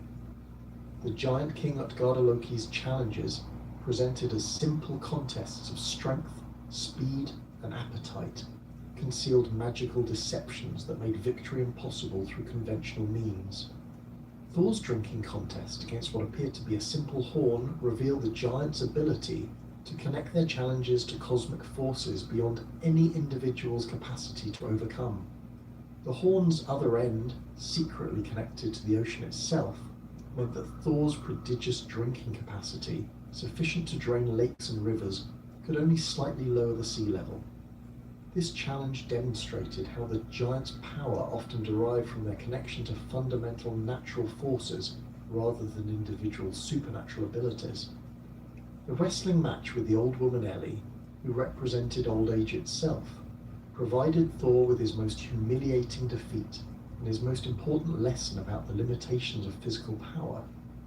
Despite his divine strength, enhanced by Megingjord and supported by his fierce determination, Thor found himself gradually forced to one knee by an opponent whose power derived from the inevitable passage of time that affects all beings. This defeat taught Thor that some forces transcend even divine authority and cannot be overcome through strength alone. The revelation of the giants' deceptions, disclosed by Utgarda Loki after the contest concluded, demonstrated the sophisticated magical knowledge that enabled giant society to survive despite their apparent vulnerability to Thor's hammer. Skrymir's true identity as Utgarda Loki himself, the food bag sealed with magical iron wire, and the sleeping giant's protection by invisible mountains that absorbed Thor's hammer blows all revealed the complex illusions that giants employed to level the playing field against divine opponents. The fishing expedition for Jormungandr, the Midgard serpent, represents Thor's most ambitious attempt to eliminate a cosmic threat through direct confrontation. Accompanied by the giant Hymir, whose reluctant cooperation provided the necessary boat and fishing expertise, Thor set out to catch the enormous serpent that encircled Midgard in the ocean's depths. The expedition's preparation required obtaining suitable bait, which Thor secured by decapitating Hymir's largest ox and using its head to attract the serpent's attention. The fishing expedition's dramatic climax occurred when Jormungandr took the bait and Thor began hauling the serpent toward the surface. The god's tremendous strength, amplified by Megingjord and channeled through his iron gloves, enabled him to lift the serpent's massive head above the water, despite the creature's desperate struggles to escape. The serpent's emergence from the ocean's depths created whirlpools and tidal waves that threatened to capsize the boat, while its venomous breath created poisonous clouds that forced Thor to hold his breath during the struggle. The confrontation's most dramatic moment came when Thor raised Mjolnir to deliver the killing blow that would eliminate the serpent threat permanently. The hammer's arc through the air created lightning that illuminated the entire scene, while the thunder of its passage announced to all 9 worlds that a cosmic battle was reaching its climax. However, Hymir's terror at the sight of the serpent's massive head and Thor's obvious intention to kill it led the giant to cut the fishing line, allowing Jormungandr to sink back into the ocean's depths. Thor's fury at this interference manifested in his immediate decision to kill Hymir, whose cowardice had prevented the elimination of a major threat to cosmic order. The god's hammer blow, delivered with all his strength and enhanced by his magical belt, sent the giant's body flying across the ocean to crash into distant mountains. This violent response demonstrated Thor's intolerance for actions that undermined his protective mission, while establishing his willingness to kill even cooperative giants when their behavior threatened cosmic security. The serpent's escape ensured that this cosmic threat would persist until Ragnarok, when Thor and Jormungandr would meet in their final mutually destructive battle. The fishing expedition's failure thus contributed to the accumulation of unresolved conflicts that would eventually culminate in the world's destruction and renewal. This outcome reflected the Norse understanding that even divine power faces limitations when confronting cosmic forces, and that some threats can only be delayed rather than permanently eliminated. Thor's numerous encounters with individual giants throughout his adventures demonstrated the variety of threats that these beings pose to cosmic order and the different strategies required to defeat them. His battle with the giant Hrungnir, armed with a whetstone shield and spear, showcased Thor's ability to adapt his fighting style to opponents who possessed weapons and armor capable of withstanding Mjolnir's impact. The duel's outcome, with Thor's hammer shattering Hrungnir's whetstone weapon and killing the giant while leaving fragments embedded in Thor's own head, illustrated the mutual destruction that characterized many conflicts between gods and giants. The encounter with the giant Geirrodr and his daughters presented Thor with a more complex challenge, involving magical traps and supernatural hazards rather than direct combat. The giant's invitation to visit his hall without bringing weapons represented an obvious trap that Thor accepted to demonstrate his courage and capability. The journey to Geirrodr's stronghold, complicated by the giant's daughter's attempts to crush Thor by raising the roof of their father's hall, required the god to use his strength and quick thinking to survive magical attacks that complemented physical threats. The final confrontation with Geirrodr himself demonstrated Thor's ability to turn his enemies' weapons against them when conventional combat proved insufficient. The giant's attempt to kill Thor by hurling a red-hot iron bolt at him backfired when Thor caught the projectile with his iron gloves and hurled it back with such force that it pierced both Geirrodr and the iron pillar behind him. This victory established Thor's reputation for resourcefulness and adaptability that complemented his more famous strength and courage. The god's popularity among common people across Scandinavia reflected his role as the most accessible and comprehensible deity in the Norse pantheon. Unlike Odin, whose complex motivations and shamanic practices remained largely mysterious to ordinary mortals, Thor's straightforward commitment to protecting civilization from chaotic forces made him an ideal patron for farmers, craftsmen, and other working people. His association with thunder and lightning, natural phenomena that directly affected agricultural success and daily life, established him as a deity whose influence could be observed and interpreted through weather patterns. The widespread use of Thor's name in Scandinavian place names demonstrates the geographical extent of his worship and the integration of his cult into local religious practices. Locations such as Thorshavn in the Faroe Islands, Torshälla in Sweden, and numerous Thorsby settlements across Norway and Iceland indicate communities that placed themselves under Thor's protection. These place names often incorporated references to his hammer, his goats, or his role as thunder god, suggesting that different aspects of his character held particular significance for specific communities. Personal names incorporating Thor's name, such as Thorstein, Thorbjorn, and Thora, appear frequently in medieval Scandinavian sources and continue to influence modern naming practices. These names typically combine Thor's name with words indicating strength, protection, or divine favor, reflecting parents' hopes that their children would receive the god's protection and embody his positive characteristics. The persistence of these names through the Christian conversion period and into modern times demonstrates the enduring appeal of Thor's protective symbolism. The archaeological record preserves numerous Thor's hammer amulets from across the Viking world, with concentrations in Denmark, Sweden, and Iceland, indicating the widespread nature of his cult. These miniature hammers, typically measuring between 1 and 3 centimeters in length, were crafted from silver, bronze, or iron, and often featured intricate decorative patterns that enhanced their protective properties.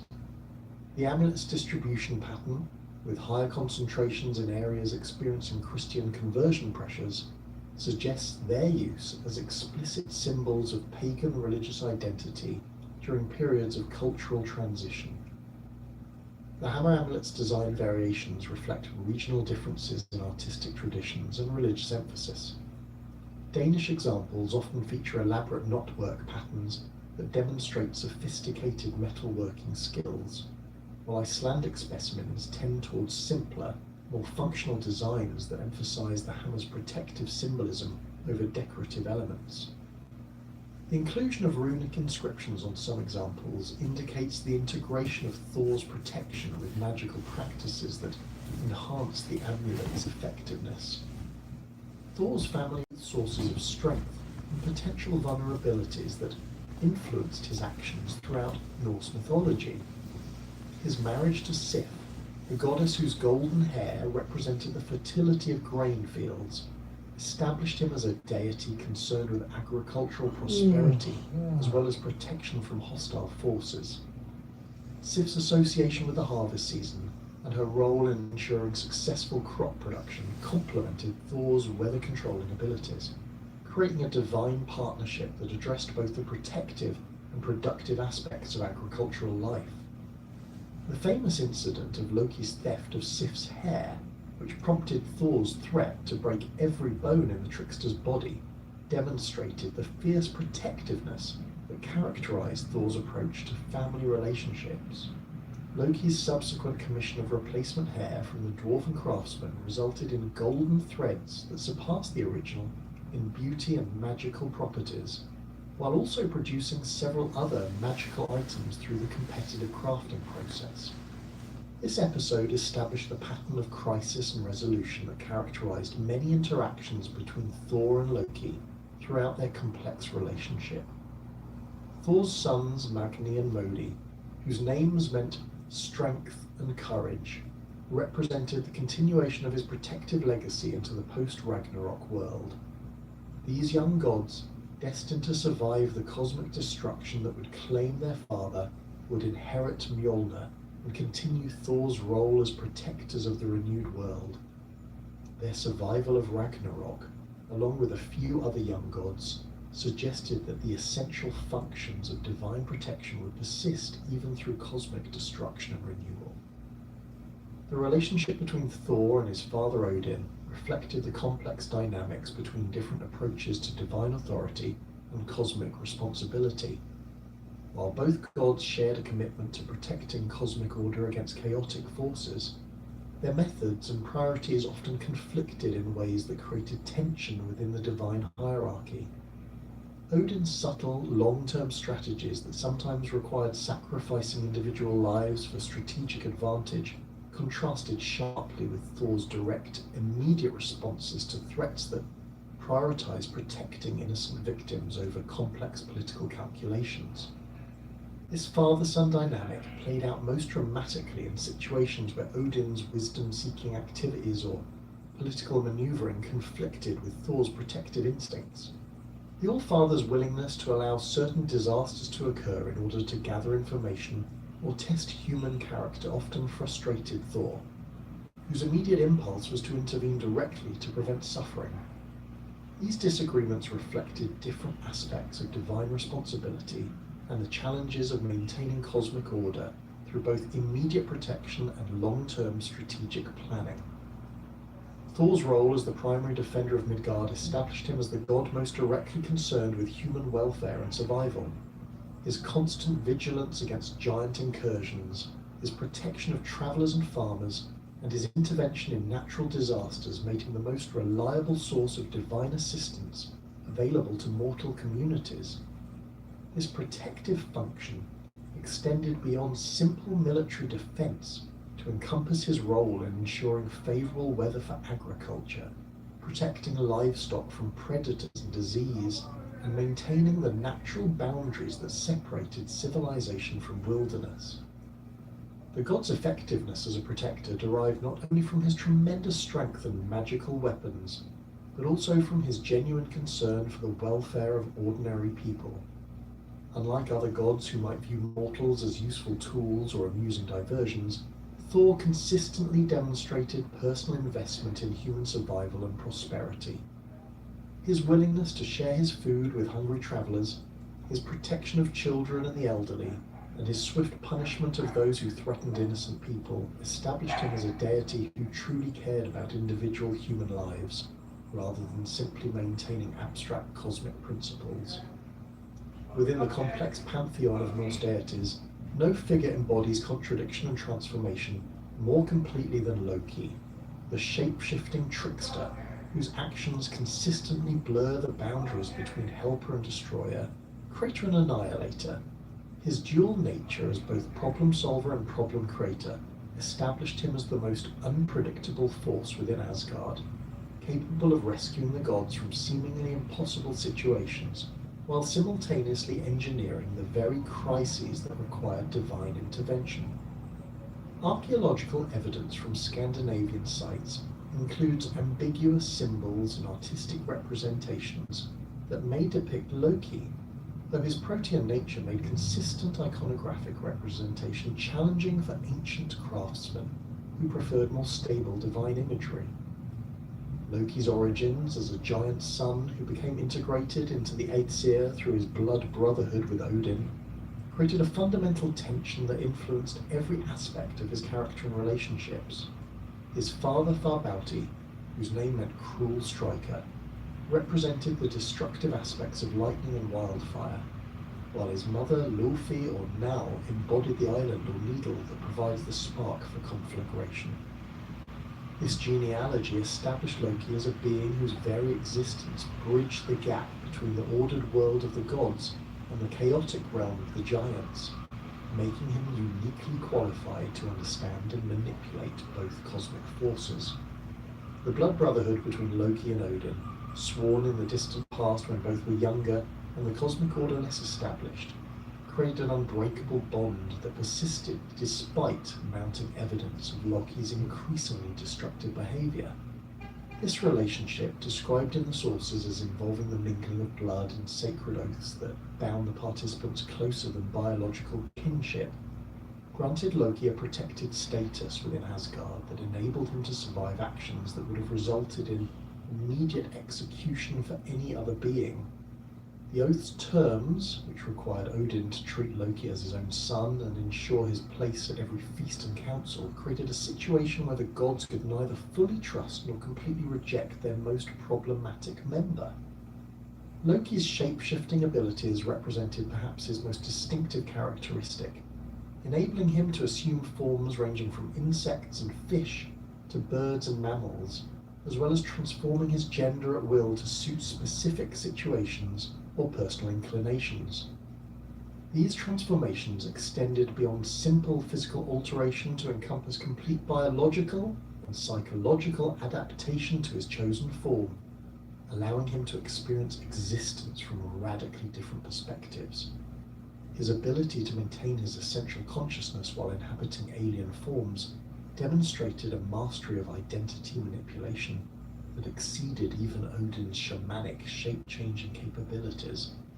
The most famous example of Loki's gender transformation occurred during the construction of Asgard's protective wall, when he assumed the form of a mare to distract the giant builder's stallion Svadilfari.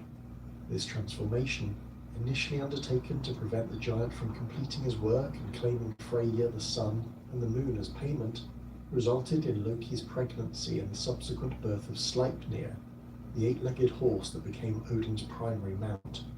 The episode demonstrated Loki's willingness to undergo profound physical and psychological transformation to achieve necessary goals, while also revealing the unexpected consequences that could emerge from his interventions. The pregnancy itself represented a complete biological transformation that enabled Loki to experience gestation, labor, and childbirth from the perspective of a female horse. This experience, lasting the full 11 months of equine pregnancy, provided him with intimate knowledge of reproductive processes and maternal instincts that influenced his later relationships with his own offspring. The birth of Sleipnir, a being whose supernatural capabilities exceeded those of any normal horse, demonstrated how Loki's transformations could produce results that transcended the limitations of either parent's original nature. Loki's role as mother to various monstrous offspring established him as a creator of beings whose existence would ultimately threaten the cosmic order he had helped to establish. His relationship with the giantess Angrboda, whose name meant bringer of grief, produced 3 children whose destinies intertwined with the fate of the gods themselves. These offspring, conceived during Loki's travels in giant form through Jotunheim, represented different aspects of cosmic threat that would converge during Ragnarok to destroy the current world order. Fenrir, the wolf whose strength and size increased daily beyond all natural limits, embodied the growing threat of uncontrolled violence that could not be contained through conventional means. The wolf's intelligence, demonstrated through his ability to understand complex speech and evaluate the trustworthiness of potential captors, made him far more dangerous than a simple beast of enormous strength.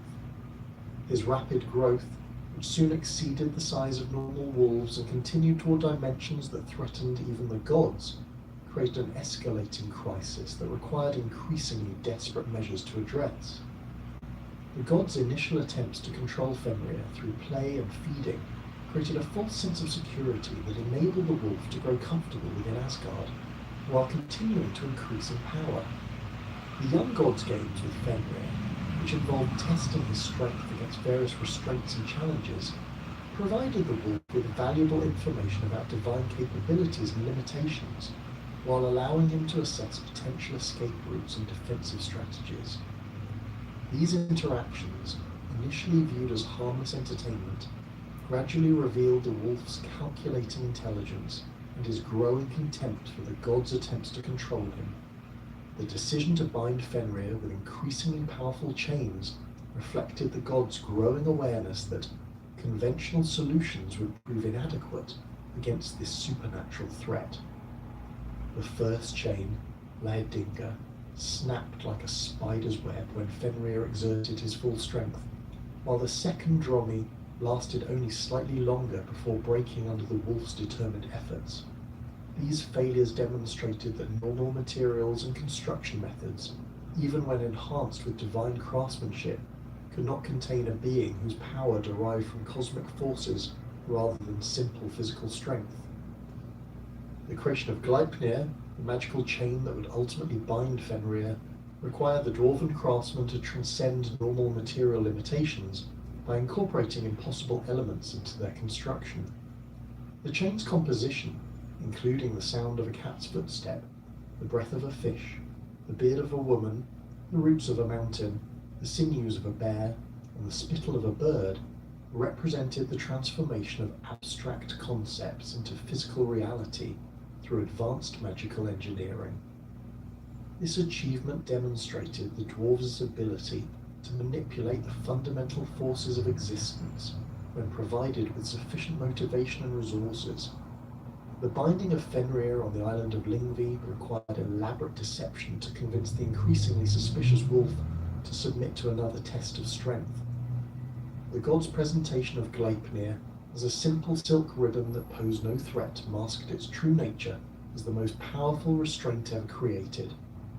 Fenrir's demand for a hostage, requiring one of the gods to place their hand in his mouth as a guarantee of good faith, created a situation where divine honor and cosmic necessity came into direct conflict.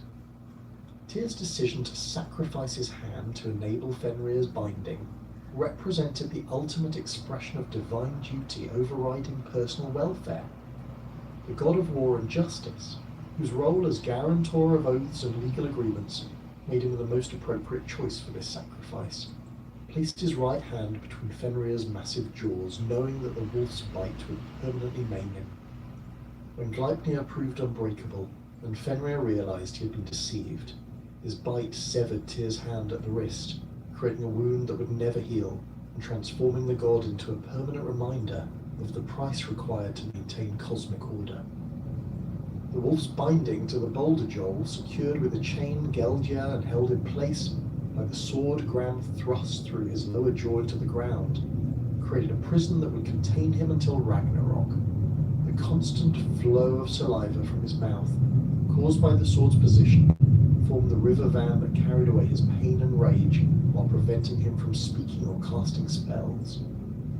This elaborate restraint system demonstrated the lengths to which the gods would go to contain threats they could not destroy, while ensuring that Fenrir's eventual escape would be accompanied by tremendous fury and desire for revenge. Jormungandr, the Midgard serpent whose coils encircled the entire world beneath the ocean's surface, represented a different type of cosmic threat that could not be contained through binding or imprisonment. The serpent's enormous size, achieved through continuous growth since his birth, enabled him to grasp his own tail and create a living barrier that surrounded Midgard completely. His position in the ocean depths, where he remained largely invisible to surface dwellers, made him a hidden threat whose true dimensions remain unknown to most inhabitants of the Nine Worlds. The serpent's venomous nature posed a threat that extended beyond simple physical destruction to encompass the poisoning of the entire world's water supply. His breath, capable of creating toxic clouds that could kill even gods, represented a form of environmental destruction that would affect all living beings rather than simply those who encountered him directly. The serpent's ability to create earthquakes and tidal waves through his movements demonstrated his connection to geological forces that could reshape the landscape itself. Thor's fishing expedition to catch Jormungandr revealed the serpent's tremendous power and the mutual destruction that would characterize their final encounter. The god's success in lifting the serpent's head above the ocean's surface, achieved through his supernatural strength and magical equipment, created a confrontation that threatened to destroy both participants and devastate the surrounding environment. The serpent's venomous breath, which forced Thor to retreat and prevented him from delivering the killing blow, foreshadowed their mutual destruction during Ragnarok, when both would die from their wounds. Hel, the third of Loki's monstrous offspring, ruled the realm of the dead with an authority that rivaled that of the gods themselves. Her appearance, described as half-living flesh and half-corpse, reflected her dominion over the boundary between life and death that made her uniquely qualified to govern those who had crossed from one state to the other. Her hall Eldjudnir, with its high walls and barred gates, served as both palace and prison for the countless dead who entered her domain through disease, old age, or other unheroic causes. Hel's power over the dead created a situation where even the gods required her permission to retrieve souls from her realm, as demonstrated during the attempt to rescue Balder from death. Her demand that all things in creation weep for Balder before she would release him established her authority as absolute within her domain, while her refusal to accept Loki's tears revealed her ability to perceive deception and maintain cosmic justice. This episode demonstrated how Loki's offspring had developed beyond his direct control to become independent forces whose decisions could thwart even their father's schemes. The goddess's role as ruler of the dishonored dead created a realm where moral categories became blurred and traditional heroic values held little meaning. Her subjects, who had died through sickness, accident, or old age rather than in glorious battle, represented the majority of humanity whose deaths lacked the dramatic significance that earned entrance to Valhalla. Her fair treatment of these souls, providing them with continued existence rather than punishment or reward, established her as a more merciful ruler than many of the gods who claimed moral superiority. Loki's relationship with his monstrous children reflected the complex dynamics between creator and creation that characterized his role in cosmic affairs. His initial affection for Fenrir, Jormungandr, and Hel gradually transformed into a more complicated mixture of pride, concern, and strategic calculation as their power grew beyond his ability to control or direct. His awareness that their destinies intertwined with the destruction of the current cosmic order created a situation where his paternal instincts conflicted with his position within the divine hierarchy. The prophecies surrounding his children's roles in Ragnarok placed Loki in the impossible position of knowing that beings he had created would ultimately destroy the world he had helped to build and defend. This knowledge, combined with his growing alienation from the other gods, contributed to his increasing bitterness and willingness to work against the cosmic order he had previously supported. The transformation of his children from beloved offspring into cosmic threats paralleled his own evolution from helpful trickster to active enemy of the gods. Loki's problem-solving abilities, demonstrated through numerous episodes where his quick thinking and unconventional approaches rescued the gods from seemingly impossible situations, established him as an invaluable resource whose contributions often overshadowed his troublemaking activities. His theft of the apples of youth from the giant Thjazi, accomplished through shape-shifting and aerial maneuvering that enabled him to escape with the precious fruit, save the gods from aging and death while demonstrating his willingness to risk his own life for the common good. The successful completion of this mission, despite the enormous dangers involved, proved his capability as an agent of divine will when properly motivated. The recovery of Thor's hammer from the giant Thrymr required Loki to devise and execute a complex deception that involved disguising Thor as a bride and himself as a bridesmaid to infiltrate the giant's wedding feast.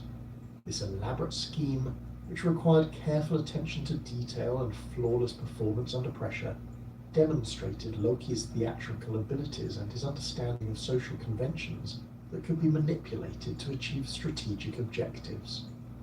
The successful retrieval of Mjolnir, accomplished through misdirection and timing rather than brute force, proved that some problems required subtlety and intelligence, rather than direct confrontation.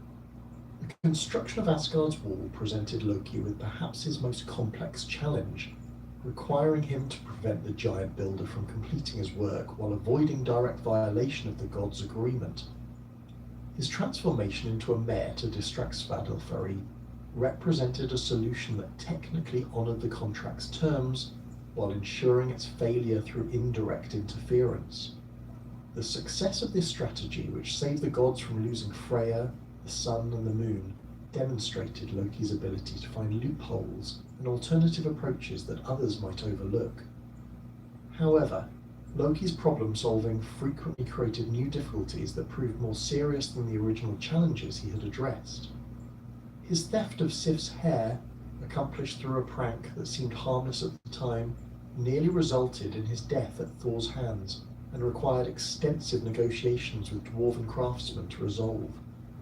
The replacement hair, while superior to the original, came at the cost of commissioning additional magical items that would later play crucial roles in various divine crises and conflicts.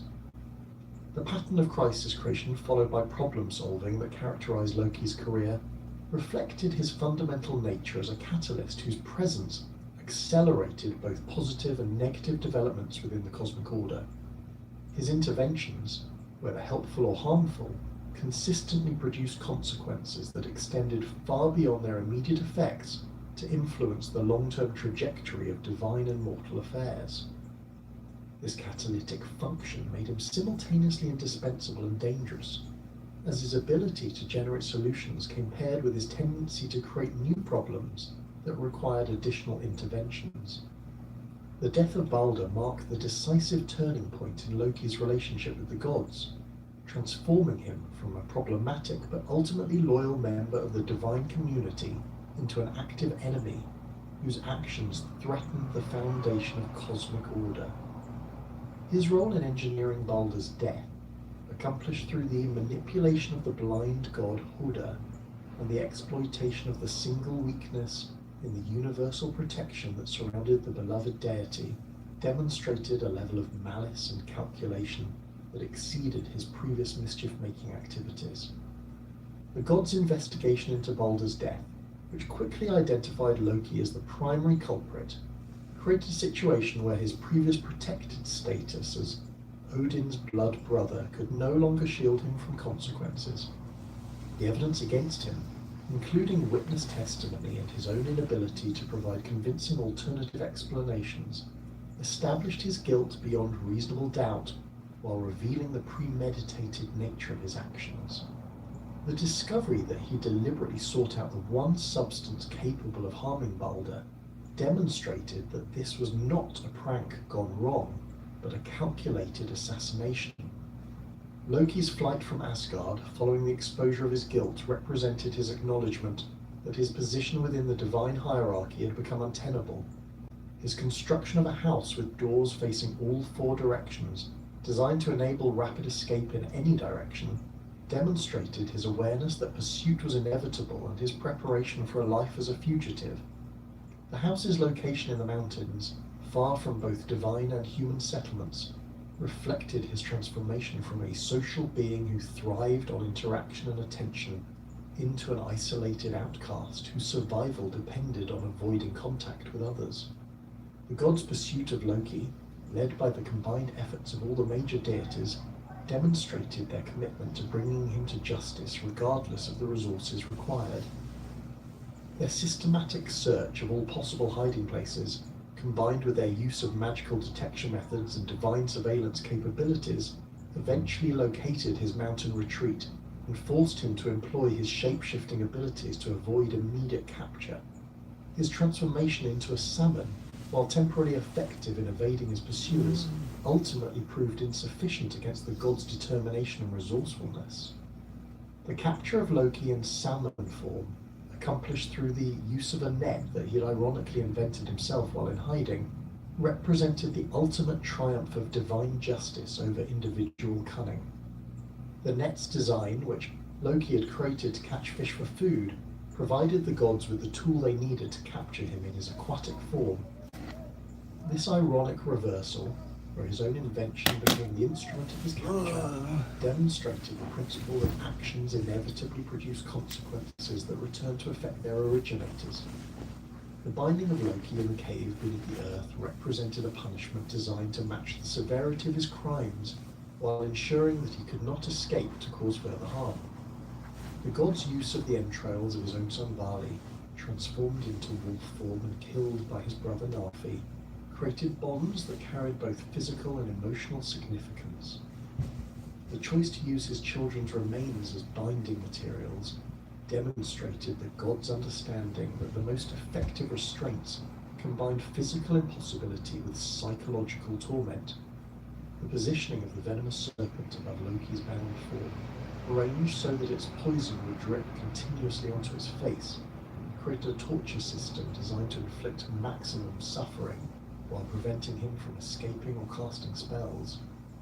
The serpent's venom, described as burning like acid and causing excruciating pain, ensured that Loki would remain conscious and aware of his punishment rather than escaping through unconsciousness or madness.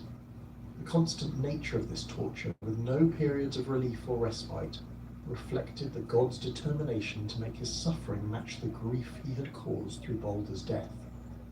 Sigin's loyalty to her husband, demonstrated through her decision to remain in the cave and catch the serpent's venom in a bowl to provide him with periodic relief, represented one of the most touching examples of marital devotion in Norse mythology. Her willingness to share his exile and punishment, despite having played no role in his crimes, established her as a figure of tragic nobility whose love transcended reasonable limits. Her position, kneeling beside Loki's bound form and holding the bowl steady to catch each drop of venom, required constant vigilance and physical endurance that matched his own suffering.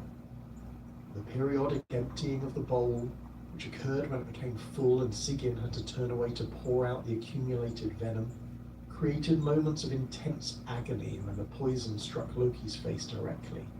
His convulsions during these episodes, described as violent enough to shake the earth and cause earthquakes, demonstrated the tremendous pain he experienced while providing a mythological explanation for seismic activity.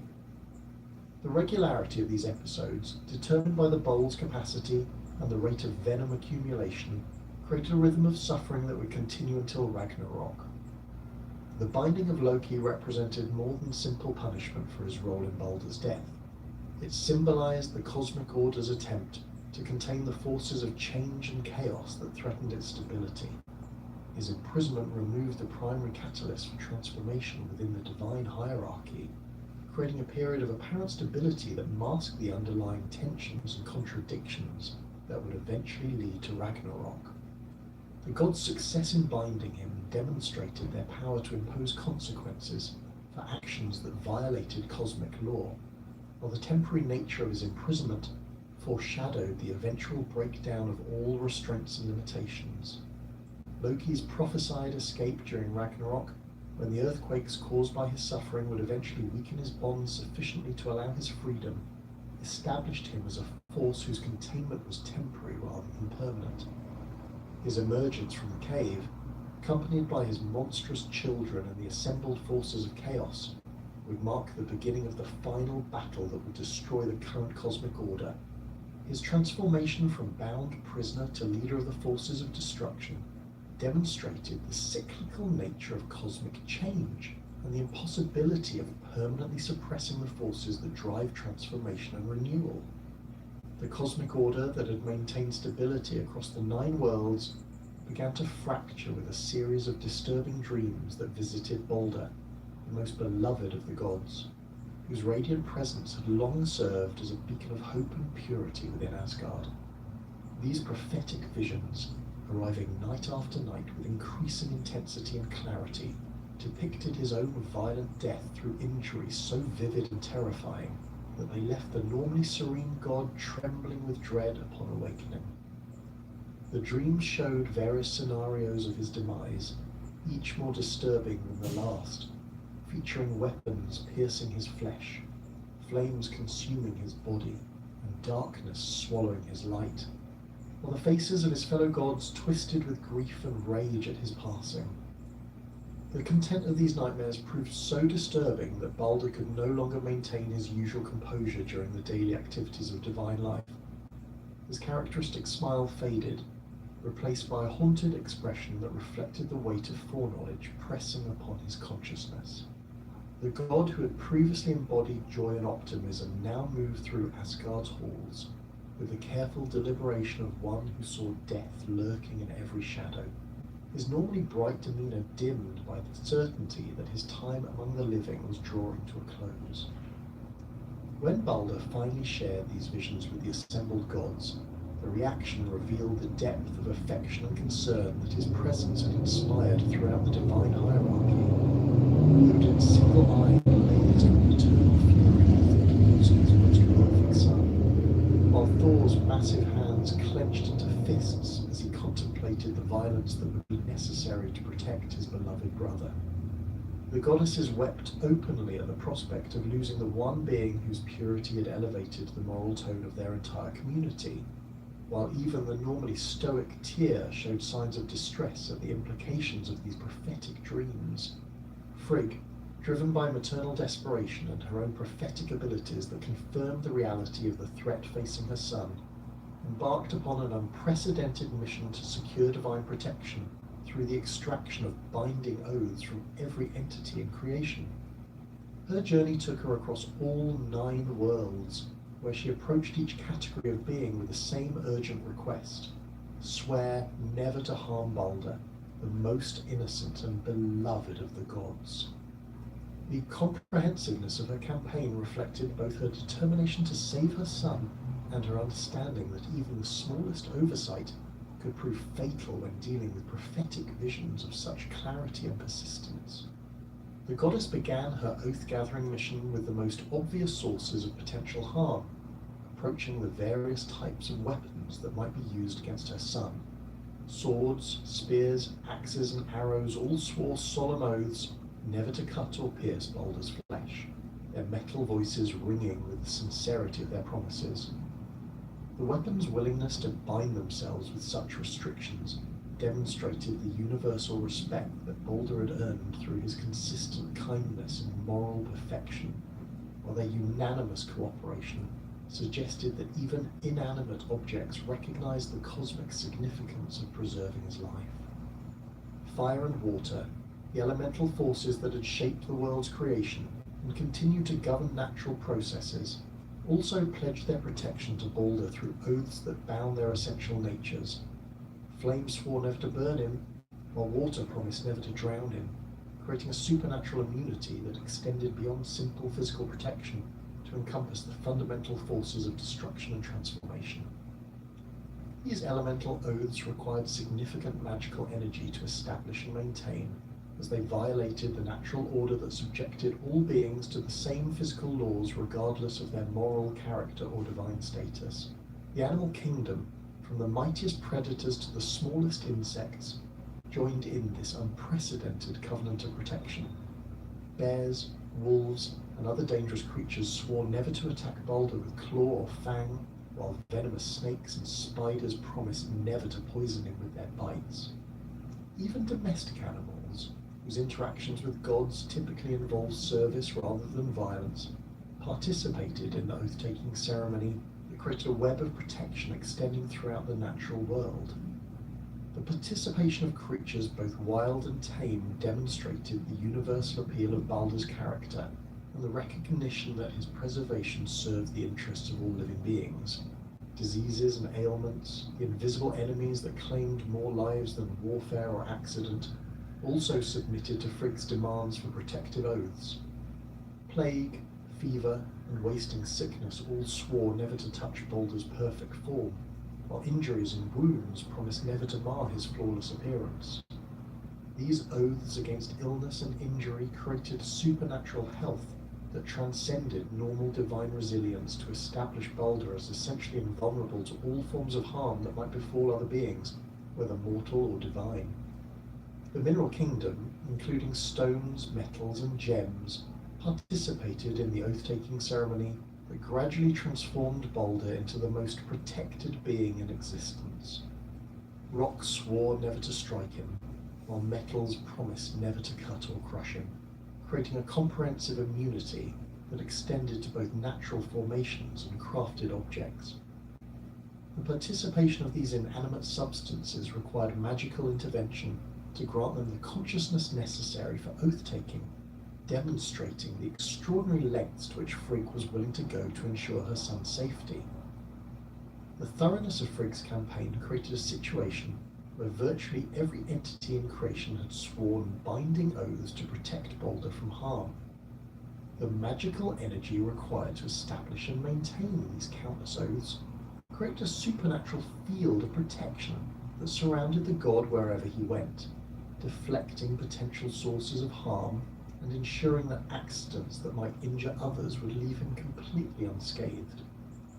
This comprehensive protection system represented one of the most ambitious magical workings ever attempted, requiring the cooperation of beings across all categories of existence.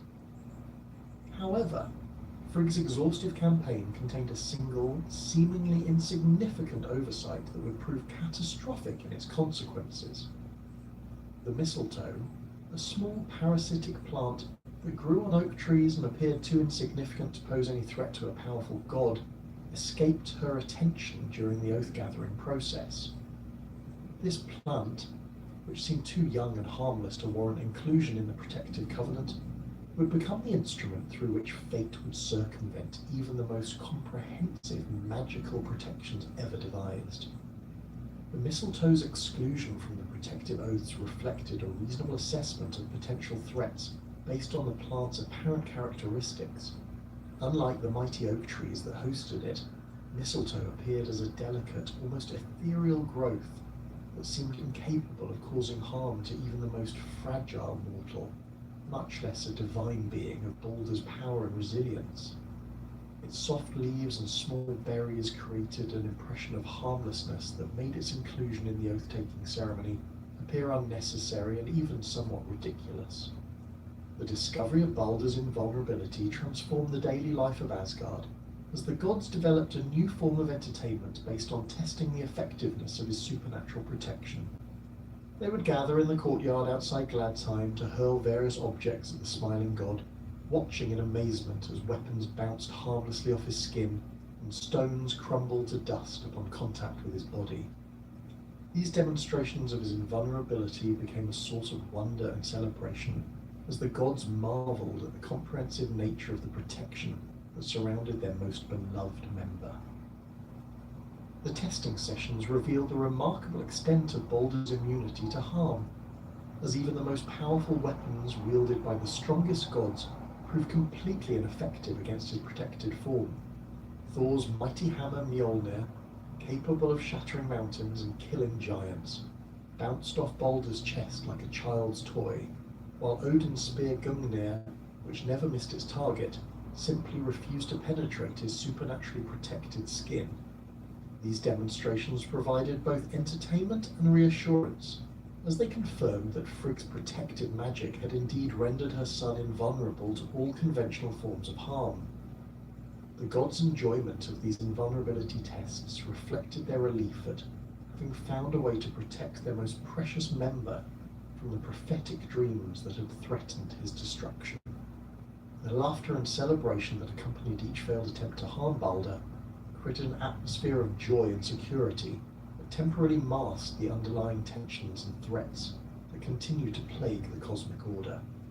The transformation of potential violence into harmless entertainment demonstrated the god's ability to find positive applications for even the most serious magical workings. However, these celebrations of Baldur's invulnerability attracted the attention of Loki, whose complex relationship with the gods had grown increasingly strained as his actions became more destructive and his motivations more questionable. The trickster's exclusion from the joyful gatherings, whether through his own choice or the gods' reluctance to include him, created a sense of isolation and resentment that fed his growing hostility toward the divine community he had once served. His observation of the gods' happiness at Baldur's protection sparked a malicious curiosity about the specific mechanisms that had created this invulnerability. Loki's investigation into the source of Baldur's protection led him to approach Frigg directly, disguising himself as an elderly woman seeking information about the remarkable immunity that had become the talk of all 9 worlds. His shape-shifting abilities enabled him to present himself as a harmless gossip seeking to understand the magical working that had protected the beloved god, while his knowledge of social conventions allowed him to engage Frigg in conversation without arousing her suspicions. The disguise reflected his understanding that direct questioning would likely be rebuffed, while an indirect approach might yield the information he sought. The conversation between the disguised Loki and Frigg revealed the extent of the protective measures that had been implemented, as the proud mother detailed the comprehensive nature of her oath-gathering campaign. Her description of the countless entities that had sworn to protect her son demonstrated both the thoroughness of her efforts and her confidence in the effectiveness of the magical protection she had established. The goddess's willingness to discuss these measures reflected her satisfaction with the successful completion of such an ambitious magical working, and her belief that no significant threats remained. Frigg's casual mention of the mistletoe's exclusion from the protective oaths, dismissed as irrelevant due to the plant's apparent harmlessness, provided Loki with the crucial information he needed to circumvent the magical protections that had seemed impenetrable. Her explanation that the mistletoe had appeared too young and insignificant to warrant inclusion in the oath-taking ceremony revealed the single weakness in an otherwise perfect defensive system.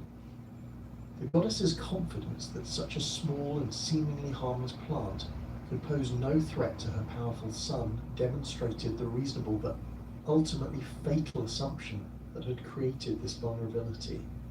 Armed with this knowledge, Loki immediately set out to locate and harvest mistletoe from the oak groves that surrounded Asgard.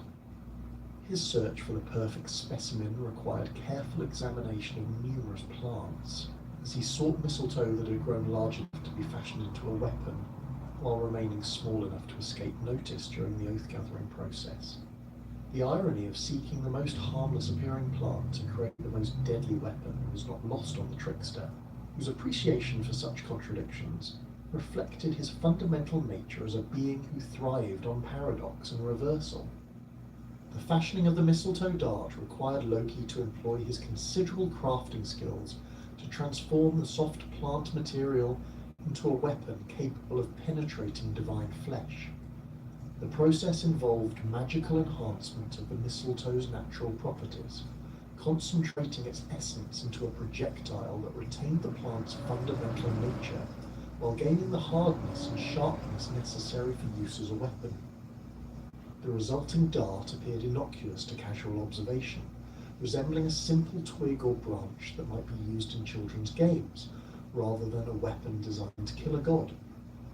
The completion of the mistletoe dart provided Loki with the means to circumvent Baldur's supernatural protection, but the successful use of this weapon required careful planning and execution to avoid detection and ensure the desired outcome. The trickster's understanding of the god's personalities and relationships enabled him to identify the perfect unwitting accomplice for his assassination plot, Hoda, Baldur's blind brother, whose exclusion from the invulnerability testing sessions had created a sense of isolation and frustration that Loki could exploit for his own purposes. Hodra's blindness had prevented him from participating in the joyful gatherings where the gods tested Baldur's invulnerability, as his inability to see targets made it impossible for him to join in the throwing contests that had become a popular form of entertainment. This exclusion from the communal celebrations had created a sense of loneliness and inadequacy that made him vulnerable to Loki's manipulative suggestions. The blind god's genuine love for his brother, combined with his desire to participate in the activities that honored Baldur's protection, created the perfect psychological conditions for Loki's deception. Loki's approach to Hodder employed a carefully crafted combination of sympathy and encouragement, designed to overcome the blind god's natural reluctance to participate in activities that might result in embarrassment or failure. The trickster presented himself as a helpful friend who understood Hodder's frustration at being excluded from the celebrations and offered to provide assistance that would enable his participation. This offer of help, framed as a gesture of friendship and inclusion, masked the deadly nature of Loki's true intentions while appealing to Hodder's desire to honor his beloved brother. The manipulation of Hodder required Loki to employ his most sophisticated psychological techniques, as the blind god's genuine goodness and love for Baldur made him naturally resistant to actions that might cause harm. The trickster's approach involved gradually building trust and confidence while presenting the proposed action as a harmless tribute to Baldur's invulnerability rather than a deadly attack. The careful framing of the dart throwing as an act of honor and celebration rather than violence demonstrated Loki's understanding of how to exploit good intentions for evil purposes. The moment of Baldur's death arrived during one of the regular gatherings, where the gods tested his invulnerability as Loki guided Hodder's hand to aim the mistletoe dart at his brother's heart. The blind god's throw, directed by Loki's careful guidance and enhanced by his genuine desire to participate in honoring his brother, sent the seemingly harmless projectile flying toward its target with deadly accuracy. The dart's flight through the air created no sound or disturbance that might have warned of its lethal nature, appearing to observers as simply another harmless object being thrown at the invulnerable god. The impact of the mistletoe dart upon Baldur's chest created a moment of stunned silence as the impossible occurred before the assembled god's eyes. The projectile, which should have bounced harmlessly off his protected skin like all the weapons that had preceded it, instead penetrated his flesh with devastating effect. The dart's passage through his heart created a wound that bypassed all the magical protections that had been established, striking down the most beloved of the gods with a weapon that appeared too insignificant to threaten even a mortal. Baldur's collapse and death created a scene of horror and disbelief that shattered the joyful atmosphere of the gathering and plunged Asgard into unprecedented grief. The god's body, which had moments before seemed invulnerable to all harm, now lay motionless on the ground with the small mistletoe dart protruding from his chest like a mockery of all the mighty weapons that had failed to harm him. The contrast between the weapon's humble appearance and its devastating effect created a visual representation of how the smallest oversight could lead to the most catastrophic consequences. The god's initial reaction to Baldur's death combined shock, grief, and rage in proportions that reflected both their love for the fallen deity and their horror at witnessing the impossible. Odin's single eye blazed with fury as he contemplated the loss of his most perfect son, while Thor's massive hands reached for Mjolnir as he sought enemies to punish for this unthinkable crime. The goddess's wails of grief echoed through Asgard's halls, creating a sound of lamentation that would be remembered as the moment when the cosmic order began its final collapse toward Ragnarok. The investigation into Baldur's death quickly identified Loki as the primary architect of the assassination, as his involvement in guiding Hodder's throw had been witnessed by multiple gods who had initially assumed he was simply helping the blind deity participate in the celebrations. The revelation that the trickster had deliberately engineered the death of the most beloved god transformed the gathering from a scene of mourning into a manhunt, as the assembled deities realized that they had been witness to a calculated murder rather than a tragic accident. Hodder's role as the unwitting instrument of his brother's death created a complex situation that tested the god's understanding of justice and responsibility. The blind god's genuine ignorance of the dart's deadly nature, combined with his obvious grief at the unexpected outcome of his throw, established him as a victim of Loki's manipulation rather than a willing participant in the assassination. However, his physical role in delivering the fatal blow created legal and moral complexity that required careful consideration of intent versus action in determining appropriate consequences. The discovery of Loki's deception and his immediate flight from Asgard confirmed his guilt, while demonstrating his awareness that his protected status as Odin's blood brother could no longer shield him from the consequences of his actions. The trickster's rapid departure from the scene of the crime, accomplished through his shape-shifting abilities and knowledge of hidden paths, prevented immediate capture while ensuring that his guilt would be forever associated with cowardice and betrayal. His transformation from problematic ally to active enemy was now complete, marking the point where the Cosmic Order's internal contradictions had finally produced open warfare between its own members. The gods' decision to pursue Baldur's rescue from Helheim reflected their refusal to accept that even death could permanently separate them from their most beloved member. This unprecedented mission to negotiate with Hel herself demonstrated the extraordinary lengths to which they were willing to go to undo the consequences of Loki's treachery.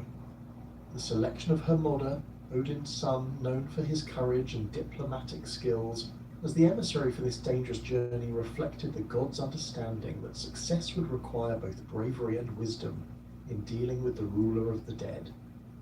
Hermodra's preparation for the journey to Helheim involved borrowing Sleipnir, the only horse capable of carrying a living rider, into the realm of the dead and returning safely. The eight-legged steed's supernatural abilities enabled him to traverse the dangerous paths that led from Asgard to Hel's domain, while his experience with interdimensional travel ensured that the journey could be completed within the time constraints imposed by Baldur's continued presence in the land of the dead. The horse's willingness to undertake this perilous mission demonstrated the universal desire to see Baldur restored to life and the Cosmic Order returned to its previous stability. The journey to Helheim required Hermodr to traverse landscapes that grew progressively darker and more forbidding as he approached the realm of the dead. The path led through valleys shrouded in perpetual mist, across bridges that spanned bottomless chasms, and past guardians whose duty was to prevent the living from entering the domain of the dead. Each stage of the journey tested both rider and horse as they navigated obstacles designed to turn back those who sought to violate the fundamental boundary between life and death. The crossing of the bridge, Gjallabru, guarded by the maiden Modguda, required Hermodr to explain his mission and demonstrate his legitimate right to enter Helheim despite his living status. The Bridge Guardian's questioning revealed the unprecedented nature of his request, as no living being had previously sought entry to the realm of the dead for the purpose of negotiating a soul's release. The maiden's eventual permission to cross reflected her recognition of the extraordinary circumstances that had prompted this mission and her understanding that the Cosmic Order itself hung in the balance. The arrival at Hel's Hall Eljudnir presented Hermodr with the challenge of negotiating with a ruler whose authority within her domain was absolute and whose decisions could not be overturned by force or trickery. The goddess's appearance, half-living flesh and half-decaying corpse, served as a constant reminder of the boundary between life and death that she governed. Her reception of the living messenger in her Hall of the Dead demonstrated her willingness to hear his petition while making clear that any agreement would be entirely on her terms. Hermodra's presentation of his case for Baldur's release emphasized the universal love and respect that the god had earned throughout his life, as well as the cosmic significance of his continued existence for maintaining order and stability. The messenger's description of the grief that had consumed Asgard following Baldur's death, combined with his explanation of the circumstances that had led to the assassination, created a compelling argument for the goddess's intervention. The plea for mercy and justice appealed to Hel's role as a fair ruler who considered the merits of each case rather than simply applying inflexible rules. Hel's response to Hermodra's petition revealed both her power and her wisdom, as she proposed a test that would demonstrate the universal nature of the love that supposedly surrounded Balder. Her condition that all things in creation must weep for the dead god before she would release him created a challenge that paralleled Frigg's earlier oath-gathering campaign, while testing whether the affection for Balder was as comprehensive as claimed. The goddess's requirement that every entity participate in this demonstration of grief established a standard that would prove whether the dead god's value to the cosmic order justified overturning the natural boundary between life and death. The return journey to Asgard with Hel's conditional offer of Balder's release created a race against time, as the gods mobilized every available resource to ensure that all things in creation would weep for their beloved member. The campaign to generate universal grief required even more extensive efforts than Frigg's original oath-gathering mission, as it involved reaching every entity that had previously sworn to protect Balder and convincing them to demonstrate their sorrow at his death. The comprehensiveness of this effort reflected the gods' determination to meet Hel's conditions and secure Balder's return to life. The Jotnar represented far more than simple antagonists in the cosmic drama of Norse mythology. They embodied the primordial forces of chaos and untamed nature that existed before the establishment of divine order and would persist long after its destruction. These ancient beings, whose very existence predated the creation of the ordered cosmos, possessed intimate knowledge of the fundamental forces that shaped reality itself. Their enormous size, often described as mountain-like in proportions, reflected their connection to the geological and meteorological phenomena that could reshape landscapes and devastate civilizations in moments. The giants' dwellings in Jotunheim, characterized by vast halls carved from living rock and fortresses that merged seamlessly with mountain ranges, demonstrated their mastery over the raw materials of creation that the gods had organized into the structured world of Midgard. Archaeological evidence from across Scandinavia preserves traces of giant lore in the form of massive stone formations that local traditions attributed to giant construction or giant battles. The dolmens and stone circles found throughout Denmark and southern Sweden were often explained as the remains of giant dwellings, or the weapons hurled during their conflicts with the gods. These interpretations reflected a deep cultural understanding that the landscape itself bore witness to cosmic struggles between order and chaos, with natural formations serving as permanent reminders of the titanic forces that had shaped the world's current configuration. Utgardaloki, the master of illusions who ruled the giants' primary stronghold, represented the most sophisticated expression of giant cunning and magical knowledge.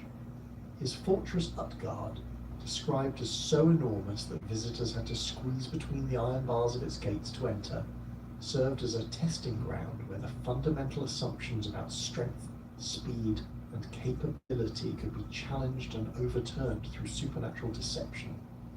The Giant King's ability to manipulate reality itself, creating illusions so comprehensive that even Thor's divine senses could not penetrate them, demonstrated the giant's mastery of magical arts that rivaled or exceeded those of the gods themselves.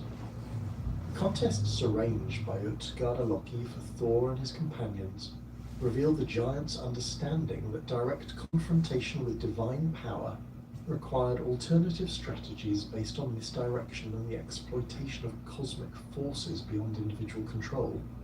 Thor's drinking contest against what appeared to be a simple horn, but which was secretly connected to the ocean itself, demonstrated how giant magic could transform apparently simple challenges into tests against the fundamental forces of nature. The gods' tremendous drinking capacity, sufficient to drain entire lakes, could only slightly lower the sea level when pitted against the infinite waters that surrounded Midgard. The eating contest between Loki and the giant Loki, whose name meant flame, illustrated the giant's ability to embody abstract forces in physical form. Loki's victory in consuming not only the meat but Also, the bones and the wooden trencher itself revealed his true nature as fire personified, a force that could devour all material substances regardless of their composition or origin. This contest demonstrated the giants' fundamental difference from both gods and mortals, as they represented elemental processes rather than individual personalities with consistent motivations and limitations. Thor's wrestling match with the elderly giantess Ellie provided perhaps the most profound lesson about the limitations of even divine power when confronted with cosmic inevitabilities. The old woman's gradual forcing of the thunder god to one knee revealed her true identity as old age itself, a force that affected all beings regardless of their strength or divine status. This defeat taught Thor that some aspects of existence transcended physical prowess and could not be overcome through the application of force, no matter how tremendous that force might be. The revelation of these deceptions, disclosed by Utgarda Loki after the contest concluded, demonstrated the giants' sophisticated understanding of psychological warfare and their ability to achieve strategic victories through means that avoided direct confrontation with superior force. The Giant King's explanation that Skruma had been himself in disguise, protected by invisible mountains that absorbed Thor's hammer blows, revealed the complex magical preparations required to survive encounters with divine wrath. The food bag sealed with magical iron wire and the sleeping giant's positioning of mountains to intercept Mjolnir's strikes showed how giant magic operated through environmental manipulation rather than personal enhancement. Thrymr, the giant who stole Thor's hammer and demanded Freya as ransom for its return, represented a different aspect of giant behavior that emphasized their desire to acquire the symbols and sources of divine power. His theft of Mjolnir while Thor slept demonstrated the giants' opportunistic nature and their understanding that even the gods' most powerful weapons could be vulnerable during moments of inattention. The giant's demand for Freya as payment revealed his awareness that the goddess's fertility magic and her knowledge of Cedar represented power that could significantly enhance giant capabilities in their ongoing conflict with the Divine Order. The wedding feast arranged to facilitate Mjolnir's return provided Thrymr with an opportunity to demonstrate giant hospitality while simultaneously humiliating the gods through the forced disguise of Thor as a bride. The giants' preparations for the ceremony, including the slaughter of numerous cattle and the brewing of vast quantities of mead, showed how giant society could match divine standards of luxury and celebration when circumstances warranted such displays. The feast's elaborate nature also demonstrated the giants' understanding of ritual and ceremony as tools for legitimizing power transfers and creating binding agreements. The personification of natural phenomena within giant society created beings whose individual characteristics reflected the specific forces they embodied. Aegir, the giant who ruled the ocean's depths, possessed the ability to brew ale in enormous cauldrons that could provide drink for all the gods simultaneously. His hall beneath the waves, illuminated by the gleam of gold rather than fire, demonstrated how giant architecture adapted to environmental conditions that would be impossible for other beings to inhabit.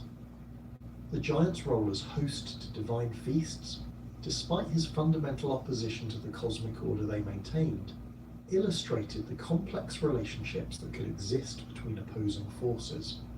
Ran, Aegir's wife, wielded a magical net that could capture the souls of those who drowned in her husband's domain. Her collection of the sea dead created an underwater realm that paralleled Hel's domain while serving different cosmic functions. The drowned warriors in Ran's net retained their martial capabilities and could be called upon to serve in aquatic battles, creating an underwater army that could threaten both divine and mortal shipping. Her 9 daughters, the Wave Maidens, who are said to be the mothers of Heimdall, demonstrated how giant bloodlines could produce beings whose loyalties transcended the traditional boundaries between cosmic factions. Jord, the Earth goddess, whose relationship with Odin produced Thor, represented the intimate connections that could exist between giant and divine natures. Her embodiment of the Earth's fertility and stability provided the foundation upon which all terrestrial life depended, while her maternal relationship with the Thunder God created a divine being whose protective instincts extended to both gods and mortals. This union demonstrated how the creative potential of giant divine relationships could produce offspring whose capabilities exceeded those of either parent. The frost giants of Niflheim represented the destructive potential of extreme cold and the entropic forces that sought to return the cosmos to its primordial state of frozen emptiness. These beings, whose breath could freeze rivers and whose touch could kill vegetation instantly, embodied the seasonal cycles that brought death to the natural world each winter. Their conflicts with the gods often centered around their attempts to extend winter's duration and expand the boundaries of the frozen realms at the expense of areas suitable for agriculture and human habitation. The fire giants of Muspelheim, led by Surtur with his flaming sword, represented the opposing extreme of destructive heat that would ultimately consume the current world order during Ragnarok. These beings existed in a realm of perpetual flame where normal matter could not survive, requiring them to develop forms of existence that transcended material limitations. Their prophesied role in the final battle, riding across Bifrost to set the world ablaze, established them as agents of cosmic renewal rather than simple destroyers, as their fires would clear away the corruption of the current age to enable the birth of a new and better world. The dwarves, emerging from the maggots that fed on Ymir's corpse, underwent a transformation from creatures of decay into master craftsmen whose skills surpassed even divine capabilities in certain specialized areas. Their underground workshops, carved into the living rock of mountains and heated by volcanic fires, contained forges capable of working with materials that existed nowhere else in the Nine Worlds. The dwarves' ability to manipulate the fundamental forces of creation through their craftsmanship made them indispensable allies whose services the gods required, despite their often problematic personalities and demands for dangerous payments. The creation of Mjolnir by the dwarven brothers Brokkr and Eitri demonstrated the pinnacle of dwarven craftsmanship and their ability to imbue inanimate objects with supernatural properties that exceeded the sum of their component materials. The hammer's forging required the brothers to work with metals that existed only in the heart of stars, combined with magical elements that could only be obtained through dangerous expeditions to the boundaries of reality itself. The weapon's distinctive short handle, resulting from Loki's interference during its creation, paradoxically enhanced its effectiveness by enabling Thor to wield it with devastating speed and accuracy. The crafting process for divine weapons required dwarven artisans to transcend normal material limitations through techniques that bordered on the creation of new forms of matter.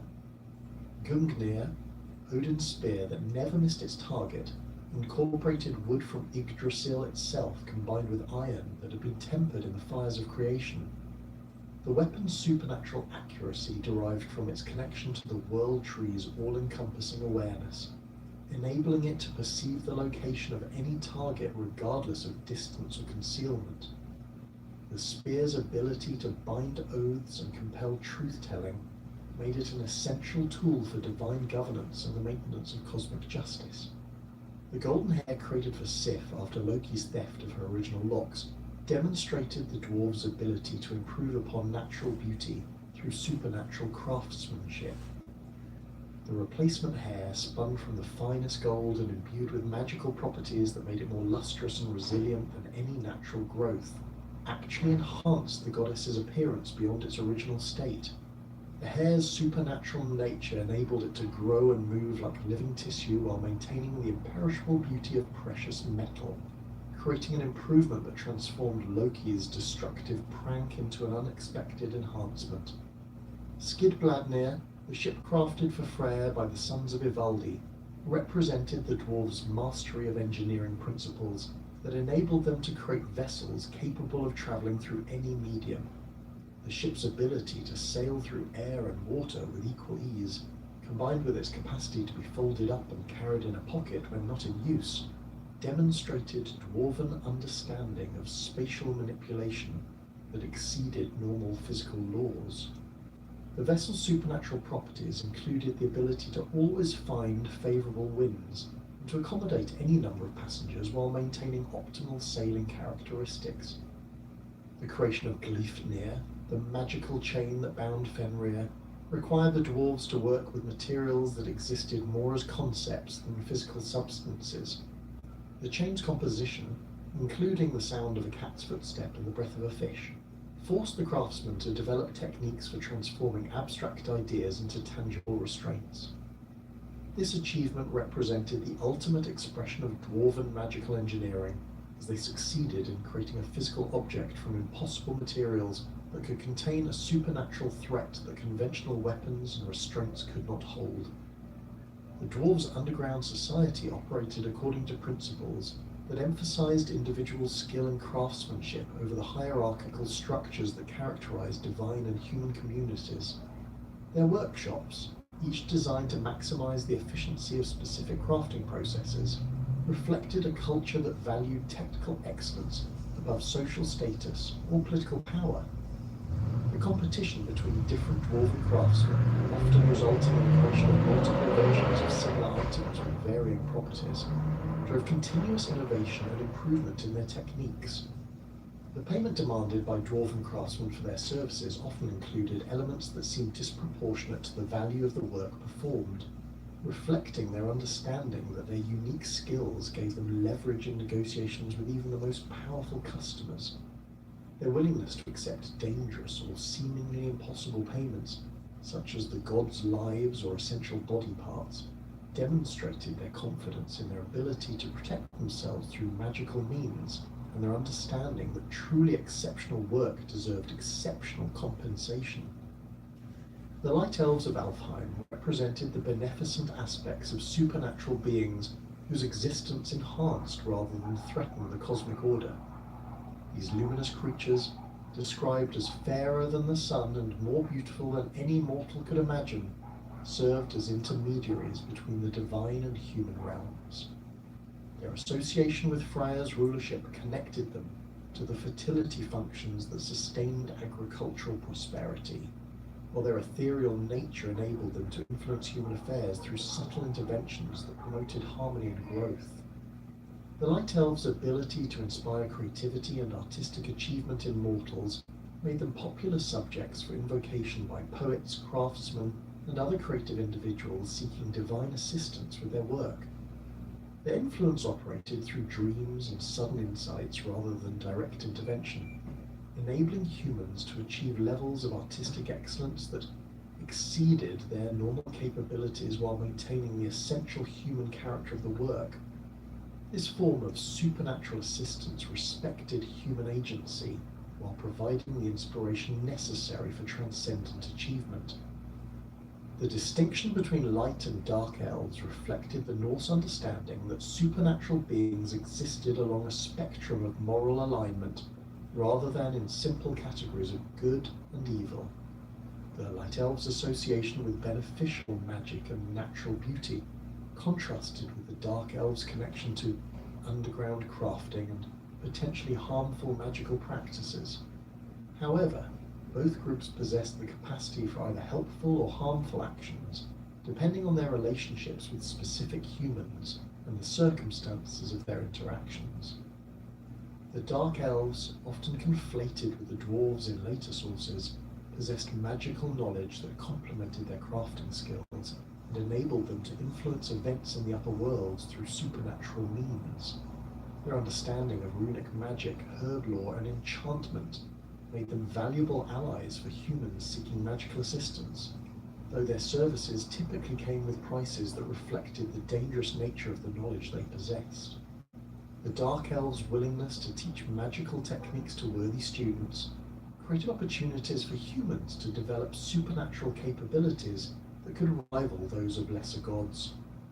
The Norns, three sisters who controlled the fate of gods and mortals alike, represented the ultimate expression of supernatural authority that transcended even divine power. Urd, Verdandi, and Skuld, whose names meant past, present, and future, wove the threads of destiny at the base of Yggdrasil with an authority that could not be challenged or overturned by any other force in the cosmos. Their daily task of sprinkling the world tree with water from the well of Erd maintained the cosmic order while simultaneously determining the fate of every being in existence.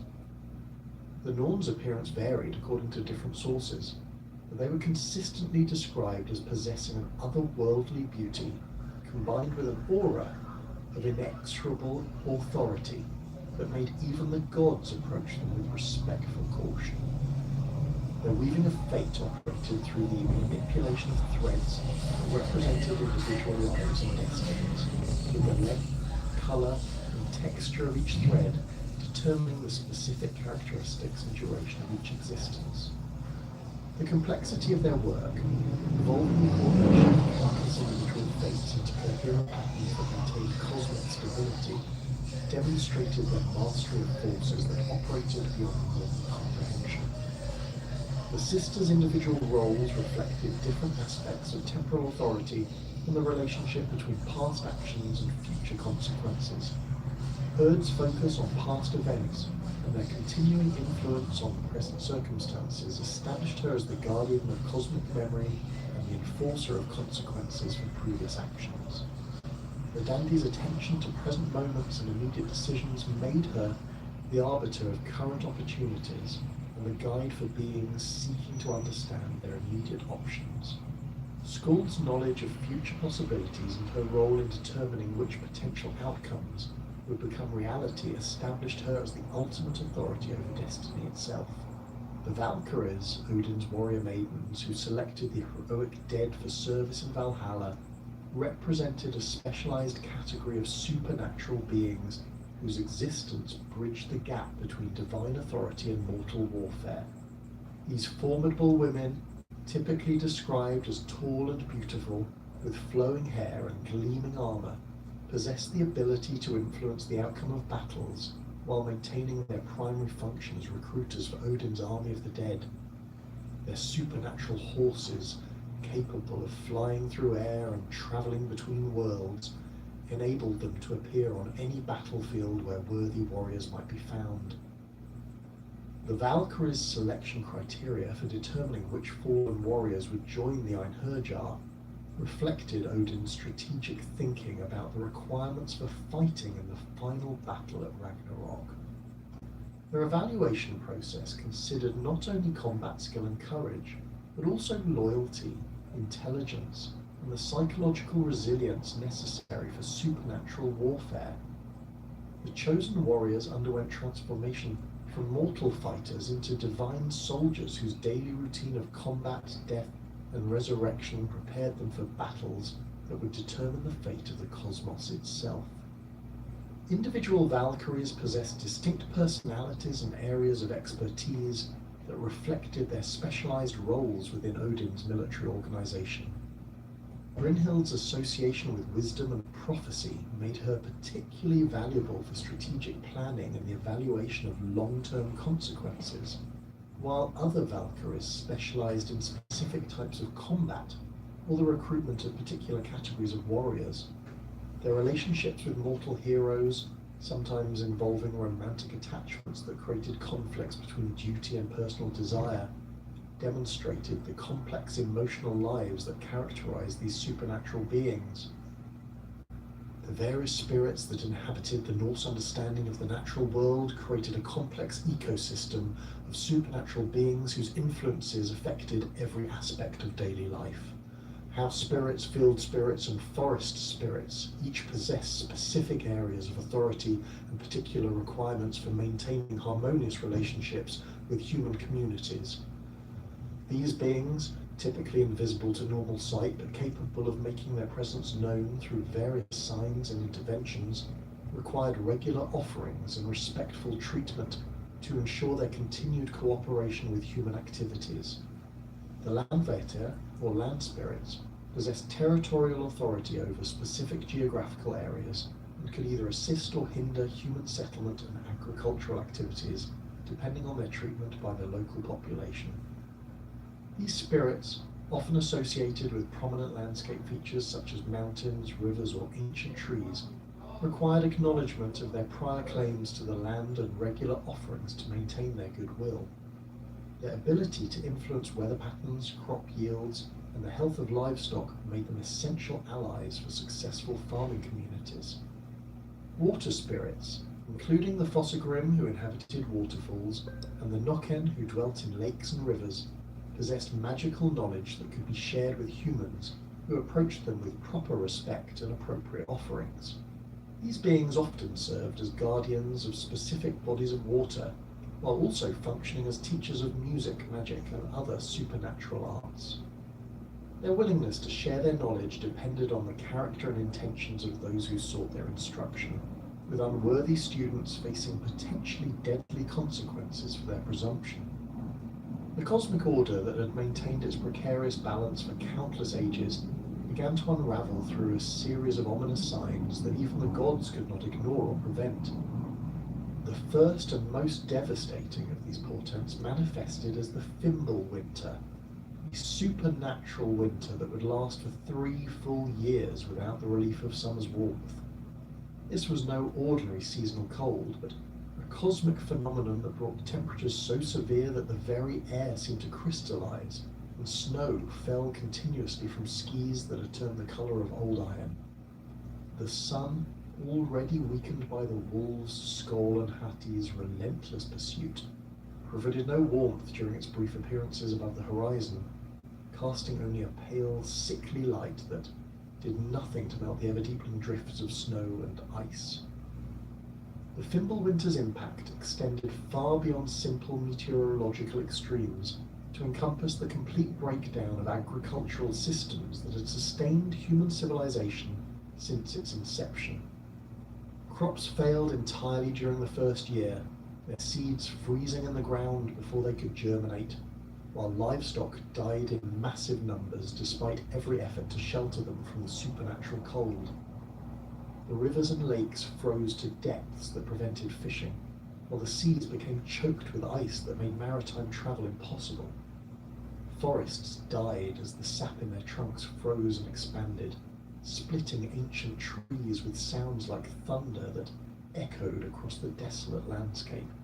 Starvation became widespread as stored food supplies dwindled, and no new sources of nourishment could be found or produced.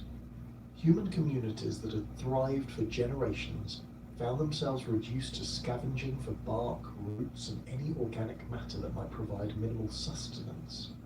The desperate search for food led to the breakdown of social bonds that had previously held communities together, as families turned against each other in their struggle to survive. Parents abandoned children they could no longer feed, while children left elderly relatives to die in the cold rather than share their meager resources.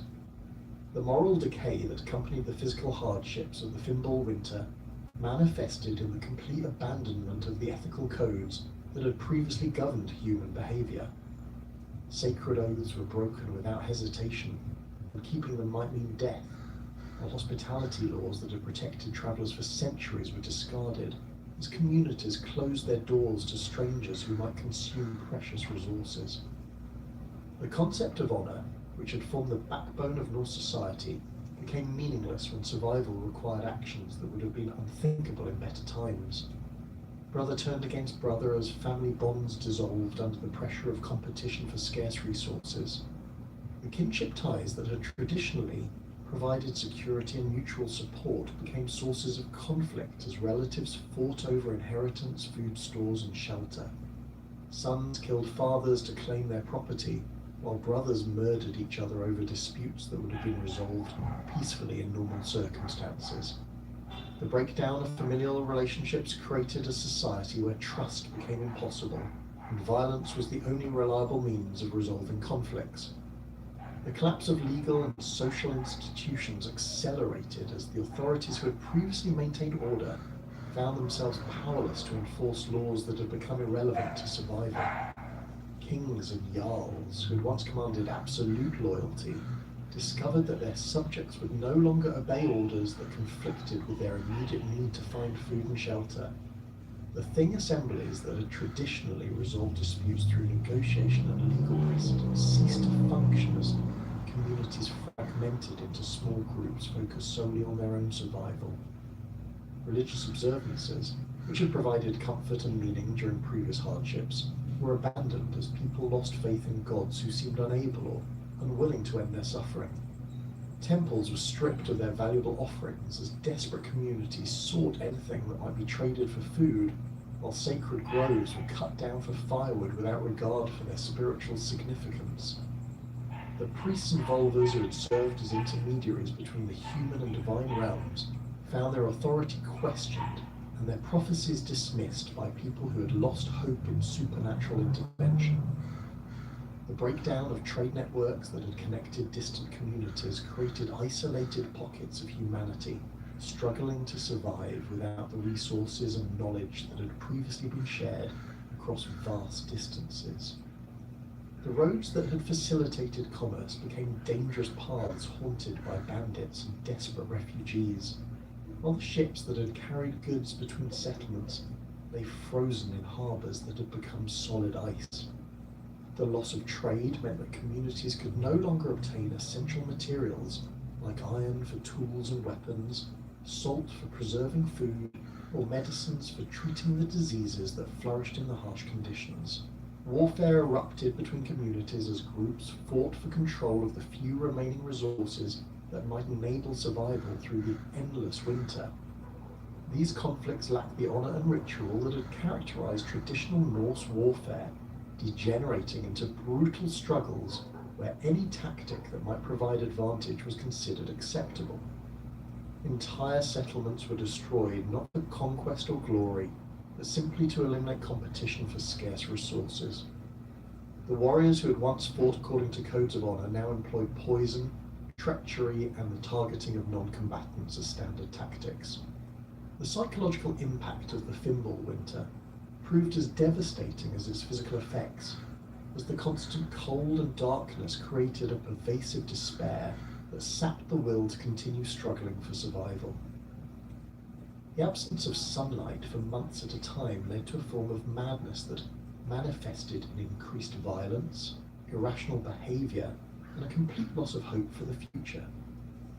People who had previously been known for their courage and resilience found themselves paralysed by depression and unable to take the actions necessary for their own survival.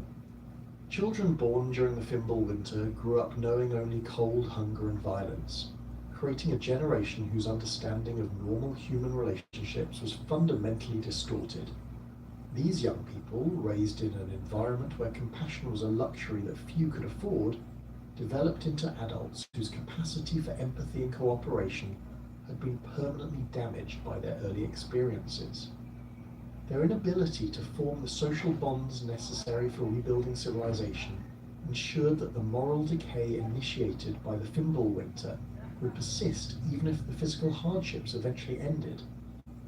The natural world itself seemed to rebel against the cosmic order as animals abandoned their normal behaviors and turned savage in their desperation to survive.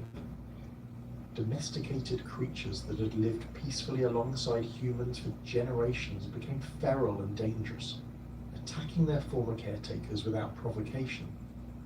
Wild animals that had traditionally avoided human settlements began raiding communities in organized groups, displaying an intelligence and coordination that suggested supernatural influence in their behavior.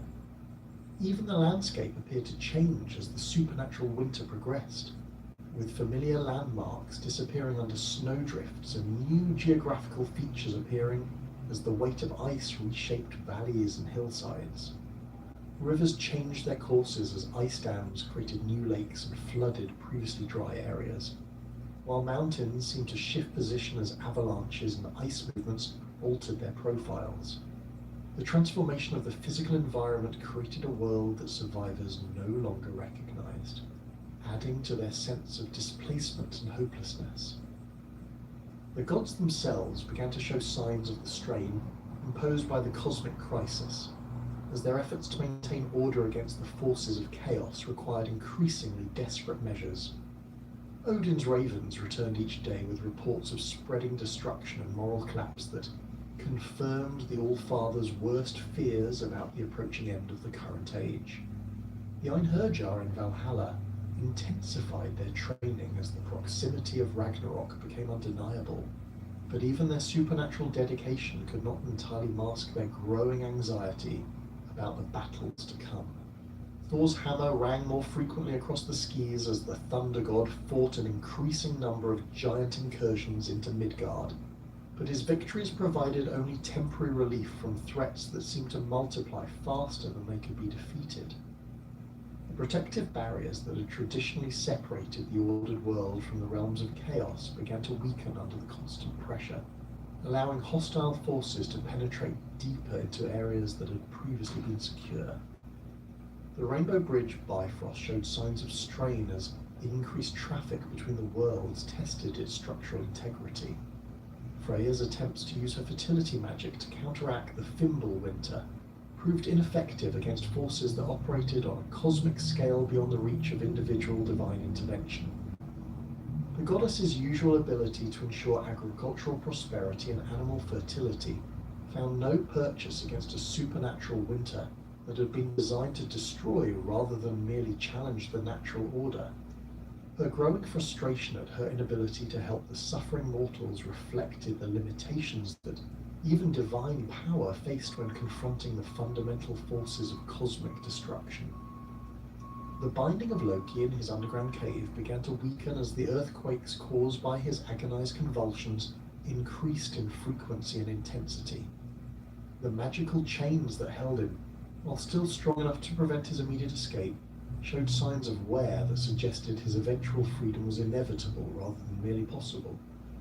The serpent's venom continued to drip onto his face, but his growing rage at his imprisonment and his desire for revenge against the gods who had bound him provided him with strength that gradually overcame even the most powerful restraints. Sigin's vigil beside her bound husband became increasingly difficult as the cave's environment grew more hostile and the earthquakes more violent. The loyal wife's dedication to catching the serpent's venom in her bowl provided Loki with periods of relief that enabled him to conserve his strength for the final effort that would break his bonds. Her presence also served as a constant reminder of the injustices he had suffered, feeding his anger and determination to survive long enough to claim his revenge against those who had destroyed his family and condemned him to eternal torment. The weakening of Fenrir's bonds on the island of Lyngvi became apparent as the magical chain Gleipnir began to show signs of stress from the wolf's continued growth and increasing strength. The impossible materials that had been used in the chain's construction maintained their supernatural properties, but the wolf's own supernatural nature enabled him to gradually overcome even these magical restraints. His intelligence, which had grown along with his physical power, allowed him to identify the weak points in his prison and focus his efforts on the areas most likely to yield to persistent pressure. The wolf's hatred for the gods who deceived and bound him provided him with motivation that transcended mere physical strength, as his desire for revenge gave him the psychological endurance necessary to maintain his escape efforts over the years of his imprisonment. His memory of Tyr's sacrifice, which had enabled his binding, created a particular focus for his rage that promised terrible consequences for the god of war when their final confrontation arrived. The wolf's growing awareness that his escape would coincide with the end of the current cosmic order filled him with anticipation for the destruction he would help to bring about. Jormungandr's movements in the ocean depths created increasingly violent storms and tidal waves that devastated coastal communities already struggling with the effects of the Fimbulwinter. The serpent's growing agitation, caused by his awareness of the approaching final battle, led him to thrash against the ocean floor with such violence that underwater earthquakes became common occurrences. His venomous breath began to poison larger areas of the sea, killing fish and marine life in massive numbers that further reduced the food sources available to struggling human populations. The serpent's tail, which he had grasped in his mouth to encircle Midgard completely, began to loosen as his movements became more violent and his attention focused on the coming confrontation with Thor. This loosening of his grip created gaps in the living barrier that had surrounded the human world, allowing chaotic forces from the outer ocean to penetrate into areas that had previously been protected. The breakdown of this natural boundary marked another step in the dissolution of the cosmic order that had maintained stability since the world's creation. Hell's realm experienced unprecedented activity as the death toll from the Fimbul winter overwhelmed the usual processes for managing the deceased. The goddess of the dead found her domain flooded with souls who had died from starvation, cold, and violence, creating administrative challenges that strained even her supernatural capabilities.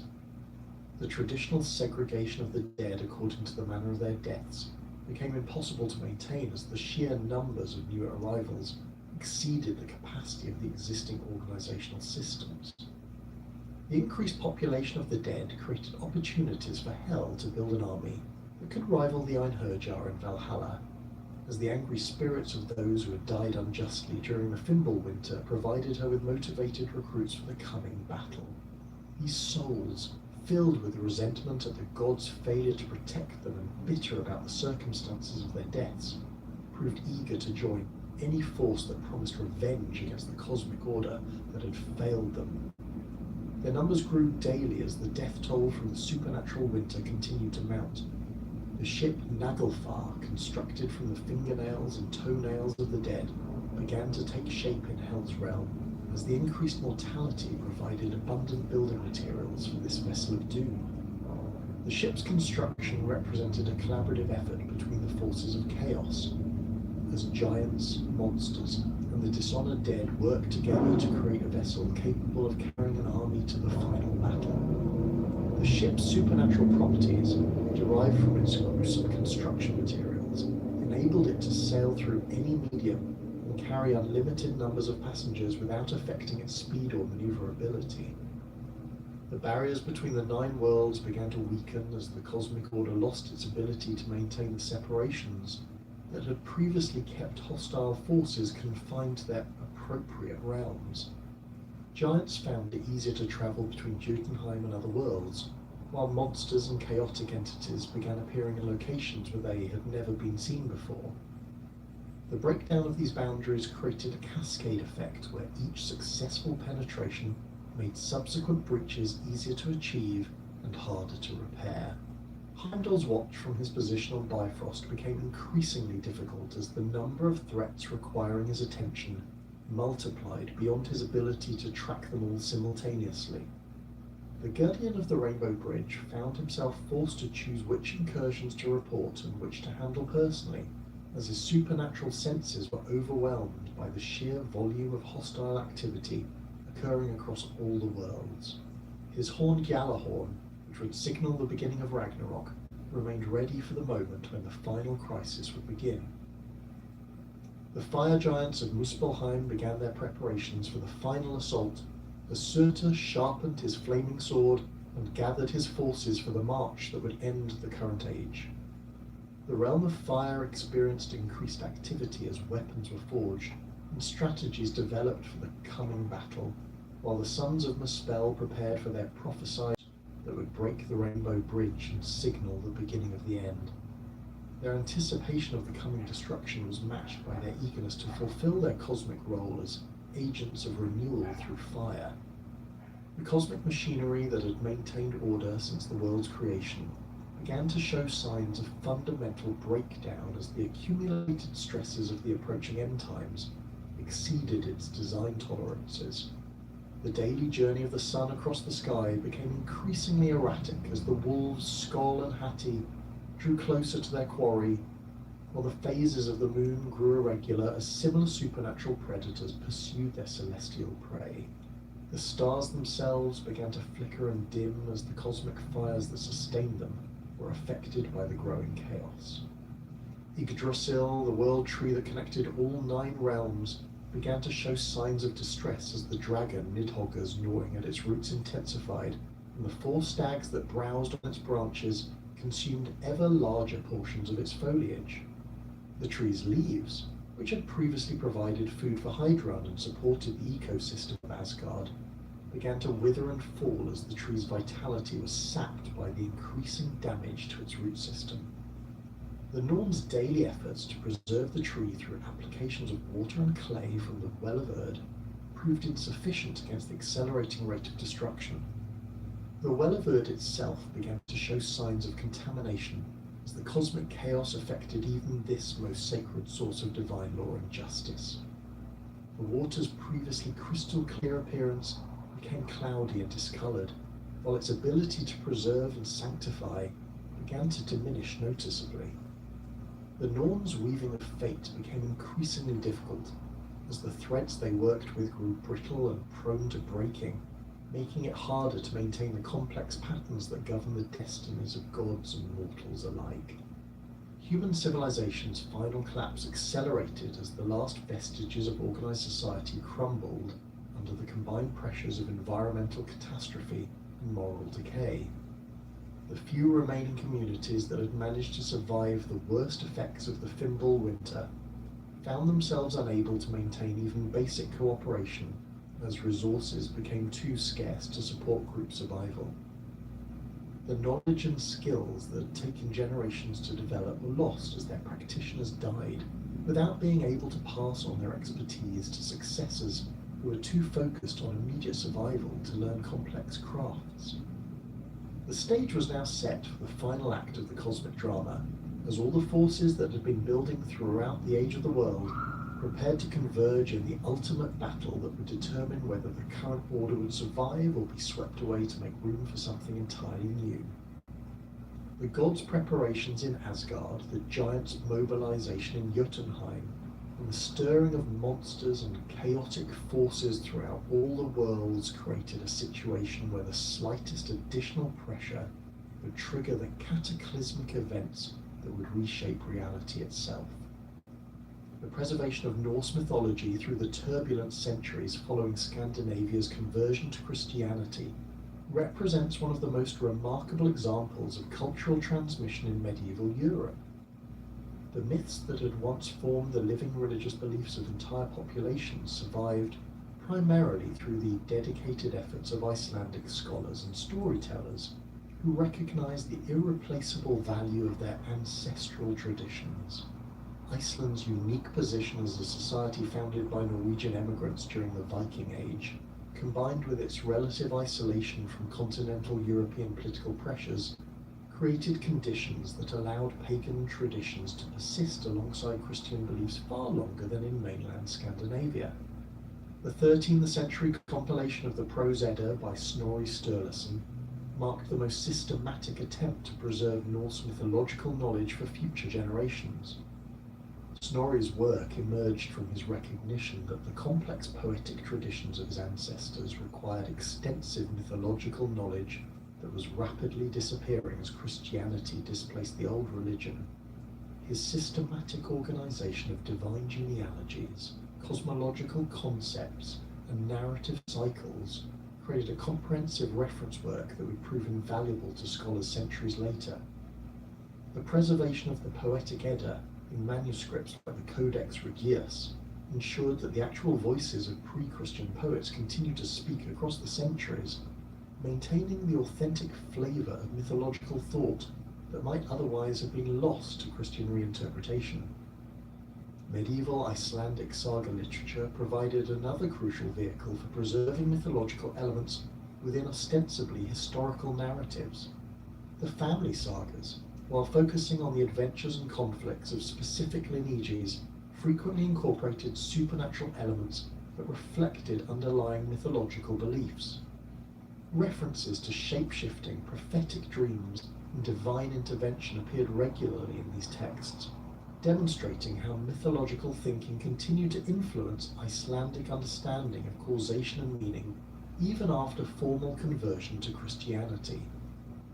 The preservation of these narrative traditions in manuscripts created a repository of cultural knowledge that would prove essential for later reconstructions of Norse religious thought. The rediscovery of Norse mythology during the Romantic period of the 18th and 19th centuries coincided with broader European interests in national origins and cultural authenticity that made ancient traditions particularly appealing to scholars and artists seeking alternatives to classical Mediterranean influences. The publication of Paul-Henri Mallet's Introduction à l'Histoire de Danemark in 1755 introduced Norse mythology to French intellectual circles, while subsequent translations and scholarly works brought these traditions to the attention of German Romantic writers who were developing theories about the relationship between landscape, language, and cultural character. The Brothers Grimm's work on Germanic folklore and mythology helped establish Norse traditions as part of a broader Germanic cultural heritage that extended far beyond Scandinavia itself. German Romantic fascination with Norse mythology reached its artistic culmination in Richard Wagner's monumental Ring Cycle, a four-opera sequence that transformed ancient Scandinavian myths into a modern dramatic spectacle that captured the imagination of 19th century audiences. Wagner's Der Ring des Nibelungen drew heavily on both the prose Edda and the medieval German Nibelungenlied to create a synthesis of Norse and Germanic traditions that emphasized themes of power, corruption, and redemption that resonated with contemporary concerns about industrialization and social change. The composer's innovative use of leitmotifs to represent different characters and concepts created musical associations that have continued to influence how modern audiences understand Norse mythological figures. The Ring Cycle's impact extended far beyond the opera house to influence literature, visual arts, and popular culture throughout the late 19th and early 20th centuries. Wagner's interpretation of Odin as the Wanderer, a figure torn between wisdom and power who ultimately brings about his own destruction, established a template for understanding the All-Father that continues to influence modern depictions. The composer's emphasis on the cyclical nature of cosmic destruction and renewal, combined with his focus on the tragic consequences of seeking power through morally questionable means, created thematic frameworks that would be echoed in countless subsequent works. The influence of Norse mythology on modern literature extends from the foundational works of fantasy literature to contemporary novels that continue to mine these ancient traditions for inspiration. J.R.R. Tolkien's extensive use of Norse mythological elements in The Lord of the Rings and related works demonstrates how these ancient stories could be transformed into modern narratives that retained their essential power while addressing contemporary concerns. Tolkien's dwarves, with their underground halls and masterful craftsmanship, clearly derived from Norse traditions, while his conception of elves as immortal beings caught between the mortal world and otherworldly realms reflects similar tensions found in Norse sources. Neil Gaiman's American Gods and Norse mythology represent more recent attempts to translate these ancient traditions into forms accessible to modern readers, while maintaining respect for their original cultural contexts. Gaiman's work demonstrates how Norse mythological themes of identity transformation and the relationship between old and new continue to resonate with contemporary audiences facing their own cultural transitions. His emphasis on the psychological complexity of mythological figures, particularly Loki's role as both creator and destroyer, reflects modern understanding of personality and motivation, while remaining true to the essential characteristics preserved in medieval sources. The Marvel Comics adaptation of Thor and related Norse mythological figures represents perhaps the most widespread modern exposure to these traditions, introducing Norse gods to global audiences through comic books, films, and television series that have reached hundreds of millions of people worldwide. While these adaptations necessarily simplify and modify the original myths to fit modern entertainment formats, they have succeeded in maintaining public interest in Norse traditions and encouraging further exploration of their sources. The Marvel Thor's characterization as a heroic protector whose strength is tempered by growing wisdom reflects genuine aspects of the mythological figure while adapting his adventures to contemporary narrative expectations. Archaeological discoveries continue to expand and refine our understanding of Norse religious practices, providing material evidence that complements and sometimes challenges the literary sources that have traditionally formed the basis for mythological interpretation. The excavation of temple sites like Gamla Uppsala in Sweden has revealed evidence of ritual activities that align with descriptions in medieval sources while also providing new information about the practical aspects of Norse religious observance. The discovery of ritual deposits, ceremonial weapons, and religious artifacts at sites across Scandinavia demonstrates the widespread nature of mythological beliefs and their integration into daily life throughout the Viking Age. The Sander figurine from Gotland, depicting a seated figure with a pointed cap who may represent Odin, provides rare visual evidence for how Norse gods were conceived and represented in their original cultural context. Similarly, the numerous Thor's hammer amulets found throughout Scandinavia and Viking settlements abroad demonstrate the practical religious significance of mythological symbols and their use in personal devotion and protection. These archaeological finds help bridge the gap between the literary preservation of myths and their actual function in the lives of the people who believed in them. Recent excavations at sites like Tissø in Denmark have revealed evidence of ritual feasting and weapon sacrifice that corresponds closely to descriptions of religious practices in the literary sources. The discovery of deliberately damaged weapons and jewelry in ritual contexts provides material confirmation of the sacrifice practices described in mythological narratives, while the remains of large-scale feasts suggest the social dimensions of religious observance that extended beyond individual devotion to encompass community celebration and divine communication. The role of Norse mythology in modern Scandinavian cultural identity reflects complex negotiations between historical heritage and contemporary values that continue to evolve as these societies grapple with questions of national character and cultural authenticity. The use of mythological symbols and references in official contexts, from national emblems to public art installations, demonstrates the continued relevance of these ancient traditions, while also raising questions about their appropriate interpretation and application in modern democratic societies. The problematic appropriation of Norse symbols by various political movements throughout history has created ongoing challenges for legitimate scholarly and cultural engagement with these traditions. The Nazi regime's distortion of Norse mythology to support racial theories and militaristic ideology created associations that continue to complicate public understanding of these traditions. The appropriation of symbols like Thor's hammer and runic inscriptions by white supremacist groups has forced scholars and cultural institutions to develop strategies for reclaiming these symbols while educating the public about their authentic historical significance. Modern Scandinavian countries have generally succeeded in maintaining positive relationships with their mythological heritage, while rejecting the political distortions that characterize 20th century appropriations. The celebration of mythological themes in cultural festivals, educational programs, and artistic works demonstrates how these traditions can be honored without endorsing the ideological frameworks that have sometimes been imposed upon them. The emphasis on mythological stories as sources of cultural wisdom rather than political doctrine reflects mature approaches to heritage preservation that acknowledge both the value and the potential dangers of ancient traditions. The academic study of Norse mythology has evolved significantly since the 19th century Romantic period, with modern scholars employing interdisciplinary approaches that combine literary analysis, archaeological evidence, comparative mythology, and anthropological insights to develop more nuanced understandings of these traditions.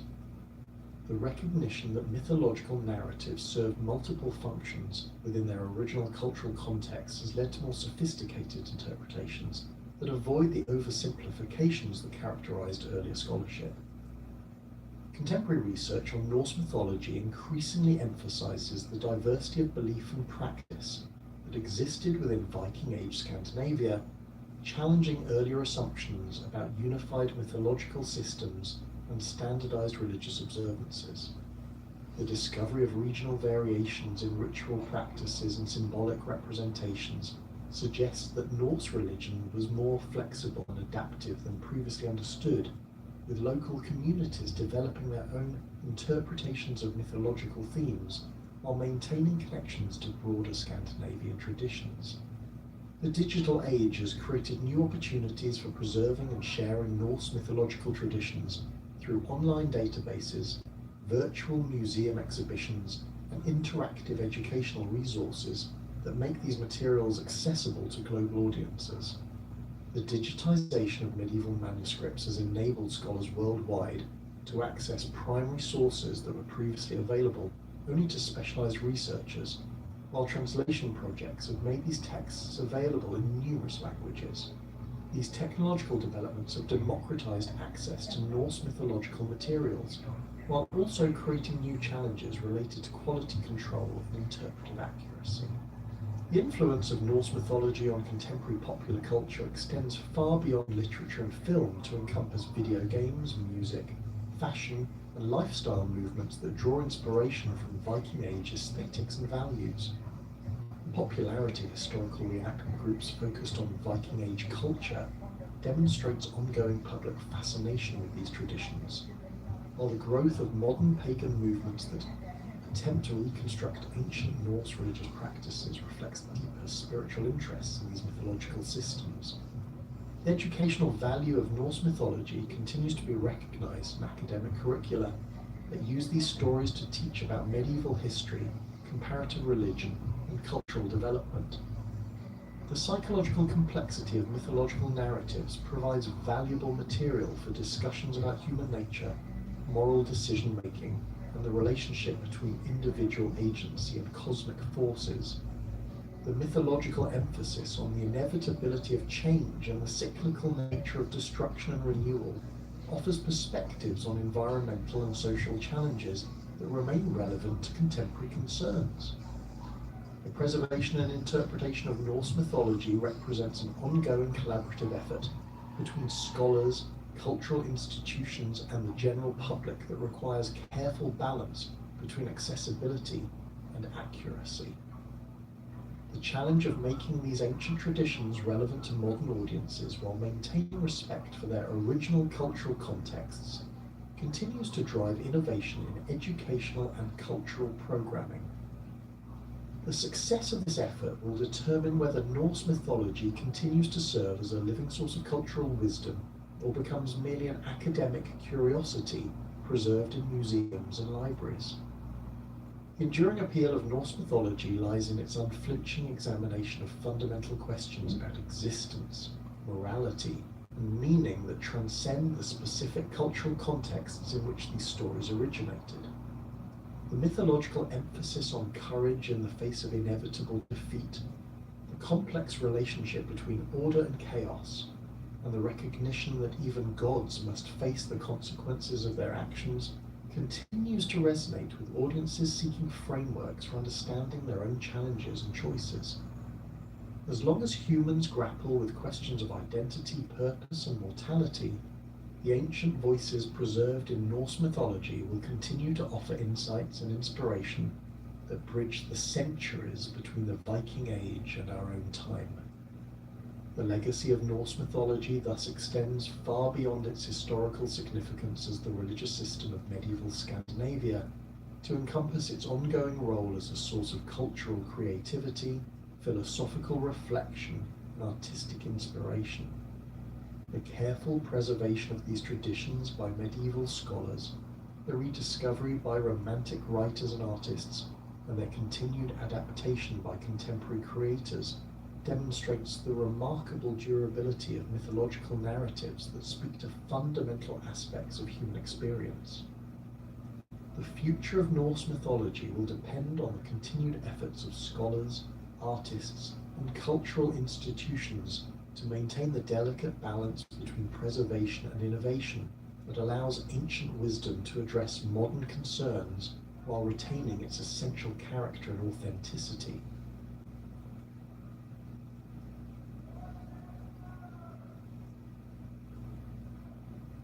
The Rhine frontier stretched like a jagged scar across the face of northern Europe, marking the boundary between Roman civilization and the vast Germanic territories beyond. Along this contested borderland, amid the dense oak and beech forests of what would later become the Low Countries and western Germany, A collection of tribal groups began coalescing into what Roman sources would eventually recognize as the Frunci, the fierce ones. These early Frankish peoples emerged not as a single unified nation, but as a complex confederation of related tribes sharing linguistic, cultural, and military traditions that would ultimately reshape the political landscape of post-Roman Europe. Archaeological excavations throughout the Rhine-Meuse delta and the adjacent river valleys have revealed settlement patterns dating to the late 2nd and early 3rd centuries AD that suggest the gradual formation of distinct Frankish tribal groupings. The material evidence points to two primary confederations, the Salian Franks, whose name derives from the Germanic word sal, meaning sea or salt water, occupy the coastal regions and river mouths of the modern Netherlands and northern Belgium. Their settlements clustered around natural waterways, with excavated sites at Wietster, Vedersenweerde, and Bennekom, revealing rectangular timber longhouses arranged in loose village clusters. These structures, typically measuring 20 to 30 meters in length, housed extended family groups alongside their livestock, with the living quarters separated from animal stalls by wooden partitions. The Ripuarian Franks, whose name referenced their position along the riverbanks, established themselves further inland along the Middle Rhine, particularly in the regions around modern Cologne and the Rhone Valley. Their settlements showed greater Roman influence, reflecting their proximity to established imperial territories.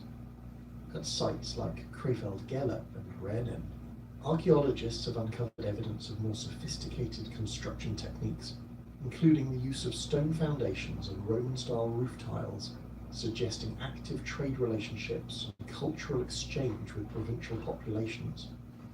The distinction between these two major Frankish groups extended beyond mere geography. Salian burial practices, as evidenced at cemeteries like Wiester and Noordig, favoured cremation with grave goods placed in ceramic urns, often accompanied by iron spearheads, shield bosses, and personal ornaments.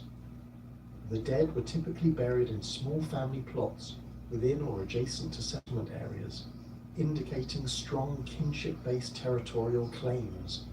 Ripuarian burial customs showed greater variation, with both cremation and inhumation practiced simultaneously.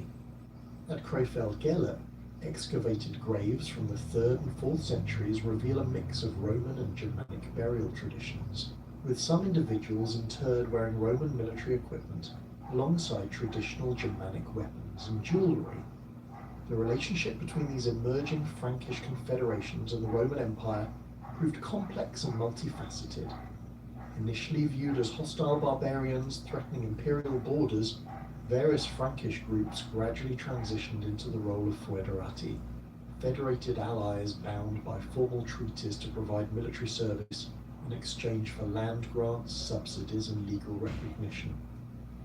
This transformation occurred gradually throughout the 3rd and 4th centuries as Roman military resources became increasingly stretched across multiple frontiers. The first recorded instance of Frankish-Roman cooperation dates to 257 AD, when Emperor Gallienus recruited Frankish warriors to serve in campaigns against the Alemanni. These early military partnerships established precedents for more extensive collaboration. By the reign of Constantine, Frankish units had become integral components of the imperial army, serving not only along the Rhine frontier, but in campaigns as distant as Britain and the Danube provinces. The Notitia Dignitatum, a late imperial administrative document, records several auxiliary units with Frankish designations, including the Salii Seniores and Salii Juniores, indicating the formal incorporation of Salian warriors into the regular army structure. Archaeological evidence from Roman military installations along the Rhine supports this picture of increasing integration. At sites like Nijmegen and Xanten, excavations have revealed Germanic-style metalwork and pottery within Roman military contexts, suggesting the presence of Frankish auxiliaries. Weapon deposits found at these locations include distinctively Frankish franciscae, throwing axes with characteristic curved blades, alongside standard Roman military equipment, indicating the adoption of indigenous fighting techniques within imperial forces. The material culture of early Frankish society reflected both their Germanic heritage and growing contact with Roman civilization. Pottery production showed regional variations, with Salian potters favouring hand-built vessels decorated with finger-impressed patterns and geometric designs, while Ripuarian ceramics increasingly incorporated wheel-thrown techniques learned from Roman provincial workshops. Metalworking traditions demonstrated particular sophistication, with Frankish smiths producing high-quality iron weapons and tools using advanced forging techniques. The characteristic Frankish spatha, a long, straight-bladed sword, represented a significant technological advancement over earlier Germanic weapons, featuring improved tempering methods that produced blades capable of maintaining sharp edges through extended combat. Personal ornaments and jewellery revealed the social stratification emerging within Frankish society. Elite burials from sites like Rennen and Krefeld-Gelb contained elaborate brooches, belt fittings, and arm rings crafted from silver and gold, often decorated with intricate animal motifs and interlaced patterns that would later become hallmarks of early medieval Germanic art. These high-status grave goods frequently included Roman imports such as glass vessels, bronze mirrors, and coins, indicating the wealth and trade connections of Frankish aristocratic families. Settlement patterns reflected the kinship-based social organisation that formed the foundation of Frankish society. Extended family groups, or Sippen, constituted the basic social unit, with related families clustering their farmsteads around common grazing areas and agricultural fields.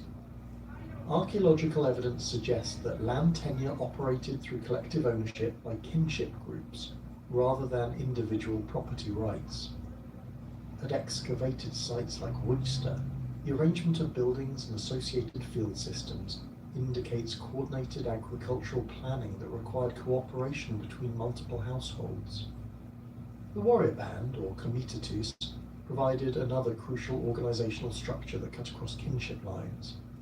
Young men from different families would attach themselves to successful war leaders, forming semi-permanent military groups that conducted raids, served as mercenaries, or participated in larger military campaigns. These warrior bands operated according to strict codes of loyalty and honour, with members bound to their leader through personal oaths and the expectation of mutual support in battle. Archaeological evidence for this institution comes primarily from weapon burials, where groups of warriors appear to have been interred together with matching sets of military equipment, suggesting their continued association even in death. Religious practices among pagan Frankish tribes centered on warrior cults and nature-based spiritual traditions that emphasized the connection between military prowess and divine favor. Written sources from this period are limited, but Roman ethnographers like Tacitus and later Christian missionaries provide glimpses into Frankish religious beliefs. The cult of Woden held particular significance for warrior bands, with ritual practices including weapon sacrifices and the dedication of battle spoils to the god. Archaeological evidence from bog deposits in Frankish territories has yielded collections of deliberately damaged weapons and military equipment, likely representing votive offerings following successful campaigns. Burial customs reflected these religious beliefs while also serving important social functions within Frankish communities. The practice of weapon burial, where deceased warriors were interred with their complete military equipment, demonstrated both religious conviction and social status. At cemeteries like Krefeld-Gelb and Rennen, excavated warrior graves contain not only weapons and armour, but also personal items like combs, razors, and drinking vessels, suggesting beliefs about the afterlife that required the deceased to maintain their earthly identity and status. The positioning of graves within cemeteries often reflected family relationships and social hierarchies, with elite burials occupying central locations surrounded by those of lesser status. Sacred groves and natural springs served as focal points for community religious activities, with offerings of jewellery, weapons and food deposited at these locations during seasonal festivals and times of crisis. The later conversion to Christianity would incorporate many of these sacred sites, with early churches frequently constructed at locations previously used for pagan worship. This continuity of sacred space reflects the gradual nature of religious transformation among the Franks, and the practical approach adopted by Christian missionaries in accommodating existing spiritual traditions. The gradual adoption of Roman military techniques and equipment did not diminish the importance of traditional Frankish fighting methods. The Francisca remained a distinctively Frankish weapon throughout this period, with archaeological examples showing consistent design features across different tribal territories. These throwing axes, typically weighing between 400 and 600 grams, featured curved cutting edges designed to maintain their trajectory when thrown and inflict devastating wounds on impact. Contemporary accounts describe Frankish warriors as particularly skilled in the use of these weapons, able to strike targets accurately at distances of 15 to 20 meters. The integration of Frankish military units into Roman forces created opportunities for cultural exchange that extended beyond purely military matters. Frankish warriors serving in imperial armies gained exposure to Roman administrative practices, legal traditions, and urban lifestyles that would prove influential in later periods. Some individuals achieved significant advancement within Roman military hierarchies, with several Frankish officers attaining senior commands and even consulships during the later imperial period. These experiences provided future Frankish leaders with knowledge of Roman governmental systems that would prove valuable during the establishment of post-Roman kingdoms. Trade relationships between Frankish territories and Roman provinces intensified throughout the 4th century, facilitated by the stable political arrangements established through foederati treaties. Roman merchants gained access to Germanic territories, exchanging manufactured goods, wine and luxury items for amber, furs, slaves and raw materials. Archaeological evidence from Frankish settlements shows increasing quantities of Roman imports during this period, including pottery, glassware and metalwork that influenced local production techniques and artistic styles. The social changes accompanying these developments created new forms of wealth and status within Frankish society. Traditional sources of prestige, based primarily on military success and kinship connections, expanded to include control over trade routes and relationships with Roman officials. This evolution contributed to the emergence of more complex political structures, with successful war leaders beginning to exercise authority over multiple tribal groups and larger territories. The foundations for the later Merovingian kingdoms were established during this period, through the gradual consolidation of political power in the hands of particularly successful military leaders and their descendants. The political landscape of northern Gaul underwent dramatic transformation during the closing decades of the 4th century as Roman imperial authority began its irreversible decline. Within this power vacuum, ambitious Frankish war leaders seized opportunities to expand their territorial control beyond the traditional Rhine frontier settlements. Among these emerging figures, one name would come to dominate Frankish historical memory: Childeric, whose reign marked the transition from tribal confederation to centralized monarchy and established the foundations of what would become Europe's most enduring medieval dynasty. Childeric, who assumed leadership of the Salian Franks around 457 AD, inheriting control over territories centered in the region of modern-day Belgium and northern France. Unlike his predecessors, who had operated primarily as warband leaders bound by traditional Germanic customs of consultation and consensus, Childeric began adopting the trappings and administrative practices of Roman imperial authority. His court at Tournai represented a deliberate attempt to legitimize Frankish rule through the appropriation of Roman governmental symbols, while maintaining the military effectiveness that had brought his people to prominence.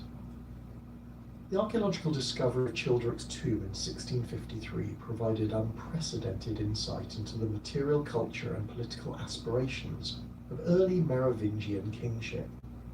Located beneath the church of Saint-Brice in Tournai, the burial chamber contained an extraordinary collection of grave goods that demonstrated both the wealth accumulated through military success and the sophisticated understanding of royal symbolism that characterized Childric's reign. The tomb's contents revealed a ruler who consciously positioned himself as heir to both Germanic warrior traditions and Roman imperial authority. Among the most significant discoveries were over 300 golden bees, each measuring approximately 2 centimeters in length and crafted with remarkable attention to detail. These insects, initially misidentified as cicadas, represented a deliberate adoption of imperial Roman symbolism, as bees had long served as emblems of divine kingship and productive governance in Mediterranean cultures. The presence of these golden bees in such quantities suggested not merely personal ornamentation, but rather the systematic distribution of royal insignia among Childric's followers, creating a visual hierarchy that reinforced political loyalty through material rewards. The burial also contained Childric's personal signet ring, bearing the inscription Childerisi Regis, around a profile portrait executed in classical Roman style. This ring represented far more than personal jewellery. It functioned as an instrument of governmental authority, used to authenticate royal documents and validate official communications. The Latin inscription and Roman artistic conventions employed in its creation demonstrated Childric's conscious adoption of imperial administrative practices, while the title Rex marked a significant departure from traditional Germanic leadership terminology. Military equipment found within the tomb reflected the hybrid nature of early Merovingian warfare, combining traditional Frankish weapons with Roman military innovations. Childric's spather measured 83 centimeters in total length, with a blade of 70 centimeters featuring a pronounced central ridge and tapered point designed for both cutting and thrusting attacks. The weapon's crossguard and pommel were decorated with gold and garnet inlays arranged in geometric patterns that would become characteristic of Merovingian metalwork. Alongside this primary weapon, excavators discovered a Francisco with an iron head mounted on a wooden shaft, its curved blade showing evidence of extensive use in combat.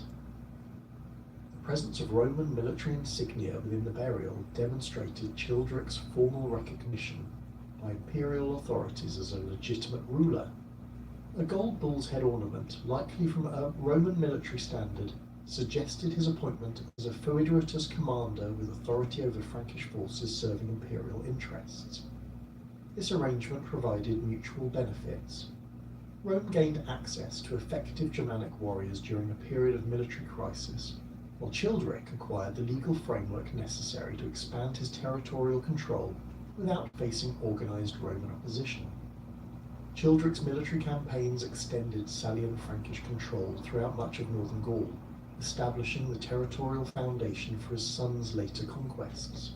His forces participated in the decisive Battle of the Catalonian Plains in 451 AD, where a coalition of Roman and Germanic forces under Aetius defeated Attila's Hunnic army. Contemporary accounts describe Frankish warriors fighting alongside Roman legions, their distinctive battle cries and weapon techniques contributing to the coalition's success. This collaboration demonstrated the effectiveness of Romano-Frankish military cooperation while providing Childric's forces with valuable experience in large-scale warfare.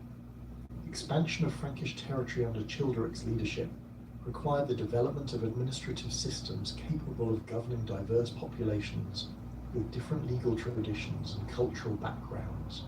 Archaeological evidence from settlements within Childric's domain reveals the gradual implementation of hybrid governmental structures that combined Germanic customary law with Roman administrative practices. At sites like Vermund and Arras, excavated buildings show architectural features characteristic of Roman administrative centres, including rectangular halls with raised platforms for official proceedings and separate chambers for document storage. Childric's death around 481 AD marked the end of the foundational period of Merovingian kingship, and the beginning of a new phase of territorial expansion under his son Clovis. The young king inherited not only his father's military forces and territorial holdings, but also the complex political relationships that Childeric had established with both Roman authorities and neighbouring Germanic peoples. These diplomatic connections would prove crucial during the early years of Clovis's reign as he navigated the treacherous political landscape of post-Roman Gaul. Clovis first ascended to the Frankish throne at approximately 15 years of age, assuming control over a kingdom that encompassed much of modern Belgium and northeastern France.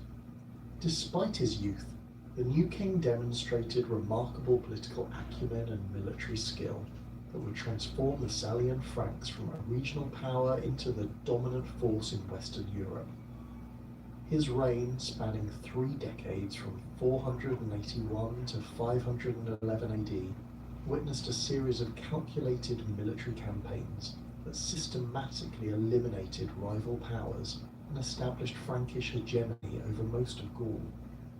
The first major challenge to Clovis's authority came from Syagrius, the self-styled king of the Romans, who controlled a remnant of imperial territory centered on Soissons. This Romano-Gallic enclave represented the last vestige of direct Roman rule in northern Gaul, maintained through a combination of military force and diplomatic arrangements with surrounding Germanic kingdoms. Syagrius commanded a mixed army of Roman regulars, Germanic foederati, and Gallic militia that had successfully defended his territories against previous Frankish incursions. Clovis's campaign against Syagrius in 486 AD demonstrated the young king's strategic sophistication and his ability to coordinate complex military operations. Rather than launching a direct assault on Soissons, Clovis first secured his flanks by negotiating agreements with the Ripuarian Franks and other Germanic groups that might otherwise have supported Syagrius. He then assembled a coalition force that included not only his own Salian warriors, but also contingents from allied tribes and mercenary bands attracted by the prospect of plunder. The decisive battle occurred near Soissons, where Clovis deployed his forces in a formation that maximized the effectiveness of traditional Frankish tactics, while incorporating lessons learned from previous encounters with Roman armies. Contemporary accounts describe the Frankish battle line arranged in a wedge formation, with heavily armed spearmen in the centre, flanked by lighter infantry equipped with franciscae and short swords. Mounted warriors, a relatively new addition to Frankish armies, provided mobility and pursued fleeing enemies. Syagrius' defeat eliminated the last significant Roman presence in northern Gaul and provided Clovis with access to the administrative infrastructure and trained personnel necessary for governing a larger kingdom. The captured territory included not only military resources, but also tax collection systems, legal archives, and networks of local officials who possessed essential knowledge about regional conditions and population management. Many of these Roman administrators continued serving under Frankish rule, providing continuity in governmental operations while gradually adapting to new political realities. The integration of Roman administrative personnel into Frankish governmental structures created opportunities for institutional innovation that would characterize Merovingian kingship throughout its existence. Clovis retained Roman tax collection methods while modifying them to accommodate Germanic legal traditions regarding property ownership and military service obligations. The resulting hybrid system allowed for more efficient resource extraction than purely Germanic customary practices, while maintaining the flexibility necessary to govern diverse populations with different cultural backgrounds. Following his victory over Syagrius, Clovis turned his attention southward toward the Visigothic kingdom of Toulouse, which controlled much of southwestern Gaul and the Iberian Peninsula. The Visigoths had established themselves in these territories during the early 5th century through agreements with Roman authorities, gradually expanding their influence as imperial power declined. Under King Alaric II, the Visigothic kingdom represented a formidable military and political challenge to Frankish expansion, possessing well-organized armies and sophisticated administrative systems inherited from Roman predecessors. The conflict between Franks and Visigoths involved more than simple territorial competition. It represented a fundamental clash between different approaches to post-Roman governance and cultural identity. The Visigoths had maintained their Arian Christian beliefs despite ruling predominantly Catholic populations, creating religious tensions that Clovis would skillfully exploit during his southern campaigns. The Frankish king's conversion to Catholic Christianity around 496 AD transformed what might have been viewed as mere barbarian conquest into a religious war, with profound implications for legitimacy and popular support. Clovis's conversion represented one of the most consequential political decisions in early medieval European history, fundamentally altering the relationship between Frankish rulers and their Gallo-Roman subjects. The king's baptism, traditionally dated to Christmas Day 496 AD, occurred at Rheims under the supervision of Bishop Remigius, who had carefully cultivated relationships with Frankish elites throughout the preceding decades. Contemporary accounts describe the ceremony as a grand spectacle designed to demonstrate both royal piety and divine approval of Frankish rule. The political calculations underlying Clovis's conversion extended far beyond personal religious conviction. Catholic Christianity represented the dominant faith among Gallo-Roman populations, who had viewed previous Germanic rulers with suspicion due to their adherence to Arian Christianity or pagan beliefs.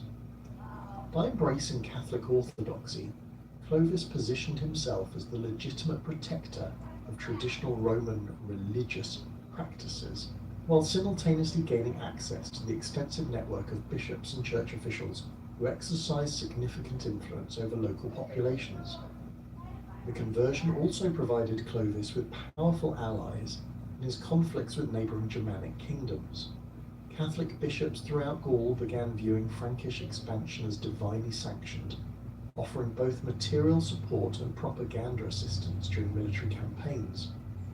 Church resources, including vast landholdings and accumulated wealth, became available to support royal military initiatives, while episcopal networks provided intelligence about enemy movements and local political conditions. Archaeological evidence from churches constructed during Clovis's reign reveals the systematic integration of Christian symbolism with traditional Frankish royal imagery. At sites like the original Cathedral of Reims, excavated foundations show building techniques that combined Roman architectural traditions with Germanic decorative elements, creating distinctively Frankish ecclesiastical structures. Grave goods from elite Christian burials during this period demonstrate the gradual adoption of Christian symbols alongside traditional Germanic status markers, reflecting the complex process of religious and cultural transformation occurring within Frankish society. The military campaigns that followed Clovis's conversion benefited significantly from the religious legitimacy provided by Catholic support. The decisive campaign against the Visigoths began in 507 AD with a systematic advance through the Loire Valley, where Frankish forces received enthusiastic support from local Catholic populations who viewed the invasion as liberation from Arian rule. Contemporary chronicles describe townspeople opening their gates to Frankish armies and providing supplies and intelligence that proved crucial to the campaign's success. The climactic Battle of Rouille, fought near Poitiers in 507 AD, resulted in the complete defeat of Visigothic forces and the death of King Alaric II in personal combat with Clovis. Archaeological investigations at the probable battle site have revealed extensive deposits of weapons and military equipment, consistent with a large-scale engagement, including numerous Francisca, spearheads, and fragments of mail armour characteristic of early 6th century warfare. The discovery of Visigothic belt fittings and brooches alongside Frankish military equipment confirms the mixed composition of both armies and the intensity of the fighting. The victory at Rouille opened all of southwestern Gaul to Frankish conquest, extending Clovis's kingdom from the English Channel to the Pyrenees. The captured territories included some of the wealthiest and most developed regions of post-Roman Gaul, with established urban centres, productive agricultural areas, and sophisticated commercial networks that greatly enhanced royal resources. The integration of these territories required the development of new administrative approaches that could accommodate the complex legal and cultural traditions of diverse regional populations while maintaining effective central control. The death of Clovis in 511 AD initiated a period of territorial expansion and internal consolidation that would define Frankish civilization for the next century. Following traditional Germanic inheritance practices, the kingdom was divided among Clovis's 4 surviving sons. Theuderic received the northeastern territories that would become known as Austrasia. Clodomir inherited the central Loire region around Orléans. Childebert took control of Paris and the surrounding Ile-de-France, while Clotaire claimed the original Salian heartland in the north. This division, far from weakening Frankish power, created multiple centres of royal authority that could simultaneously pursue different strategic objectives while maintaining the overall momentum of territorial acquisition. The most immediate target for Frankish expansion lay in the Burgundian kingdom, which controlled the strategically vital Rhone Valley and the Alpine passes connecting Gaul to Italy. The Burgundians had established themselves in these territories during the 5th century, creating a sophisticated kingdom that blended Germanic military traditions with Roman administrative practices. Their capital at Lyon represented one of Gaul's most important commercial centres, controlling trade routes between the Mediterranean and northern Europe. Under King Gundobad and his successor Sigismund, the Burgundians had maintained their independence through careful diplomacy and military preparedness, but the unified pressure from multiple Frankish kingdoms proved insurmountable. The campaign against Burgundy began in 523 AD, when Clodomir and Childebert formed an alliance to attack the kingdom from both north and west. Their initial assault targeted the fortified city of Autun, whose massive Roman walls and strategic position controlling access to the Saône Valley made it a crucial objective. Archaeological excavations at Autun have revealed extensive evidence of early 6th century siege warfare, including arrowheads, spear points, and fragments of siege equipment scattered around the city's eastern approaches. The discovery of Frankish Francisca embedded in the ancient walls suggests the intensity of the assault and the effectiveness of traditional Frankish throwing techniques against fixed fortifications. The Burgundian resistance proved more formidable than anticipated, with King Sigismund organising a coordinated defence that utilised both regular troops and local militias familiar with the region's difficult terrain. Contemporary accounts describe fierce fighting in the narrow valleys approaching Lyon, where Burgundian forces employed guerrilla tactics learned from earlier conflicts with the Alemanni and Ostrogoths. The mountainous landscape favoured defenders who could utilise natural choke points and ambush sites to offset Frankish numerical superiority. The decisive phase of the Burgundian campaign occurred in 524 AD, when Clodomir was killed during the Battle of Vézérons, leaving his army leaderless and vulnerable to counterattack. However, rather than retreating, the surviving Frankish forces regrouped under Childebert's command and continued their advance toward Lyon. The death of their brother galvanized the remaining Merovingian kings, who viewed Burgundian resistance as a personal affront requiring immediate retribution. Theuderic abandoned his own campaigns along the Rhine frontier to join the assault, bringing experienced warriors and siege equipment that proved decisive in the final stages of the conflict. The fall of Lyon in 534 AD marked the effective end of Burgundian independence, though scattered resistance continued for several more years. The captured city yielded enormous wealth in the form of accumulated trade goods, precious metals, and sophisticated manufactured items that reflected Burgundy's role as a commercial hub. Frankish forces discovered workshops producing high-quality metalwork, textiles, and glassware using techniques inherited from Roman craftsmen, providing valuable skills and technologies that would enhance Merovingian material culture. The integration of Burgundian territories required careful management of existing administrative structures and local elites, who possessed essential knowledge about regional conditions. Many Burgundian nobles were incorporated into Frankish governmental hierarchies, receiving land grants and official positions in exchange for their loyalty and expertise. This policy of selective cooperation proved more effective than wholesale replacement of existing leadership, allowing for smoother transitions while maintaining administrative continuity in complex bureaucratic systems. Simultaneously with the Burgundian campaigns, Frankish forces launched expeditions into Provence, targeting Ostrogothic territories along the Mediterranean coast. These southern campaigns represented a significant expansion of Frankish strategic objectives, extending their influence into regions with distinct cultural and economic characteristics. Provence had remained under Ostrogothic control since the late 5th century, serving as a crucial link between the Gothic Kingdom of Italy and Visigothic territories in Spain. The region's wealth derived from Mediterranean trade, olive cultivation, and the production of luxury goods that found markets throughout Europe. The Frankish advance into Provence encountered different challenges than those faced in Burgundy, as Ostrogothic forces employed more sophisticated military tactics and possessed superior siege equipment inherited from Roman engineering traditions.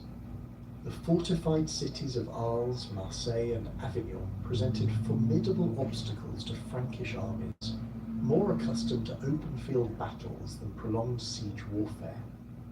Archaeological evidence from these urban centres reveals extensive modifications to defensive systems during the early 6th century, including the construction of additional towers, the strengthening of gates, and the creation of internal barriers designed to compartmentalize resistance even after wall breaches.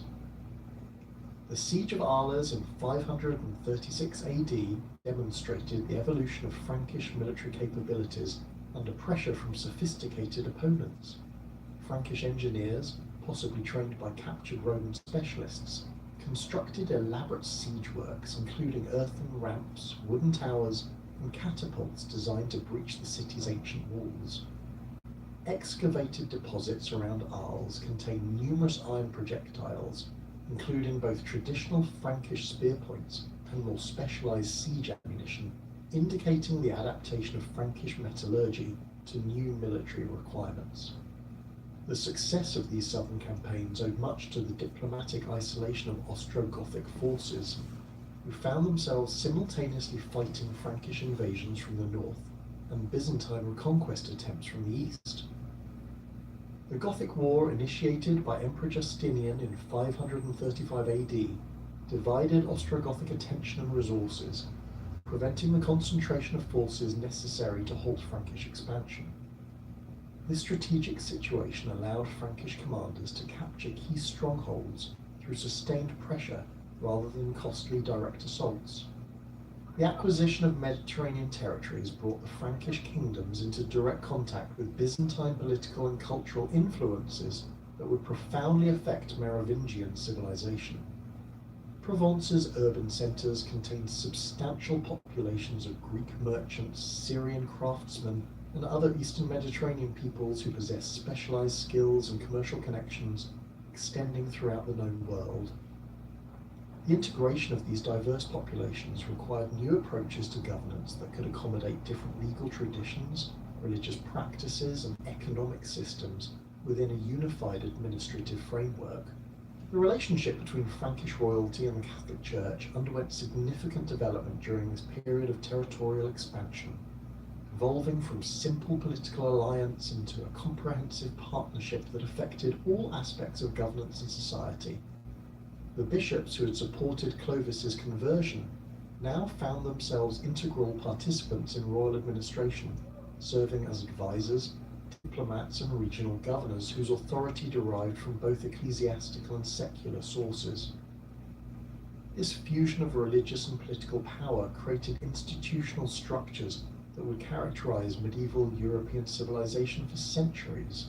Royal patronage of monasteries became a central feature of Merovingian religious policy, serving multiple functions that extended far beyond simple piety. Monastic foundations provided centers for agricultural development in frontier regions, utilizing organized labor and advanced farming techniques to transform wilderness areas into productive settlements. The monastery of Saint-Denis, established through royal patronage during this period, exemplified this approach by developing extensive agricultural estates north of Paris, while simultaneously serving as a royal burial site and centre for manuscript production. The economic benefits of monastic patronage proved substantial, as religious communities possessed the organisational capacity and long-term stability necessary for major development projects. Monastic workshops produced luxury goods including illuminated manuscripts, precious metalwork and fine textiles that enhanced royal prestige while generating substantial revenues through trade. The monastery of Fleury, founded during Childebert's reign, became renowned throughout Europe for its scriptural copies and scholarly activities, attracting donations and pilgrims whose expenditures contributed significantly to regional economic development. Bishops assumed increasingly important roles in secular governance, particularly in newly conquered territories where their religious authority provided legitimacy for Frankish rule among Catholic populations. Episcopal courts handled legal disputes involving clerical personnel while also addressing civil matters affecting church properties and religious practices. This expansion of ecclesiastical jurisdiction created parallel governmental structures that complemented, rather than competed with royal administration, providing additional mechanisms for maintaining order and collecting revenues. The partnership between church and crown manifested itself in the systematic Christianization of pagan populations within Frankish territories, particularly in rural areas where traditional Germanic religious practices persisted alongside nominal conversion. Royal legislation increasingly reflected Christian moral principles while maintaining Germanic legal traditions regarding property rights, kinship obligations, and military service.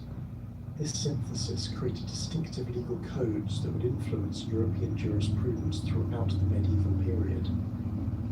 The Lex Salica, originally compiled during Clovis's reign but extensively revised during the 6th century, exemplified this cultural synthesis by incorporating Christian concepts of justice and morality within traditional Germanic legal frameworks. The code's provisions regarding theft, assault, and property damage reflected both Roman legal principles and Germanic customary practices, creating a hybrid system that could accommodate diverse populations within Frankish territories. Penalties for crimes against church property received particular attention, demonstrating royal commitment to protecting Christian institutions while maintaining traditional approaches to secular offences. The artistic developments accompanying this cultural synthesis produced distinctive Merovingian styles that combined Germanic decorative traditions with Christian symbolism and Roman technical expertise. Metalwork from this period shows increasing sophistication in both design and execution, with craftsmen developing new techniques for working with precious metals and incorporating complex symbolic programs into functional objects. The Childeric treasure, discovered at Tournai, demonstrates the evolution of royal regalia during this period, featuring intricate cloison work that combined Germanic animal motifs with Christian symbols and Roman imperial imagery.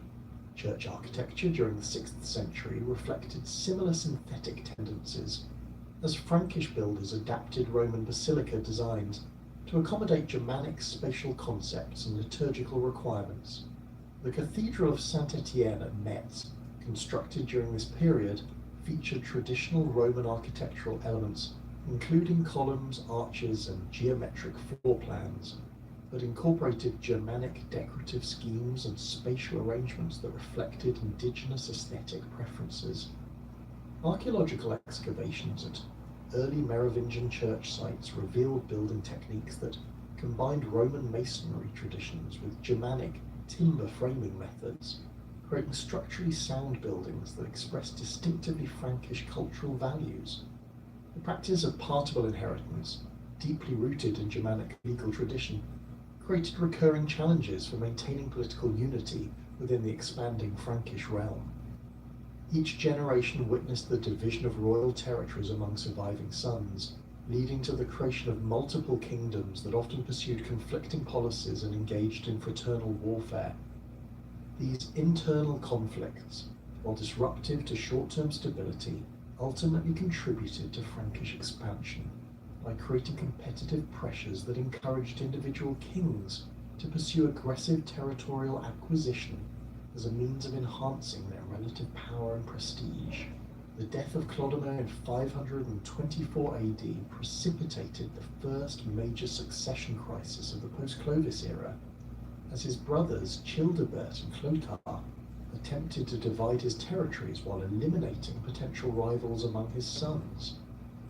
The brutal murder of Clodomir's children, sanctioned by their uncles to prevent future inheritance disputes, demonstrated the ruthless pragmatism that characterized Merovingian political culture. This elimination of potential claimants simplified the territorial division, while establishing precedents for resolving succession disputes through violence rather than negotiation. The rivalry between Childebert and Clothar intensified throughout the 530s and 540s, as both kings sought to expand their territories at each other's expense, while simultaneously pursuing external conquests. Their competition manifested itself in parallel military campaigns designed to demonstrate superior royal capability and attract warrior loyalty through successful leadership and generous distribution of plunder.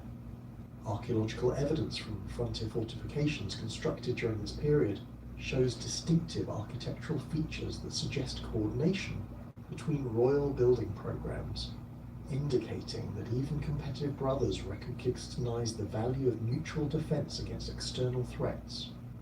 The temporary reunification of Frankish territories under Clothar, following Childebert's death in 558 AD, provided a brief respite from fraternal conflict, while demonstrating the persistent appeal of unified kingship within Frankish political culture. Clothar's reign as sole king lasted only 3 years before his own death in 561 AD triggered another partition among his 4 sons, resuming the cycle of division and competition that would characterize Merovingian politics throughout the 6th and 7th centuries. These repeated partitions created a complex political landscape where shifting alliances and territorial exchanges became routine features of interroyal relationships. The political fragmentation following Clothar's death in 561 AD established 3 distinct Frankish kingdoms that would dominate the landscape of early 7th century Gaul: Neustria in the west, encompassing the original Salian heartlands and the Loire Valley; Austrasia in the east, controlling the Rhine frontier and the routes into Germanic territories; and Burgundy in the southeast, managing the vital commercial corridors connecting northern Europe to the Mediterranean. This tripartite division created a complex web of interroyal relationships characterized by shifting alliances, territorial disputes, and recurring warfare that paradoxically strengthened rather than weakened overall Frankish power by fostering competitive innovation in military, administrative, and economic spheres. The reign of Dagobert I, beginning in 623 AD as King of Austrasia and extending to encompass all Frankish territories by 629 AD, represented the culmination of Merovingian royal authority and the last period of effective centralized governance under the dynasty. Dagobert's court at Paris became the focal point for political, cultural, and economic activities throughout the Frankish realm, attracting nobles, merchants, craftsmen, and ecclesiastics from across Europe. The king's personal involvement in governmental administration, judicial proceedings, and military campaigns demonstrated a level of royal engagement that would not be matched by his successors, earning him recognition as the final, truly powerful Merovingian monarch.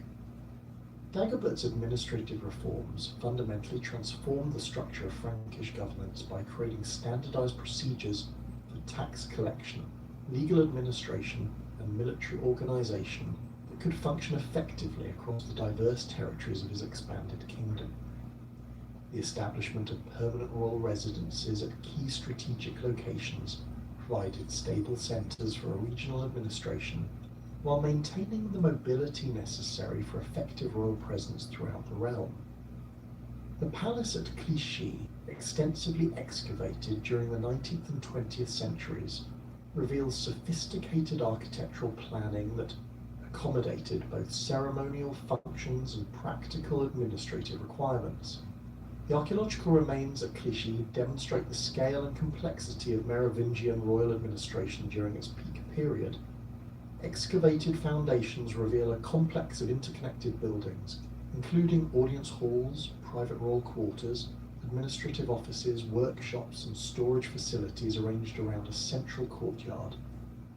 The discovery of numerous lead seals, bronze styluses, and fragments of wax tablets indicates the extensive documentation and record-keeping activities that supported royal governance. Clay impressions of royal signet rings found throughout the complex suggest the systematic authentication of official documents and the delegation of administrative authority to trusted officials. The royal workshop areas at Clichy produced luxury goods that served both ceremonial and diplomatic functions, including elaborate jewellery, weapons, and decorative objects that demonstrated Frankish artistic sophistication to foreign dignitaries and potential allies. Excavated metalworking areas contain evidence for advanced techniques, including granulation, filigree work, and complex alloy compositions that required specialized knowledge and expensive imported materials. The presence of amber from the Baltic, garnets from India, and gold from various European sources indicates the extensive trade networks that supplied royal workshops with necessary raw materials. Dagobert's judicial reforms established procedures for handling legal disputes that balanced traditional Germanic customary law with Roman legal principles and Christian moral teachings. The creation of permanent judicial assemblies at major urban centres provided consistent venues for legal proceedings while maintaining the traditional Germanic emphasis on community participation in legal decision-making. Archaeological evidence from excavated assembly sites shows standardized architectural features, including raised platforms for judges, designated seating areas for different social classes, and secure storage facilities for legal documents and evidence. The establishment of Saint-Denis as the primary royal necropolis during Dagobert's reign reflected both practical administrative considerations and sophisticated understanding of royal symbolism and legitimacy. The monastery's location north of Paris provided easy access from the royal palace while maintaining appropriate separation between sacred and secular spaces. The decision to concentrate royal burials at a single location departed from earlier Merovingian practices of distributed family burial sites, creating a centralized monument to dynastic continuity that enhanced royal prestige and provided a focal point for royal ceremonial activities. Archaeological investigations at Saint-Denis have revealed the extensive modifications undertaken during Dagobert's reign to transform the modest 6th century monastery into a suitable royal burial site. The construction of a new church building incorporated advanced architectural techniques, including stone vaulting, elaborate decorative sculpture, and sophisticated lighting systems designed to create appropriate ceremonial atmospheres. The discovery of royal grave goods from Dagobert's own burial demonstrates the continuation of traditional Germanic burial practices within Christian contexts, with weapons, jewelry, and personal ornaments placed alongside religious symbols and liturgical objects. The economic prosperity that characterized Dagobert's reign resulted from the systematic exploitation of long-distance trade networks that connected Frankish territories with Byzantine, Islamic, and Northern European commercial systems. Royal control over key trade routes generated substantial revenues through tolls, taxes, and direct participation in commercial activities. The palace workshops at major urban centres produced goods specifically designed for export markets, including high-quality metalwork, textiles, and manufactured items that competed successfully with products from more established commercial centres. Archaeological evidence from trading sites throughout the Frankish realm demonstrates the volume and diversity of commercial activities during this period. Excavations at Quentovich, the major port serving northern Frankish territories, have revealed extensive warehouse facilities, specialised workshops, and residential areas for foreign merchants. The discovery of coins from Byzantium, Anglo-Saxon England, and various Germanic kingdoms indicates the international scope of commercial relationships. Pottery sherds from the eastern Mediterranean, glassware from the Rhineland, and metalwork from Scandinavia demonstrate the variety of goods flowing through Frankish commercial networks. The relationship between Frankish merchants and their Islamic counterparts in Spain and the Mediterranean created particularly lucrative trading opportunities that enhanced royal revenues and provided access to luxury goods unavailable from European sources. Islamic coins found at Frankish archaeological sites demonstrate the acceptance of Muslim currency in northern European markets, while the presence of Islamic manufactured goods in elite Frankish burials indicates the high status associated with exotic imports. These commercial relationships required sophisticated diplomatic arrangements that transcended religious differences and demonstrated the pragmatic approach that characterized Merovingian foreign policy. The administrative structure supporting these commercial activities required trained personnel capable of managing complex financial transactions, maintaining accurate records, and negotiating with foreign merchants operating under different legal and cultural systems. Royal schools established at major monasteries provided education in Latin, mathematics, and legal procedures necessary for administrative careers. Curriculum at these institutions combined traditional Germanic oral traditions with Roman educational methods and Christian theological instruction, creating a distinctive Frankish intellectual culture that would influence European education for centuries.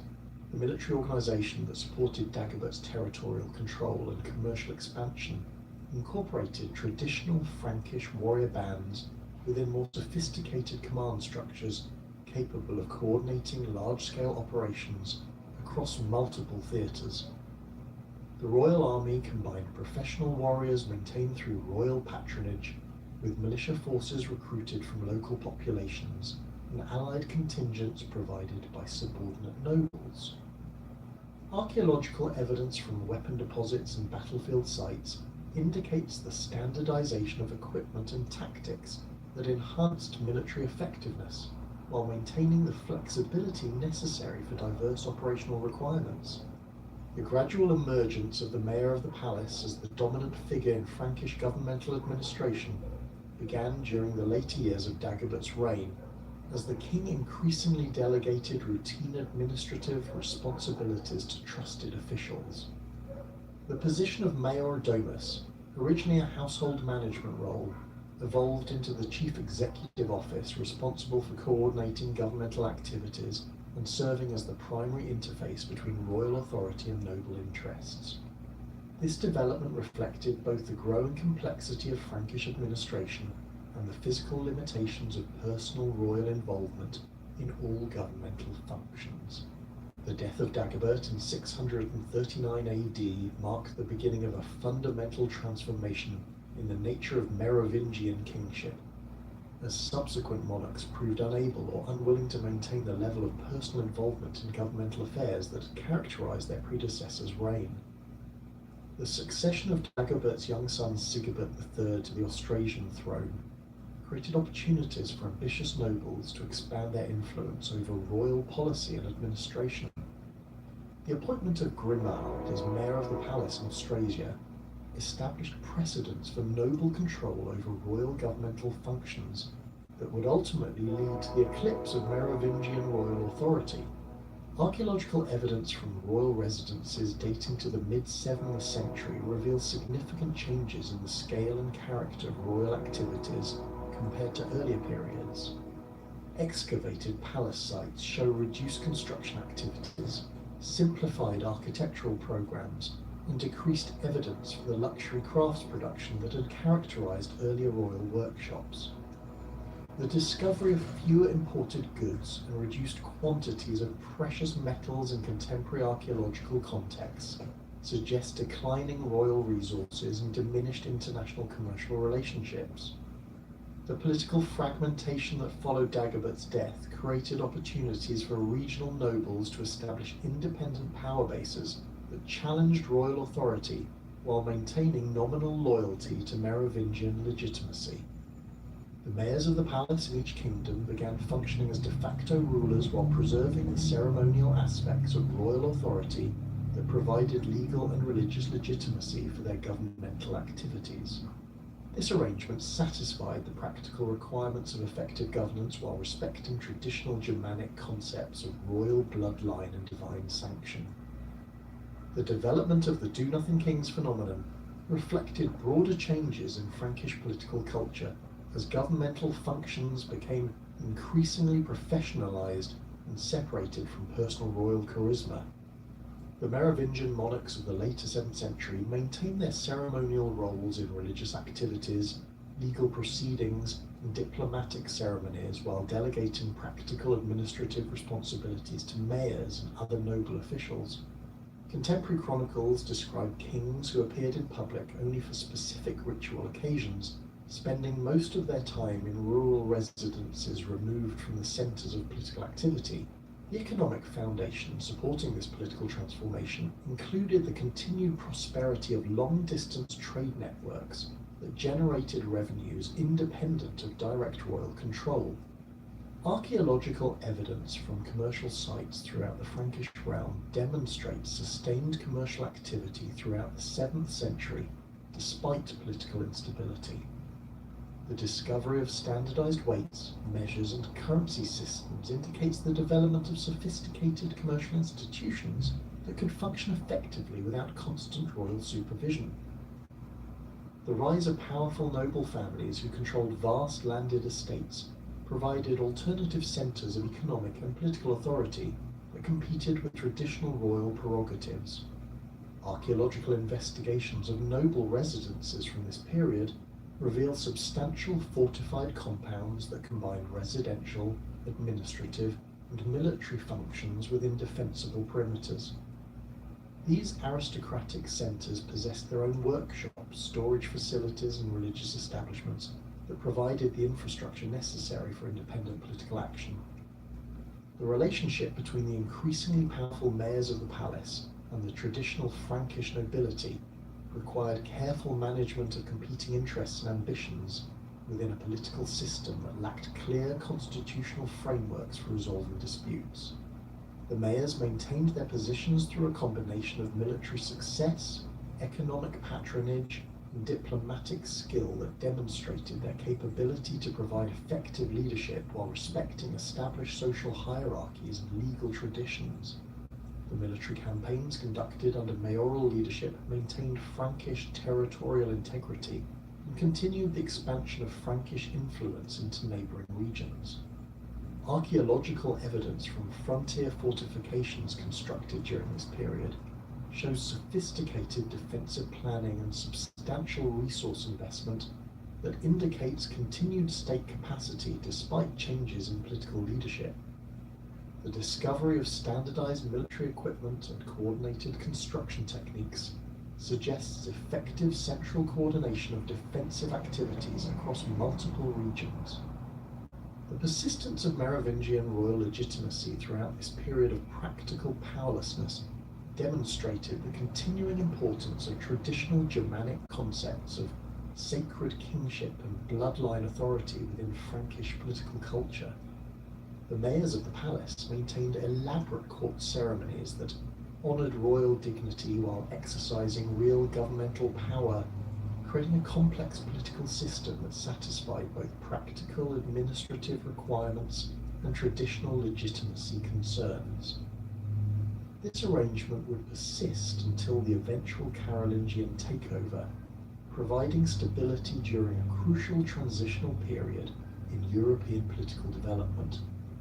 The political landscape of the Frankish realm underwent its most dramatic transformation during the first half of the 8th century as the mayors of the palace consolidated their grip on real power, while Merovingian kings retreated further into ceremonial irrelevance.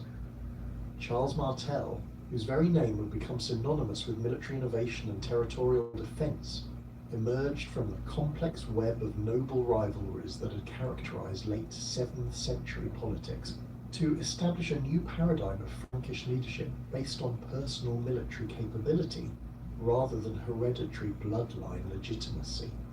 Charles Martel's rise to power began in 714 AD following the death of his father Pepin of Herstal, the mayor of the palace who had successfully unified the 3 Frankish kingdoms under his administrative control while maintaining the fiction of Merovingian royal authority. The succession crisis that erupted immediately after Pepin's death revealed the fragility of mayoral power when not supported by overwhelming military success and personal charisma. Plectrude, Pepin's widow, attempted to maintain family control over the mayoralty through her young grandson Theudald, but this arrangement proved unacceptable to the Frankish nobility who demanded proven leadership during a period of increasing external threats and internal instability. The illegitimate birth that had excluded Charles from his father's initial succession plans paradoxically became an advantage during the crisis of 715 AD, as his lack of formal inheritance claims allowed him to present himself as a candidate based purely on merit and capability. Archaeological evidence from the period reveals extensive fortification activities throughout Frankish territories, indicating widespread preparation for military conflict as various noble factions position themselves for the coming struggle. Weapon deposits found at sites like Cologne and Metz contain unusually large quantities of spears, swords, and armour dating to this period, suggesting the mobilization of substantial military forces by competing claimants.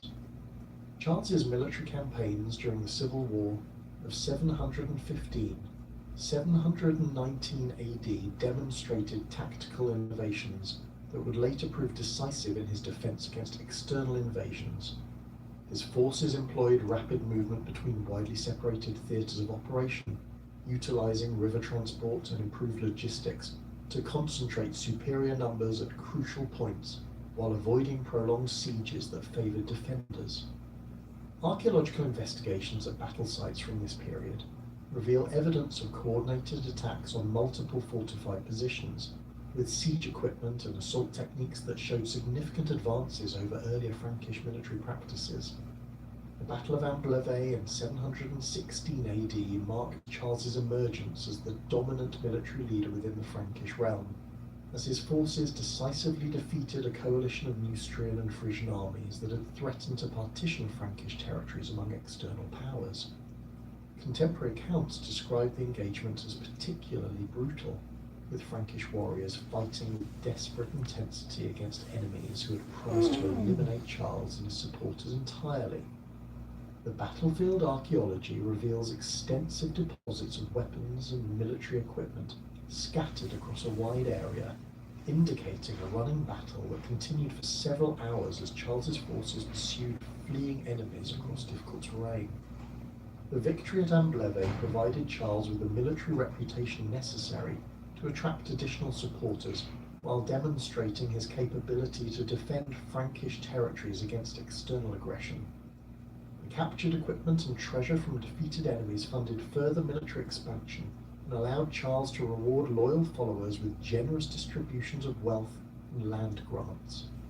Archaeological evidence from contemporary noble residences shows increased construction activity and luxury goods consumption during the years following Charles's victory, indicating the economic benefits that flowed from successful military leadership.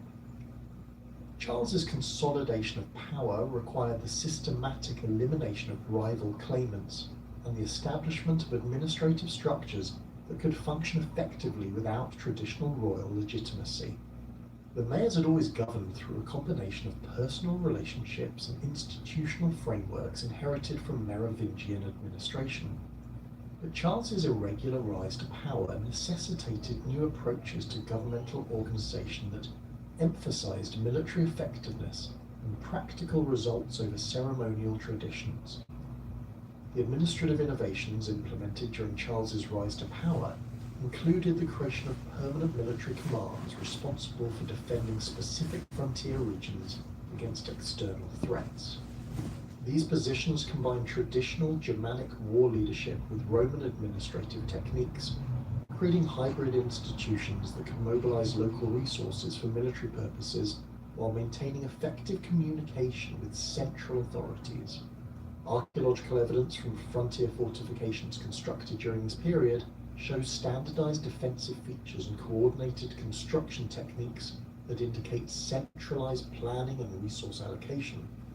The most significant external threat to Frankish territorial integrity emerged from the Islamic expansion that had conquered the Visigothic kingdom in Spain and begun probing northward across the Pyrenees into Aquitaine. The Umayyad forces that crossed into Gaul in the early 8th century represented a fundamentally different military challenge than the Germanic tribes and remnant Roman forces that Frankish armies had previously encountered. Islamic military organization combined